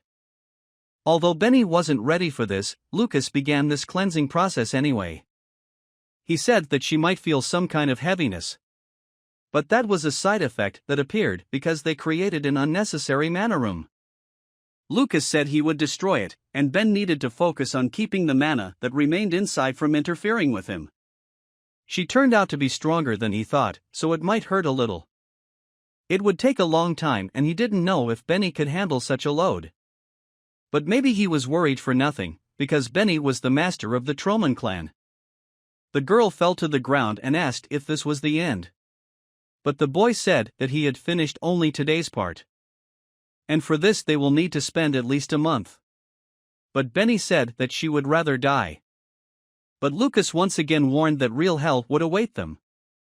Lucas then trained Finn. He was annoyed that he couldn't compete with him. He felt as if he was attacking a stone rock. When Finn's powers ran out, Lucas said his skills were worse than a second-rate warrior. He managed to hurt his pride. Therefore, Lucas was calm because it means that he has a chance to become stronger. He remembered Finn talking about his technique called 100 Royal Kicks. It was a normal basic combat ability and there is no special technique in it. He was right. Therefore, if you use it for a long time, the enemy quickly understands the pattern of attacks, and it becomes much more difficult to fight. Lucas said that his technique is great because it is basic. He has to follow the enemy and identify his weak points. Only then can he destroy him with one blow. But Finn did not understand how to become stronger. There are no easy paths for sorcerer warriors. One step at a time. He will have no choice but to gradually climb them. But then Lucas said that he could make him climb those stairs very quickly. At first, Finn was happy and agreed, but later regretted it. Lucas ordered him to get up because they needed to finish the second part of the training. Next in line was the warrior Jizzy. They were training in the forest. Lucas handed him his dagger and told him that from now on he must use it. It is an artifact of the Age of Light. It has several techniques hidden in it, and it is made of mithril, so it cannot be attached to a dagger. Jeezy said he's just a regular wizard now. But Lucas noted that he had used the sword long enough. And he was sure that Jeezy had not forgotten all the techniques he possessed. If you pay attention to his hands and the calluses on them, you can immediately tell how experienced a swordsman he is. Lucas was going to help him develop as a sorcerer swordsman. Although he only reaches 5 stars in terms of his magical skills. But if he can use this dagger properly, we can hope for his rapid development. Jeezy promised to concentrate on this. But he was not sure of himself. Lucas replied that he could not worry about that because he would personally deal with the matter. When Jeezy returned from practice, Finn apologized to him because he couldn't even turn his head in his direction. Jeezy also fell to the floor and said that his limbs would not rise. Even in the toilet, he could not lower his pants. Benny came back after them. She said that Lucas had been crawling in her stomach all day. Jeezy said he didn't have the strength to go to the bathroom. But Benny said she wouldn't forgive him if he did it in the room. Lucas ran into their house and said that they have 5 minutes to eat and have to go to the evening training. It seemed to him that they were not feeling well. A guy entered the room and told Ben that he had completed the task. But then he saw what was happening there. Isaac thought that Lucas was a hired killer and immediately began to draw his sword. Benny wanted to explain everything, but she did not have the strength for it. Isaac did not understand how he managed to deal with the entire leadership of the clan while he was gone. Lucas used the barrier to defend himself and asked who this guy was. Then Professor Adelia came closer and recognized Lucas. Benny regained her strength and said that this was a person they were sending to another place for one task. She asked Isaac to lower his sword to present it officially. This is the new deputy president of the community, Truman Lucas, and his assistant Isabella. Isaac was very surprised that they were so young. Adelia got angry because she wanted him to be her assistant. Isaac apologized to the boy and said that he did not know all the news. Lucas asked him not to worry because he would have done exactly the same in a similar situation. Adelia decided to find out what made him become the deputy leader in the Truman community. He replied that it just happened that way. He added that now he is higher in rank and asked to communicate with him respectfully. But then he said that he was joking. While searching for traces left by the Sorcerer Warrior King's followers in the lands of the elves, they found a clue to his whereabouts. Therefore, they followed him and caught up. Everyone was interested in what happened next. He was not at all inclined to join the community. He said that he was not going to talk to dogs from a rotten clan. Also, he already knew about the demigods. However, it seemed that he was not interested in either communities or battles. He said that the most important thing for him is to check the magical artifact. Lucas asked Isabel how long it would take to get to Reynolds from here. She answered that first you need to take the eastern road, and then move to Filet with the help of a teleportation stone. In other words, this is the place where his family is. Lucas said that he would go and meet the follower of the Sorcerer Warrior King himself. Isaac was shocked by such a thoughtless act. It was very dangerous and his abilities were universal. They pretended not to hear Isaac's words and Lucas said they would leave right now. He noticed that Benny trusted him very much, and the boy began to wonder who this stranger really was. Isabella guessed that Lucas wanted to go on this trip alone, without her help. Now they were at the stage when the foundation of the community was laid with great difficulty. And they cannot be sure that until it is not there, chaos will not start here. Isabella said that she would temporarily take his place so that he could concentrate on a more important task. But in return, she asked only one person, that he send reminders about himself more often. And if something happens, she will immediately run to him. Lucas noted that during this time she had grown up a lot and thanked her for her care. Before leaving, he asked everyone to be more careful until he returned. When the boy went out into the yard, he saw that all members of the community had come to see him off. They spoke his name and did not know what to do in his absence. Lucas asked not to pretend, because soon such hell would break out that they would forget even him. Although Isabella looks simple, but if she gets angry, she will show her character. In a month friendly battles with the neighboring communities should take place. And they all knew what would happen if they lost. But the participants were determined to destroy everyone in their path. Lucas said that he would wait for their next meeting. The phoenix that Lucas revived finally woke up in a human body. The boy asked that 2 and 3 Torcudas not break into his friend's dungeon. Therefore, he asked the phoenix to become the ruler of the mountain range.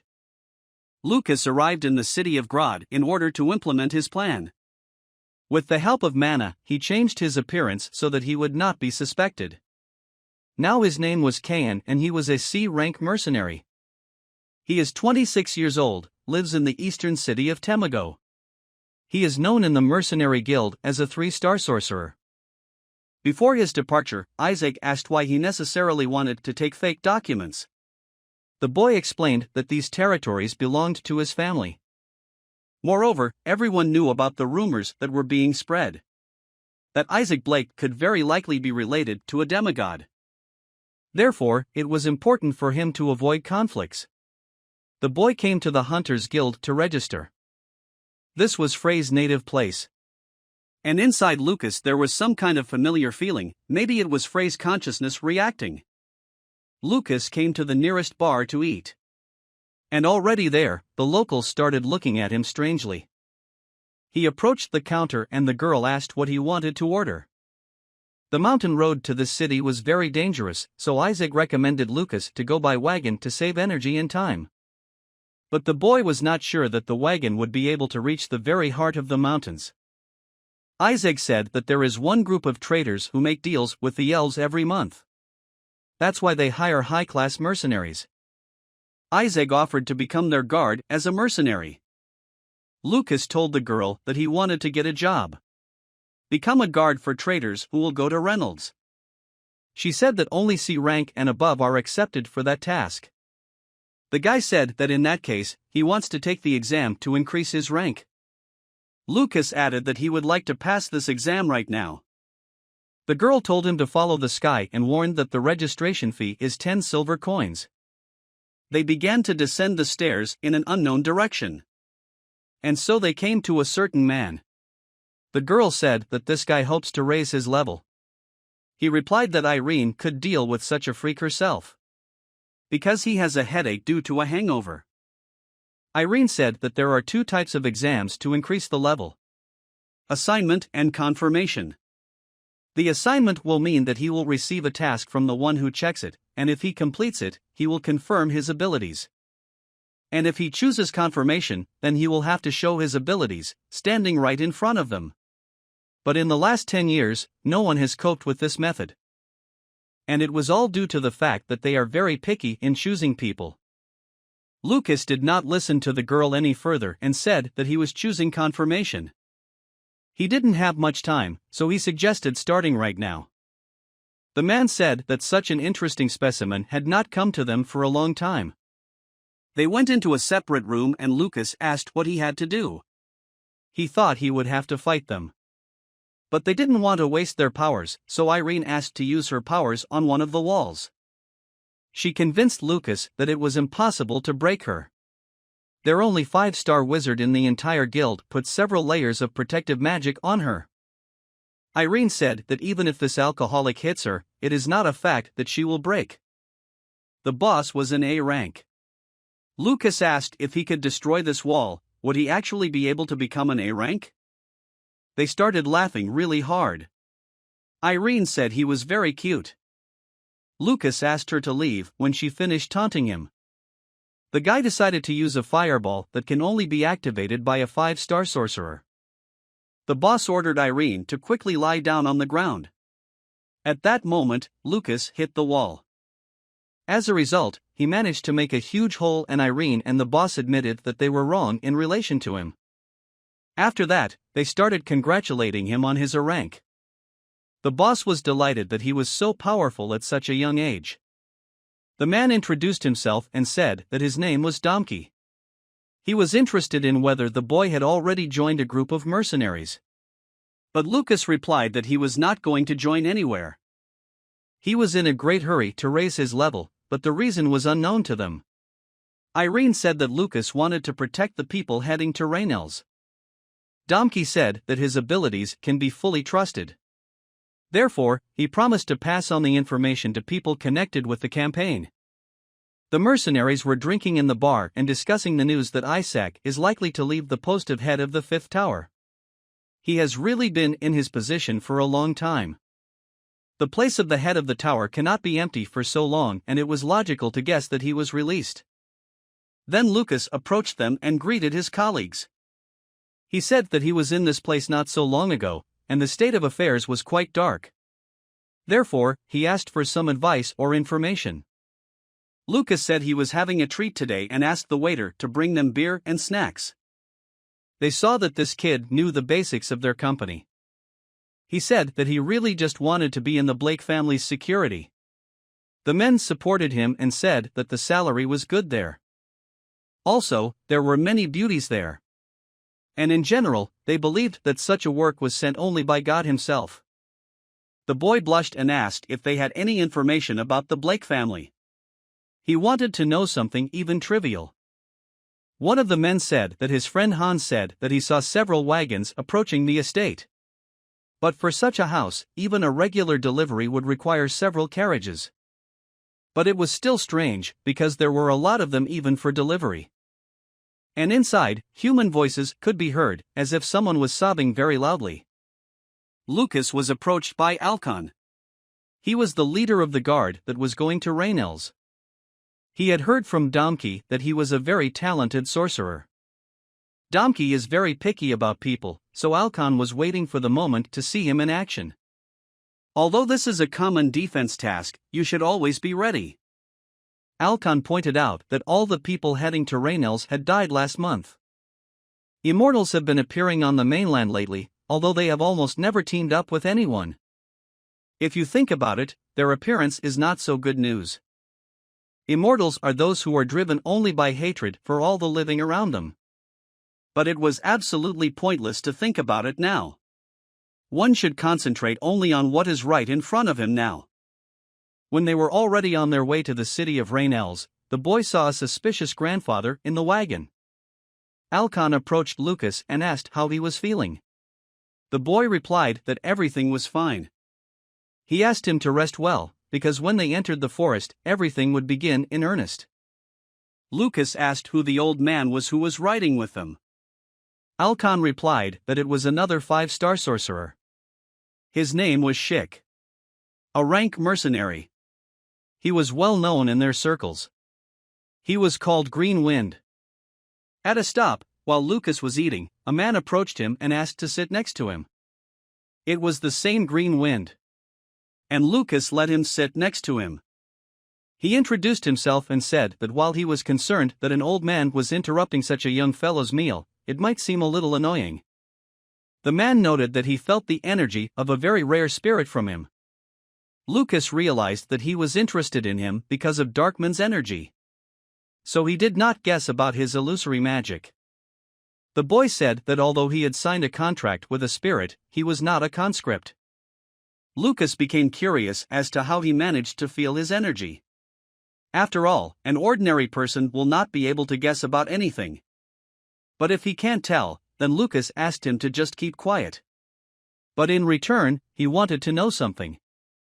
He wondered why he joined this task. He replied that it was because he was worried about immortals. It was said that they almost never appear near Raynell's. At least they haven't been there for the last few millennia. He spoke as if he had already lived several thousand years. The use of illusory magic suggests that a person is hiding something. In Lucas's case, it is a person. And he was very interested in what he wanted to hide the Green Wind. One of Alcona's assistants ran up to him and said they were in big trouble. A group of immortals appeared in one direction. This was the direction they were heading. It was not difficult to understand that they would not be able to prevent a collision with them. Alcon said they needed to go scouting and asked the Green Wind to enchant the weapons of the scout squad members. Lucas felt a not very strong holy power. But for a demigod, his power was very superficial. At some point, the fighters began to smell an unpleasant smell of rotting. They realized that there were immortals not far from them and went to meet them to strike first. The group ran into the clearing and saw that all the immortals were dead. No one could understand what had happened there. Lucas was visible next to the corpses, examining them. He said that it was definitely done by a person. In addition, he spent no more than 10 minutes to kill all these monsters. While they couldn't figure out who did it, Lucas was sure it was a follower of the Sorcerer Warrior King. They were about to leave, but they sensed that there was some kind of energy build up behind them and saw the immortals flying in different directions from the attack. They stopped and tried to find out what kind of guy was standing in front of them. But he decided not to answer their questions and simply went forward. But Alcona did not give up hope and he wondered for what purpose he was killing the immortals. He came back and asked not to touch him until he killed them all. Lucas noticed that he had the physique of a sorcerer warrior follower. And he believed that it would be dangerous to leave him just like that. After all, this is a road that is constantly used by a trading organization. Circumstances do not allow them to leave such a monster here. But Alcon said that he was not someone they could fight. Then Lucas said that he would follow him alone. He will follow and return when he finds out if he is dangerous. Alcon could not allow the sorcerer to leave on his own. But he was completely confident in his secret skills, which he hid from everyone. The guy said that he would give them a report. and asked everyone to finish for now and move on. This guy kept going. Destroy without mortals. It annoyed him that they appeared without stopping. One of the monsters attacked him from behind and was able to bite him. But it turned out to be a bad idea and his teeth just fell like a broken fence. Lucas was watching him and the boy noticed it. But he decided to ask who he was. A guy walked past him and asked how long he had been studying the art of a warrior sorcerer. As it turned out, this guy hates communities. But it so happened that Lucas told about his clan Trollman. And said that he came from it. He did not listen to him further and simply decided to attack. But Lucas used a protective barrier. This guy said that he gave a good warning to the guy from their community. He definitely said that he would kill anyone who came to him again. He grabbed Lucas and told him to snap out of it if he didn't want to die. Because he wasn't going to associate with the idiots in the community. It was strange to him that a person who took over the powers of a sorcerer warrior did not want to associate with demigods. It sounded like nonsense to him. He didn't believe that communities were trying to get rid of demigods. Because he believed that clans were places where stupid pigs strained only to fill their bellies, so no demigods could be talked about. That's why he didn't want to join such a pigsty. Lucas said that he was right as never before. And he completely agreed with these words. Now all the communities were busy only restraining each other. What they were doing was in no way connected with the destruction of the demigods. Lucas asked not to insult the pigs and not to call the members of the clans by such names. He was the one who was going to change that. Although the existence of corruption is true, but in order to create competition for demigods, the real strength of the community is needed. To concentrate diverse forces in one place, renewal is inevitable. This guy assumed that Lucas wanted to unite all the clans in the county. This time, a very interesting guy came to him and he decided to check if he has the abilities that give him the right to say such things. He gave a long enough introduction and Lucas asked him to attack him quickly or his fists would grow mold. The boy charged at Lucas, but he managed to dodge it just in time thanks to his dexterity. As he tried to catch up with the boy, Lucas continued to taunt him and call him names. At one point, he got tired of running away and decided to use his ice arrows. But they were not as effective as with other opponents. Lucas noted that in his stubbornness he was a copy of Kazajan in his youth. Then the boy decided to use frost breath. His limbs were immobilized and an ice blade was ready to attack from above. But he was not going to give up and put up his stone shield. Then Lucas came closer to him and said that it was time for them to have a quiet talk. But he broke the block of ice in which his boyfriend had placed him and pounced on Lucas again. He hoped he had finally caught him, but Lucas was dodging to the right and the warrior was just falling in front of him. Now the warrior really lost hope of catching him, he lacked the speed of movement. Lucas offered him a hand and suggested that the conversation continue calmly. But he suddenly got up and started running away in an unknown direction. Lucas did not like his behavior. When he caught up with him, he realized that he was not running away, but was taking him somewhere. Lucas didn't like that he couldn't say it normally in words, like all adequate people. The warrior noticed that this unusual way of moving was one of the sorcerer warrior's powers. But all these techniques can be transferred to only one person. He wondered where he learned them. Lucas decided to leave those thoughts to his imagination. He tried to ask Aegon where they were going, but he said it didn't matter. Aegon promised that he would know when they reached their destination. If he could run after him. They ran to some abandoned house. Lucas could guess that Aegon was taking him to his home. He suddenly shouted and asked Ricky to come outside to him. Lucas did not expect this and said that it would be possible to at least warn. But Aegon said that if this is not done, then he will not wake up. It was difficult for him to guess who he was talking about, but it was also impossible to find out. But then Aegon said that Ricky is a demigod who lives in this house. He left the house and asked what had happened. He noticed that Aegon had brought a companion with him. There could be no mistake, he had enormous power. He really was a demigod. And he was similar in level to the old one who uses poison. Ricky was exactly the level of Apocalypse. Aegon pointed his finger at Lucas and said he came from the community. He asked if Aegon had done everything he asked. The boy replied that he had done everything. He asked him to come in and said that it was time to move on to the next stage. And he also allowed his friend to come in. Lucas grabbed Aegon and asked why he was a follower of the sorcerer-warrior technique, joining hands with a demigod. He asked to let him go for a start, but Lucas said it depended on his answer. Aegon believed that the reason why he cooperated with Ricky was obvious. He was a traitor and his goal was to destroy the demigods. Lucas said he wasn't going to believe it. But Aegon replied that it was his choice to believe it or not. He has time before he can decide after listening to him. When they entered the house, Lucas noticed a distortion of the space inside. Aegon asked what this meant. Lucas answered that it was an expansion of a limited area several dozen times due to the distortion of time and space. It was a wonderful ability. A person who did not get the pass would not even be able to identify the place. Ricky asked them to sit more comfortably, he was already expecting them in one of his rooms. He surprised Aegon because he let the boy in here so easily. Ricky asked to look at him. Such a look does not happen to people who have lived only 100 years. This time Aegon brought a really interesting person. Lucas asked if he had really betrayed the demigods. Ricky replied that he seemed to. He wanted to know why it happened. But Ricky replied that he didn't need to know all the details, just the fact itself.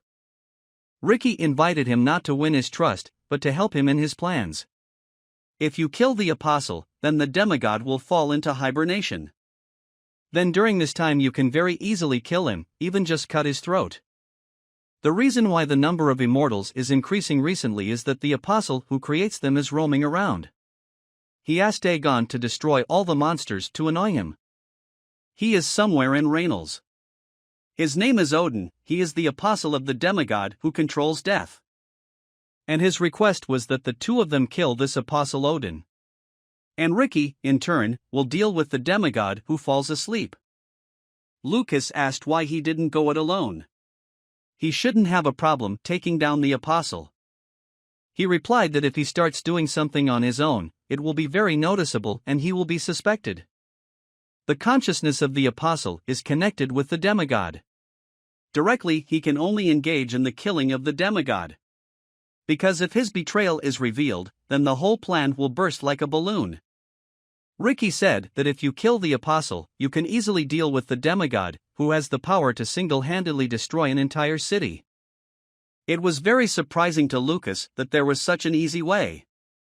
Aegon said they were very difficult to talk about. After all, they just need to deal with the apostle. But Lucas said that it won't be that easy. He once killed an apostle who controlled lightning, although he was not an apostle of the apocalypse, but he was very difficult to fight. Ricky suspected that he was talking about the apostle of the demigod Indra, because only she can control lightning. He asked for proof of this. Although he had already lost all the physical remains, but then he remembered that there was only one option. He revealed a clot that was infused with the lightning energy he got from the crystal. Ricky began examining it and said he was sure it was Indra's lightning bolt. This is the energy that can be obtained only by getting rid of the apostle. Ricky began to trust him much faster than he expected.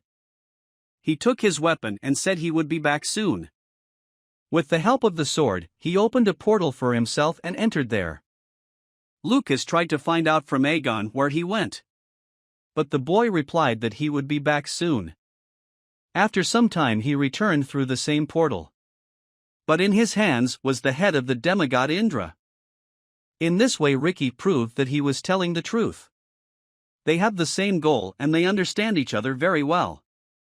Therefore, he believed that they no longer had any reason not to unite. The power that controls the apostles cannot be compared to the power of demigods.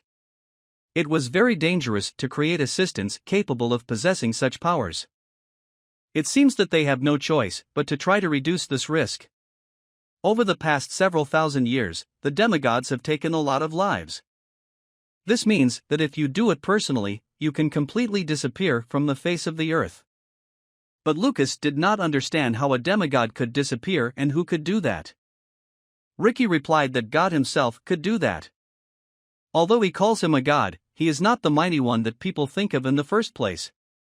He can be called the law that governs this world. Like a perfect lump of energy that maintains the balance of this world. And demigods are just small parts that have separated. If it weren't for the demigod himself telling him that, Lucas would have thought he was being offered to join a new religion.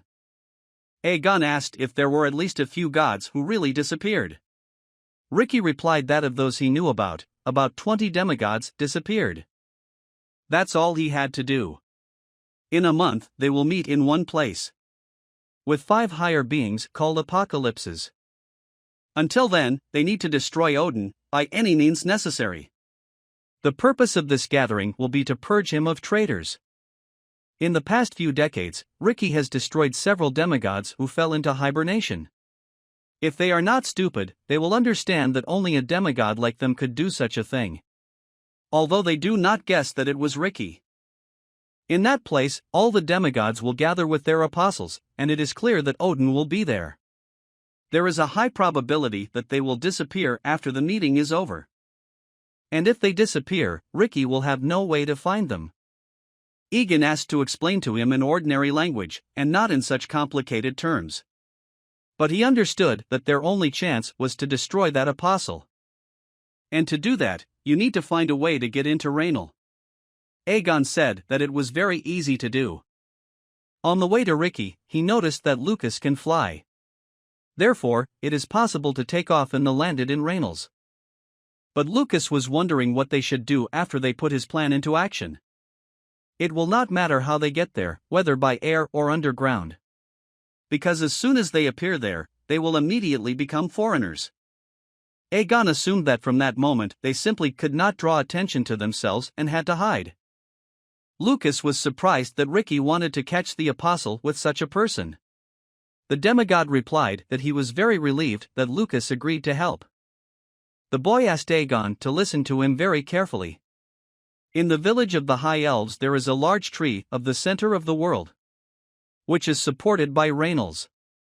It represents life itself, connected with all the cores of the city.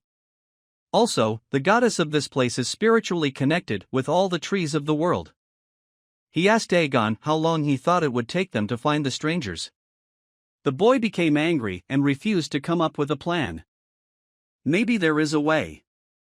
They were already ready to die, but suddenly stopped in front of the village. This is because people could not go inside their city. But they came very quickly and never even once met the immortals. Perhaps due to the fact that Aegon destroyed them. Alcon told his assistants that the deal with the elves would take place tomorrow, so he should be well rested. The forest groaned. The situation was not the best. If immortals continued to appear and disappear there, then these lands could really come to an end. Green Wind saw that someone was approaching him and quickly had to change his account. It was Lucas in his special cane body. The old man was happy that he was back safe and sound. Green Wind asked if he had learned anything about that warrior. At that moment, Aegon came out to them. Lucas told him that this old man could lead them to Rainals. He did not understand what was happening there.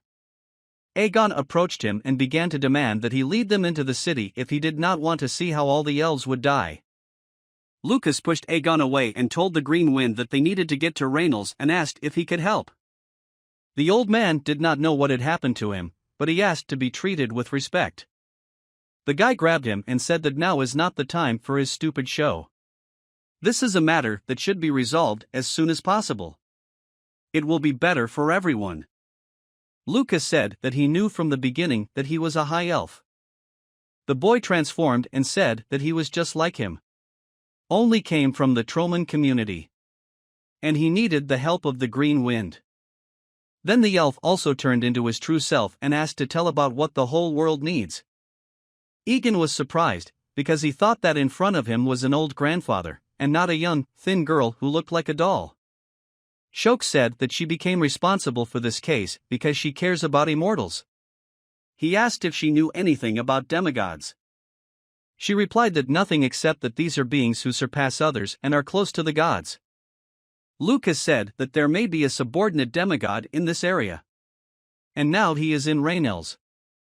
But Shokes knew that this was impossible because Raynell's does not allow people from the outside into his territories, even if they enter there by force. The boy replied that he was different from ordinary people. Lucas understood that she was the same high elf as Odin, so it would be better not to reveal information about the apostle now. He said that he did not have time to tell all the details. But you can be sure that only they will be able to track him down. But for this, the girl asked to answer only one of her questions. He said that he was not a conscript, but at that time it was not known how he concluded a contract with a spirit. The boy said he learned it from his close dark elf friend. Shokes couldn't believe that a dark elf who was stronger than them had transferred his technique to a human. They seemed very open to him, especially his friend Camilla had really wonderful personal qualities. There wasn't a single elf in Raynell's who didn't know her. And this strongest panther in the world recognized an ordinary person as a friend. Shokes said she would believe him and lead them to the village. The demigods learned that Indra had died and again the killer had left no trace. This was done by the traitor they were talking about a few days ago. They needed to be careful until the next meeting. After that, a servant came to Odin and said that the goddess was calling him to a meeting. He asked to convey that he would come soon. Odin did not believe that there would be a fool in the city who would threaten him, the queen's own brother. And so they finally came to the Tree of Light. It was really very big. The guards noticed Shokes on the horizon, but did not expect her to return so quickly. She replied that it had happened this time and asked if nothing had happened during her absence. The boys stood and listened to them, but understood absolutely nothing, because they spoke an elven language. Bartova noticed that people came with her. Shokes said that these are comrades with whom she cooperates. They helped her when she was on the trail of a necromancer, so Shokes started working with them. Even so, people can enter only after greeting the goddess and receiving permission. Bartova asked if they would go to her immediately so that she could send a request for an audience in advance. Egan began to worry because he was interested in how the case was progressing. According to the rules, everyone who came must say hello to the goddess. Therefore, they immediately went to her. They passed much more easily than Aegon had expected. Shokes returned and asked the goddess to behave more politely. After all, she is the heart of the entire city. The audience with her will not be very long. Aegon had said that he was cold enough in life that she might have a preconceived notion that he was ill-mannered. He asked not to worry because the martial king technique is an art that hardens both the mind and the body. Shokes was worried, as if she was stuck in one place and had no way to get rid of unhealthy energy. Lucas asked her not to be so serious. This guy was a clone of Kazajan. He constantly talked about meeting women, but as soon as they appeared in front of them, he immediately became like a stone. They came to the goddess Snow. She already knew about the foreigners who helped Shokes. Lucas laughed and asked Shokes to look at Aegon, in order to confirm his words. As soon as he met a beautiful girl, he was immediately petrified. She had the same surname as Odin. It means that the apostle is a blood relative of the queen. Now it was clear why Odin was able to calmly spread his wings on Raynell's territory. It was truly amazing. She was not a high elf. As far as he knew, all elf queens belonged to a high race. Shokes bowed and knelt down. She invited an audience with the queen for the rights of the first daughter. She said that these people were helping with her task, as the report said. She asked that they be allowed to stay for a few days before they set out again. Shokes said that the queen spoke human language, so she asked them to introduce themselves. Lucas did not understand how long Aegon would remain stone. Her skin was like white jade, and her graceful movements resembled the flapping of a butterfly's wings. A delicate voice that made the knees bend. The word beautiful would not be enough to describe her. Shokes seemed to him a goblin compared to the elven queen. The girl asked Aegon to finally introduce himself to Queen Snow. As soon as he saw her face, he could not think straight away. This girl did not allow him to collect his thoughts. He tried to force himself to calm down and look at this beautiful woman. Aegon was trying really hard to do it, but his expression was very terrible. One of the guards said that he was ill-mannered and did not understand how he could allow himself to behave like that. The queen, with one gesture of her hand, asked the guards to be more calm and restrained in relation to the guests. Lucas decided to start the first one. He hoped that the grace of the forest would be eternal, and the warm rays of the sun would cover the blue sky. The sorcerer of the Casca Empire greeted His Majesty the Queen of the Elves. It seemed that despite his human origins he was aware of elven etiquette. She gave permission for their stay in the city, and advised them to leave when they are properly recovered after a long journey. Shoke said they would do as their queen ordered. Already in the room, Aegon asked what was on their table. Lucas answered that it was dinner prepared by Shokes. Aegon was furious because he thought even goats ate better. Lucas told him not to expect to see meat on ribs in an elven village. Lucas decided to share the jerky with him. Aegon liked this boy because he was always prepared for any situation. He asked Lucas where Shokes had gone. The boy replied that she had a lot to report. The boy began to speak more quietly and said that everything was more difficult than he thought. One must be careful, because the hearing of elves is much better than that of humans. This is all because the idiot Odin is a relative of the queen. They had no direct evidence, so if they start interrogating him, they will be accused of rebellion. Then the whole village will become their enemies. If Ricky is to be trusted, then a mediator is needed for communication between the apostle and the apocalypse. Aegon enjoyed the jerky and couldn't figure out what it was made of.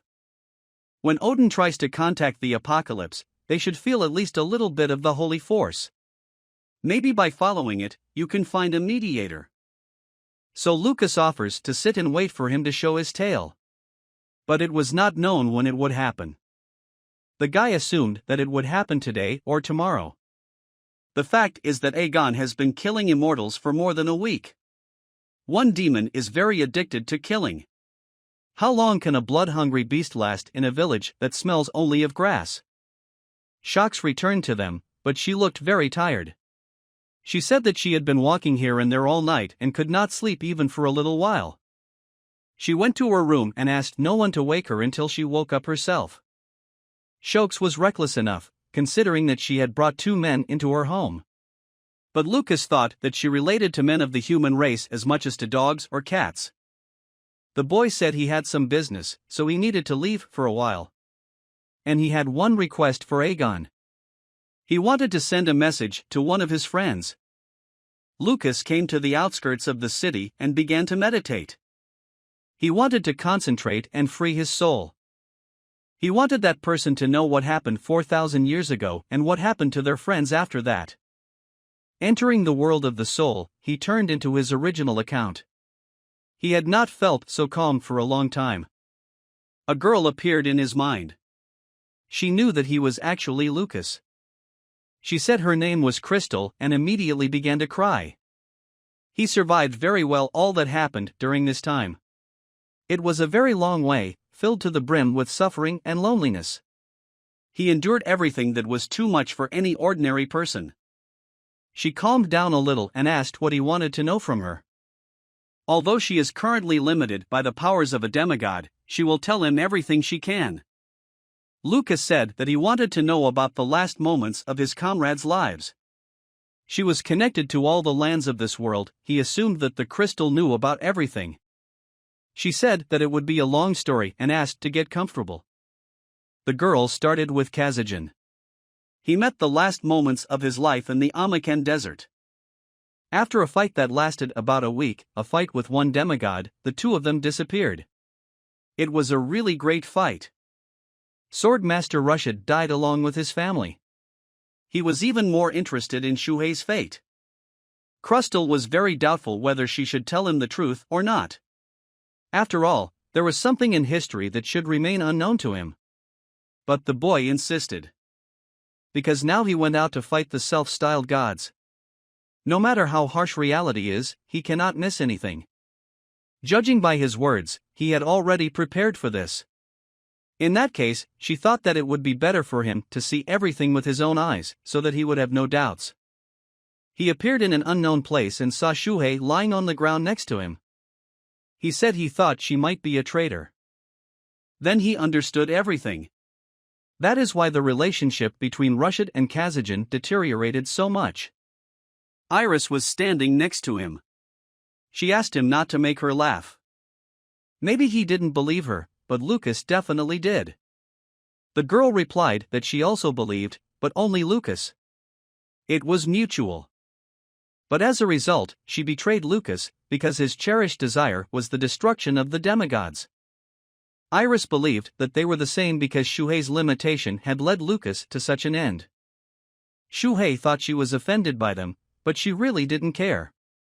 It angered her that he decided to take Lucas's empty seat. Shuhei agreed with her because he wasn't good enough to be his replacement. Iris laughed and asked not to pretend to be calm. Because she is sick of hypocrisy. Shuhei asked why Iris united with the demigods. Why did she do it? This was exactly what Lucas feared the most. Shuhei said if Lucas saw this, he would be very disappointed in her. But she screamed and said that Lucas had already died. The old man said that it was possible and it was better that he did not see it. At first she was very angry with Shuhei, but then she remembered the position she was in and started to smile. She was sorry that she still had to destroy him and made the last attack. She asked him not to worry and rest, and she herself would fulfill Lucas's dream. Iris believed that in this era it was impossible to resist the demigods. It was necessary to wait until some time passed. Until they were sufficiently cornered. As a result, Shuhei couldn't do anything. He didn't get rid of the demigods, he didn't improve the relationship between friends, he didn't even prevent Iris from becoming a traitor.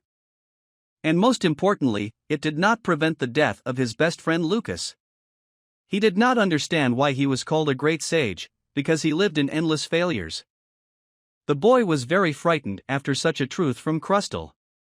She also said that Iris is alive and possible even in this generation. Although she couldn't guarantee that it was the girl he knew. Lucas thought about Shuhei, how he asked for forgiveness before he died. His last words were forgiveness.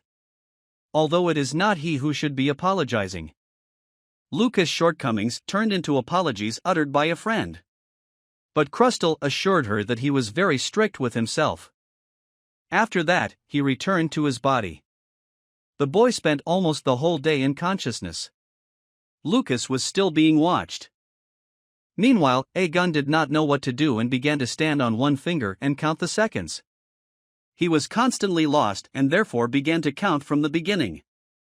Lucas came back and said that the meditation was a bit long. Aegon said that he had given what he asked for. And she said that she would come when the sun had completely set. Lucas thanked him and told Aegon that he had enough to deal with. He said he was going to destroy Odin at night. The boy immediately finished his training and decided to go wash up before an important task. A girl visited Lucas, he surprised her with his every act. She was unexpectedly contacted by a student of the self-styled king of sorcerer warriors and said that Lucas was looking for her. She even doubted whether to believe him. No one could even think that they would meet again in the village of High Elves. Lucas said that he was surprised when he learned that the apostle is a blood relative of the queen. To be more precise, they are not related at all. Queen Snow was adopted. Since ancient times, queens came from the Fritickwood family, but this time they did not have a daughter. And they could not pass this place to Odin, because he is a man. Now it became clear to Lucas. He knew that the queens belonged to high elves, but when he saw that Snow was not a high elf, he was very surprised. She was an ice elf. It was a rare race that lives in the snowy regions of the north. Lucas continued to be closely watched and eavesdropped. Camilla asked when the guy was going to act. He replied that there was no point in dragging and he would do it today. She assumed that her task would be to silence the guards who were attached to him. He wasn't surprised that she figured it out on her own. In order to get here, she had to imperceptibly bypass the guards. Besides, judging by the fact that he sent his friend to her, it means that he had some kind of request. Camila said that she was also there as a guest and therefore they could not raise any unnecessary suspicions. And if they were caught, she was going to say that Lucas had threatened her and she had no choice. He wasn't sure that anyone would believe that the strongest panther on earth was scared of human threats. She asked why he left Isabella and came alone. Lucas replied that she was replacing him as an instructor for the community members. Camilla was surprised that the cute child had already managed to become an instructor. She quickly got used to this job. It was as if she had worked in the clan all her life. It's time for Camilla to disappear. She asked Lucas to be more careful, because Odin is a conscript with good abilities. When a sorcerer becomes an apostle and gains powers, he loses the ability to use magic. However, the summoning abilities were in harmony with the abilities. Moreover, these are the abilities of not just a demigod, but someone who has the power of the apocalypse. The girl who served Odin asked if he wanted anything. But he simply killed her without any words, because his energy rose from killings. The maid did not understand why he killed her. However, for now it was only in his imagination. The girl asked permission to leave if he didn't need anything else. And he let her go. Due to the powers of the death control demigod, he cannot suppress the desire to kill at all. Odin went for a walk to get rid of stupid thoughts. But in the park he met Shoks, who asked why he was walking at night. The guy assumed that she had been on the road for a long time and now she was tired, but she had to continue doing a lot of things. Shoks did not complain, because she had to do it. Odin also heard that these people helped her in the pursuit of the necromancer and asked how the case was progressing. She replied that everything is very confusing. And these people are sure that the necromancer is inside their village. Odin believed that the best solution was to kill her so that their affair would not continue. As soon as he came a few steps, Aegon appeared in front of the girl and pushed her away. At first she thought he did it because she fed them the same grass. Aegon turned to her and told her to be quiet, because if it wasn't for him, she would be dead by now. Odin summoned the high-level wind spirit Stonia. Shoks couldn't believe that he was really going to attack her. Odin was surprised because he didn't think that the stranger Shoks had brought would be a sorcerer warrior who was destroying his lovely immortals. Aegon said that if he is from the royal family, it does not mean that he can do everything. He wasn't really going to tell anything, but since they were going to die anyway, there was no point in holding back. Aegon wasn't going to listen to his threats and abuse, so he attacked him first. He noticed that his head had become very strange and Aegon planned to fix it. Odin advised him to be more careful with his words. An untitled outsider could not say such things to a member of a noble elven clan. But in reality he was nothing more than a puppet of a demigod.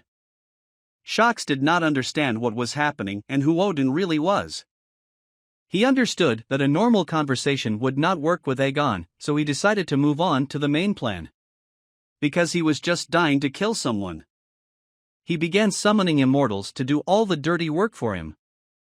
Shoks could not believe that Odin was the same necromancer who summons immortals.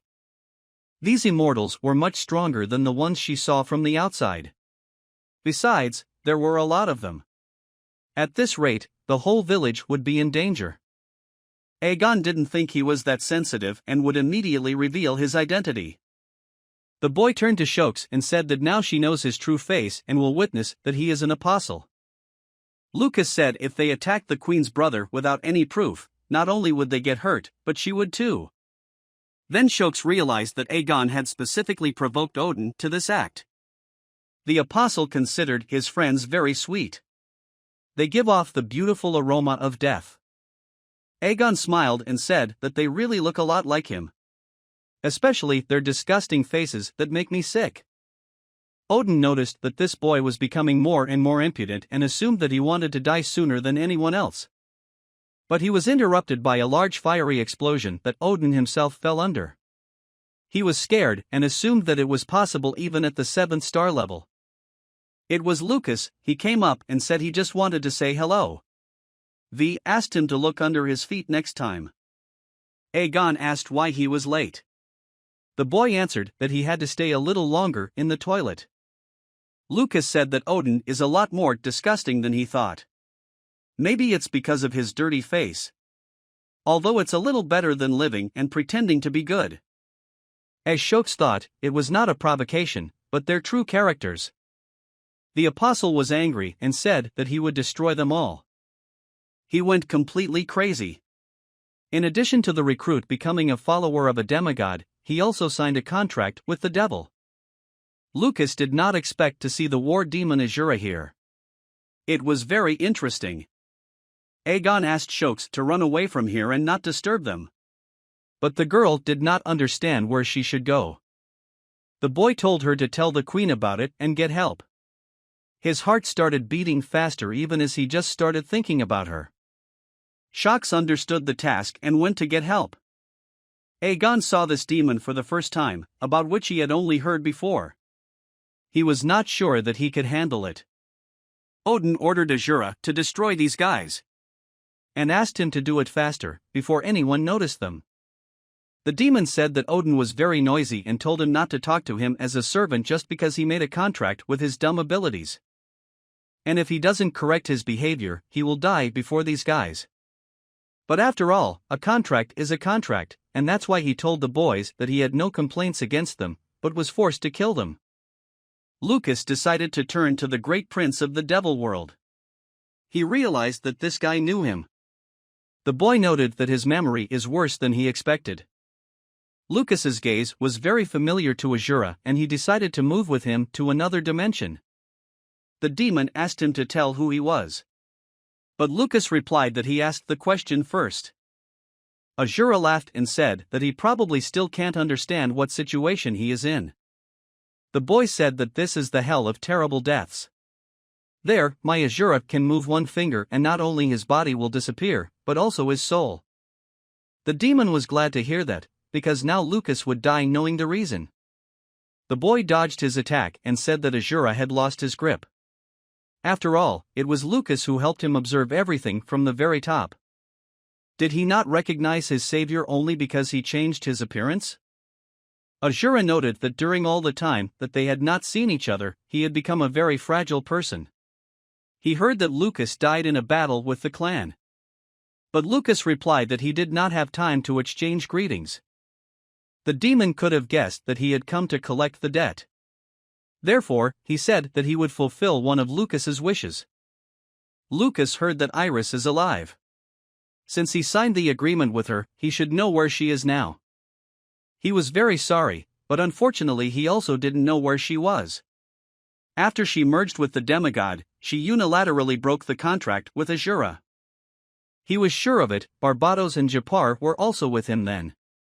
It seemed that she had agreed on something with Rod. Most likely, she called them in order to take the most advantageous position in the energy struggle with Rod.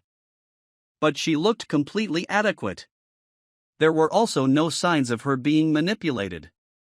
Therefore, Azura was sure that she had simply changed her position. He also added that it happened some time after Lucas disappeared. About 4,000 years ago. If Iris is alive, she is most likely looking for Shuhei's tracks. Azura heard her say that she must find his core. Lucas then realized that she was referring to Anastasia's core, which he had found in his dungeon. Anastasia is the name that Shuhei gave to the core of the golem, which is the masterpiece of his life. But it was not clear why Iris was looking for him. After all, in order to put all the events in their place, you need to create Anastasia. He did not have more time. He thanked Azura and said that this could be considered his debt paid. The demon said that after all, Lucas is not an ordinary person. He thought that if Azura himself is in debt to him, then he will ask to hand over the whole world to him. And he simply asked for the location of his ex. Although Lucas assured him that they did not meet. It seemed amazing how the man he was about to kill could speak so confidently. At first, the guy did not understand who he was talking about. And then Azura said that the person who signed the contract with him wants to destroy Lucas. Then the boy asked where he was going to go, because he had to repay the debt. But Azura believed that there was no more debt. Lucas offered him to sign a contract with him. although Azura thought that the boy was skeptical about different types of contracts. Lucas said that he would soon have to go through fire and water, but he himself would soon be able to see it. The demon asked what the boy could give him in return in his current state. The boy promised that he would give him the last minutes of the demigod's life. Azura was surprised that Lucas still hoped to defeat the demigods. But in the event that he failed, he allowed Azura to do whatever he wanted with his soul. The demon agreed and said that someone like him was worth signing a contract with. He would gladly lend him his power. Lucas returned to the ordinary world.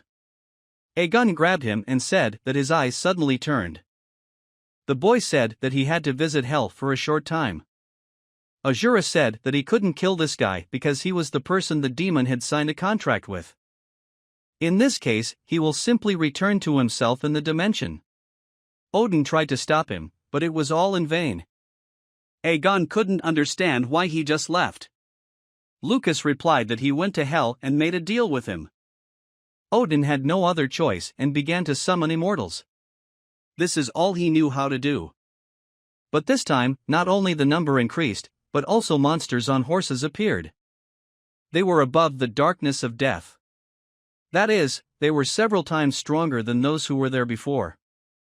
For Aegon, they were just slightly stronger sandbags. Meanwhile, Odin summoned a bunch of immortals, and he himself began to flee quickly. He wanted to contact Crystal. If she helps him, then he will be able to throw people like them out of the village without any problems. Aegon said he would deal with the monsters and asked Lucas to catch up with the fleeing coward. Lucas asked if he would be lonely. Aegon replied that he would have a lot of fun. Before leaving, Lucas asked him to be careful and gave his fists extra strength. After that, he decided to set up a dance floor there with the immortals. Lucas was able to catch up with Odin without any problems and even overtake him. So Odin was forced to land in the nearest suitable place. He was very angry that Lucas had taken Azura from him. So he summoned an immortal dragon to destroy the boy. But Lucas simply froze the dragon completely with one swipe of his staff. The guy wanted to start by just talking and said that he was interested in something. But Odin told him to shut up and continued to summon new immortals. Without any problems, Lucas froze all the immortals, and it seemed to him that Odin could not do anything else. Lucas added that it is a very simple controllable technique, and the true ruler of death is Nasdaq. It is he who can revive the dead or kill. He controls even ghosts, and if he touches Odin, his skin will melt, and heavy rain and wind will begin. He said this so that Lucas would understand how weak he was and that there were already doubts about whether he was really an apostle. One began to summon a demigod. There was a pressure that made it difficult to even breathe. There can be no mistake. It was the demigod Nasdaq. One began to ask him if he was a real apostle or not. Because he was humiliated. This guy said that Nasdaq's apostle couldn't be that weak. The demigod was amused by this. Although the bait was chosen very quickly, he still did not think that it would be revealed so quickly. As Lucas thought, Odin is not a true apostle, it means that the true apostle is someone else. Even if they destroy Odin, they won't be able to kill Nasdaq. So someone tricked Ricky. Lucas said that it was hard not to guess that Reynold's mind was filled to the brim with traces of divine power. Sometimes there were really sensitive people, but still it happened very quickly. As if someone knew about them and gave him a hint. Recently, a lot of suspicious things have been happening among them. Strong demigods have started dying in such a way that no one will know about it. Nasdaq guessed about the decoy, that was what his words about the decoy meant. Odin was a puppet created to find a traitor. Lucas said it was the first time he had seen a demigod, but he looked nothing like he imagined. He was much more talkative. Odin turned again to Nasdaq and asked what he meant when he spoke of a bait. For he gave up everything he had and followed him. The monster asked him not to make noise because he was thinking. And simply turned Odin into a pile of ashes. The demigod said that he surprised him very much. It rarely happens that he cannot see a person who has not lived for 100 years. More precisely, this happened for the first time. That was enough to make him suspicious of him. He needed to take a closer look at him. After these words, he simply dissolved into the air. The guy turned his head and asked how long she was going to hide there. She was surprised that he was able to notice her. But Lucas still did not understand what she was doing here. He let her stupid brother rest. She thought she should have done it herself, but she was grateful to Lucas. It turned out that she knew that he was a puppet of a demigod. But it was not clear from whom she learned about it.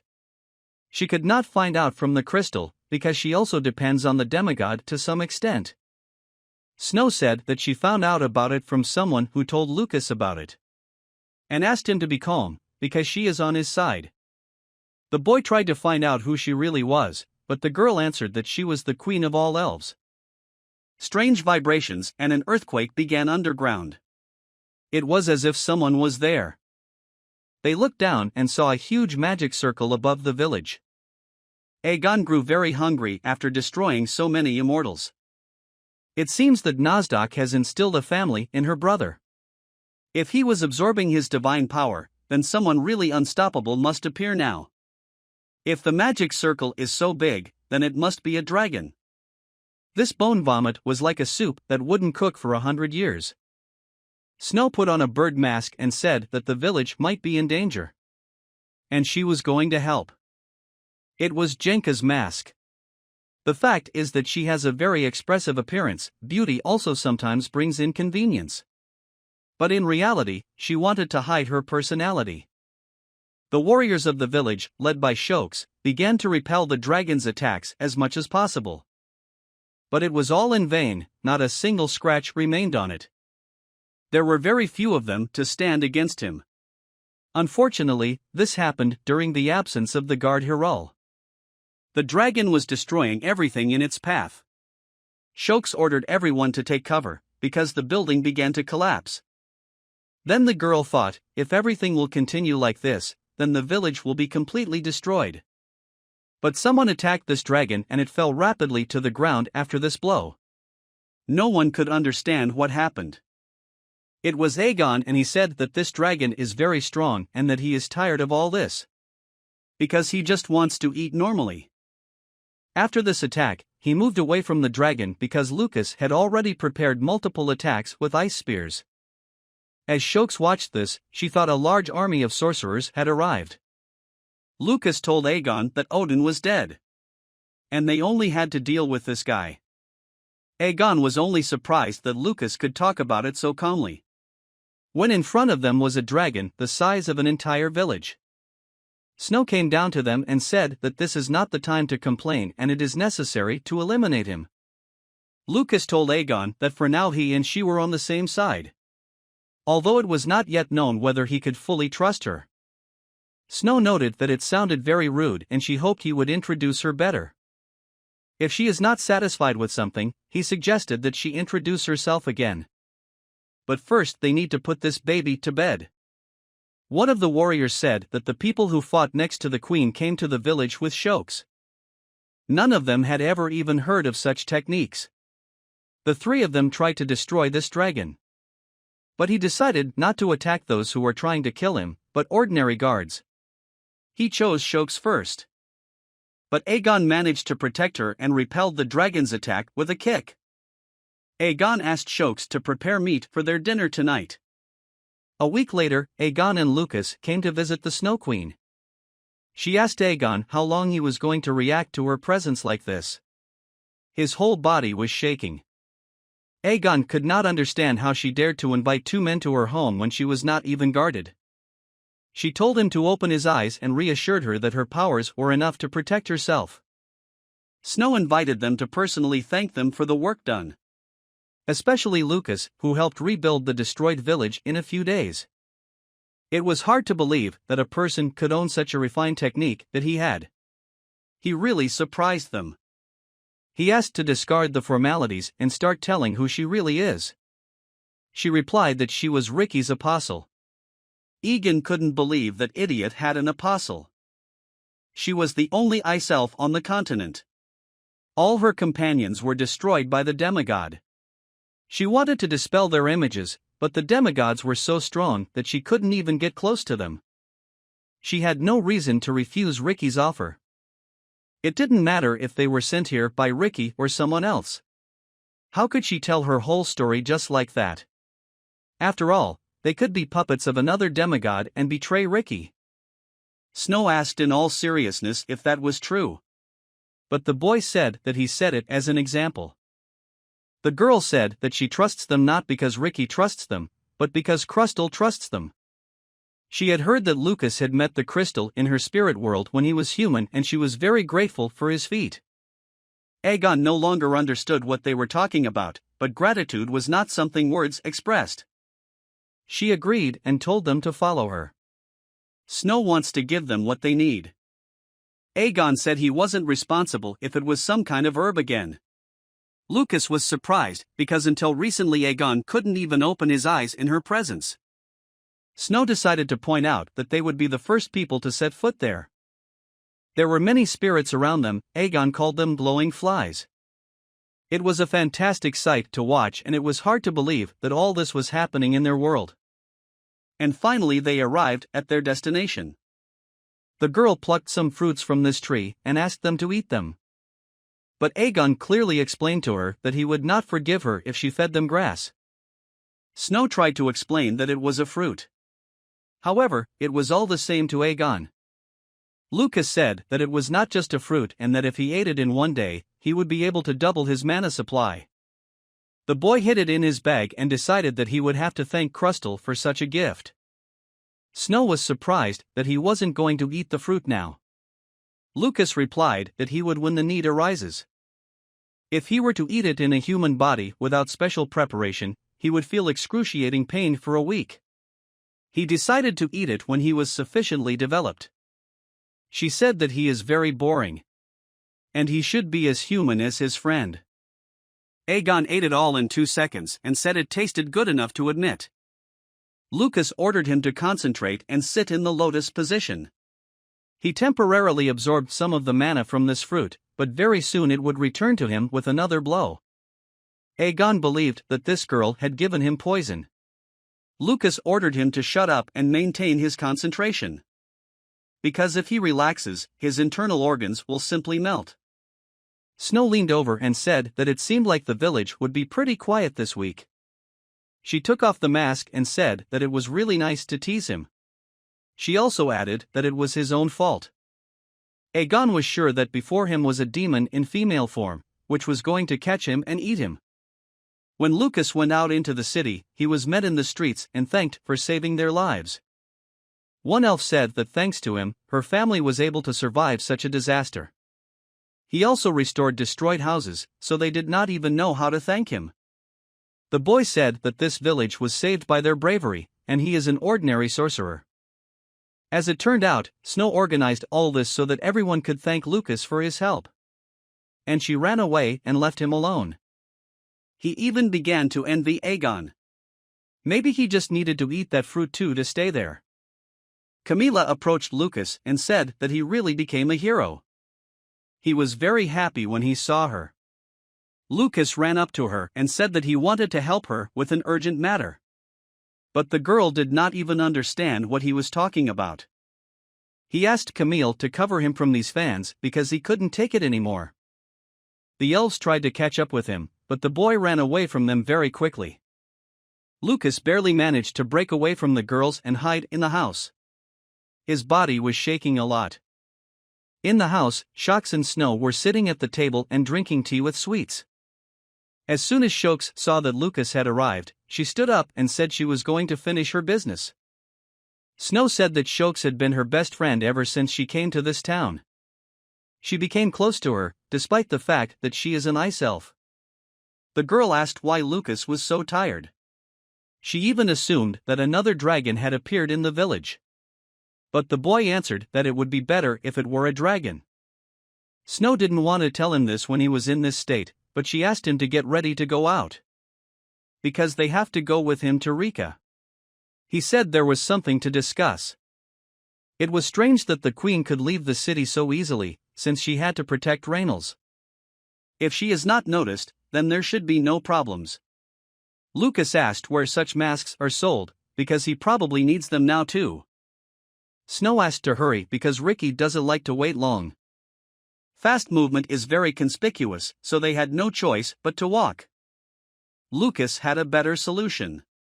But as far as Snow knew, in order to use the teleport, Ricky's secret hideout must also have a magic circle drawn on it. But the boy said that he didn't need him, and literally in a few seconds they were at Ricky's house. The girl saw such a stable teleport for the first time. Even without a prepared circle in the final location, but simply by coordinates. It seems like Snow said he really hates waiting. This is very timely because Lucas also wanted to check something related to Ricky. He was peeling apples as usual. Ricky invited them to sit down and treat themselves to tea. Lucas said Odin was not Nozdok's apostle and wanted to hear Ricky's comments on that. He was fascinated and didn't think there was such a simple method. Lucas threw his leg on the table and said that it nearly killed the three of them. It would be right if he at least apologized to all of them. Snow asked how he can provoke him. After all, there is a demigod in front of him. Apocalypse, who is one of the 5 strongest demigods. He is so strong that he can get rid of someone like Lucas by moving one finger. Ricky apologized profusely and said he would check the information more carefully next time. Snow was shocked by Ricky's reaction. She didn't expect him to behave like this. After that, Lucas sat down with them at the table. Snow guessed that the boy just wanted to check on Ricky. He continued to make sure that Ricky betrayed the demigods. Because if he was a liar, he would not be able to withstand such abuse. But what would Lucas do if Ricky really turned out to be an enemy? He called them today because he had something to convey. This is a crystal that appeared after killing Indra. Its level was different from what Lucas drank before. This is a crystal that was obtained not from the apostle, but from the demigod himself. Thanks to such energy, you can not only instantly reach 8 stars, but also acquire the abilities of Indra. But if he were to use it, it would mean he would no longer be a wizard. Lucas asked what he was proposing. Ricky asked him to drink it and attend in 3 months with him a meeting of demigods. But Lucas thought that only demigods and their apostles could be there. Ricky offered Lucas to become his apostle. Snow didn't understand what he was talking about. Even though divine powers appear through the recipe of other demigods, she doesn't think Lucas can become his apostle. Also, the Lord will be present at the meeting and they can very easily fall into a trap. Ricky said that demigods are not omnipotent. Just as he failed to understand that Odin was a decoy. And Lord will make a mistake in his analysis. He wanted Lucas to drink this crystal and go to the meeting with Ricky as his apostle. But he was forced to refuse because he was a sorcerer. Obtaining divine power but remaining without mana is tantamount to death for him. This is something similar to the pride of a sorcerer. But Lucas replied that these are the thoughts of a realist who wants to destroy the demigods. Ricky asked what he would do if he managed to possess both mana and divine power at the same time. Lucas said that hypotheses that cannot be put into practice do not make any sense. But Ricky replied that it is possible. To be more precise, he himself is capable of it. After all, the blood of the Blake family flows in him. But Lucas did not understand what the family was for. He had already known of its existence for a long enough time. Even though he was the 3rd son of this family, he was completely ignored due to his lack of magical abilities. He entered the academy as if he had just been kicked out of his family. In fact, he was surprised even when he first heard about it. Name. The idiots from Blake spoke so strongly and said that they would destroy all the demigods. Lucas couldn't understand why a demigod was so aware of a certain human race. He replied that there wasn't a single demigod who didn't know about them. Because their family had always been a kind of big place for them to experiment. Since ancient times, research into the interaction of divine power and mana has continued. And as soon as one of the apocalypses, Reiron, took control of them, they accelerated even more. Trials and errors were repeated thousands of times. Research continued for hundreds of years. And then the Blake family appeared. That is, in fact, their family appeared from demigods. The Castcot Empire, one of the countries that the demigods had particularly influenced. Lucas began to remember how his friend's father had said that there was someone in his family who kept in touch with the demigods. It was his father. His brother Heinz also spoke about this when he visited his home. He sincerely hoped that Lucas would not study magic and he had better not trust the communities. Ricky said that people from the Blake family did not lose their mana even after becoming apostles. So he once again asked him to become an apostle and attend the demigod meeting with him. There were quite a lot of unclear moments, how he could move into Frey's body. Could it be that this is not all by chance? He said it was not something that could be decided right now and asked for some time to think it over. But Ricky asked not to make him wait long because he hates long waits. Meanwhile, Phoenix promised to keep her promise and become queen of these territories to protect his mate's place. She went in search of Shuhei's dungeon and met a girl on her way. And at the same moment, memories of Torquemada began to appear in her head. When a girl told him that if he followed her, she would kill him.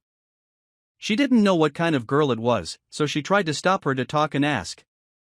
This girl understood where she was going, and when she saw that the last room of Shuhei's dungeon was already open, she was very surprised. Phoenix tried to talk to her because it was not clear what she was talking about.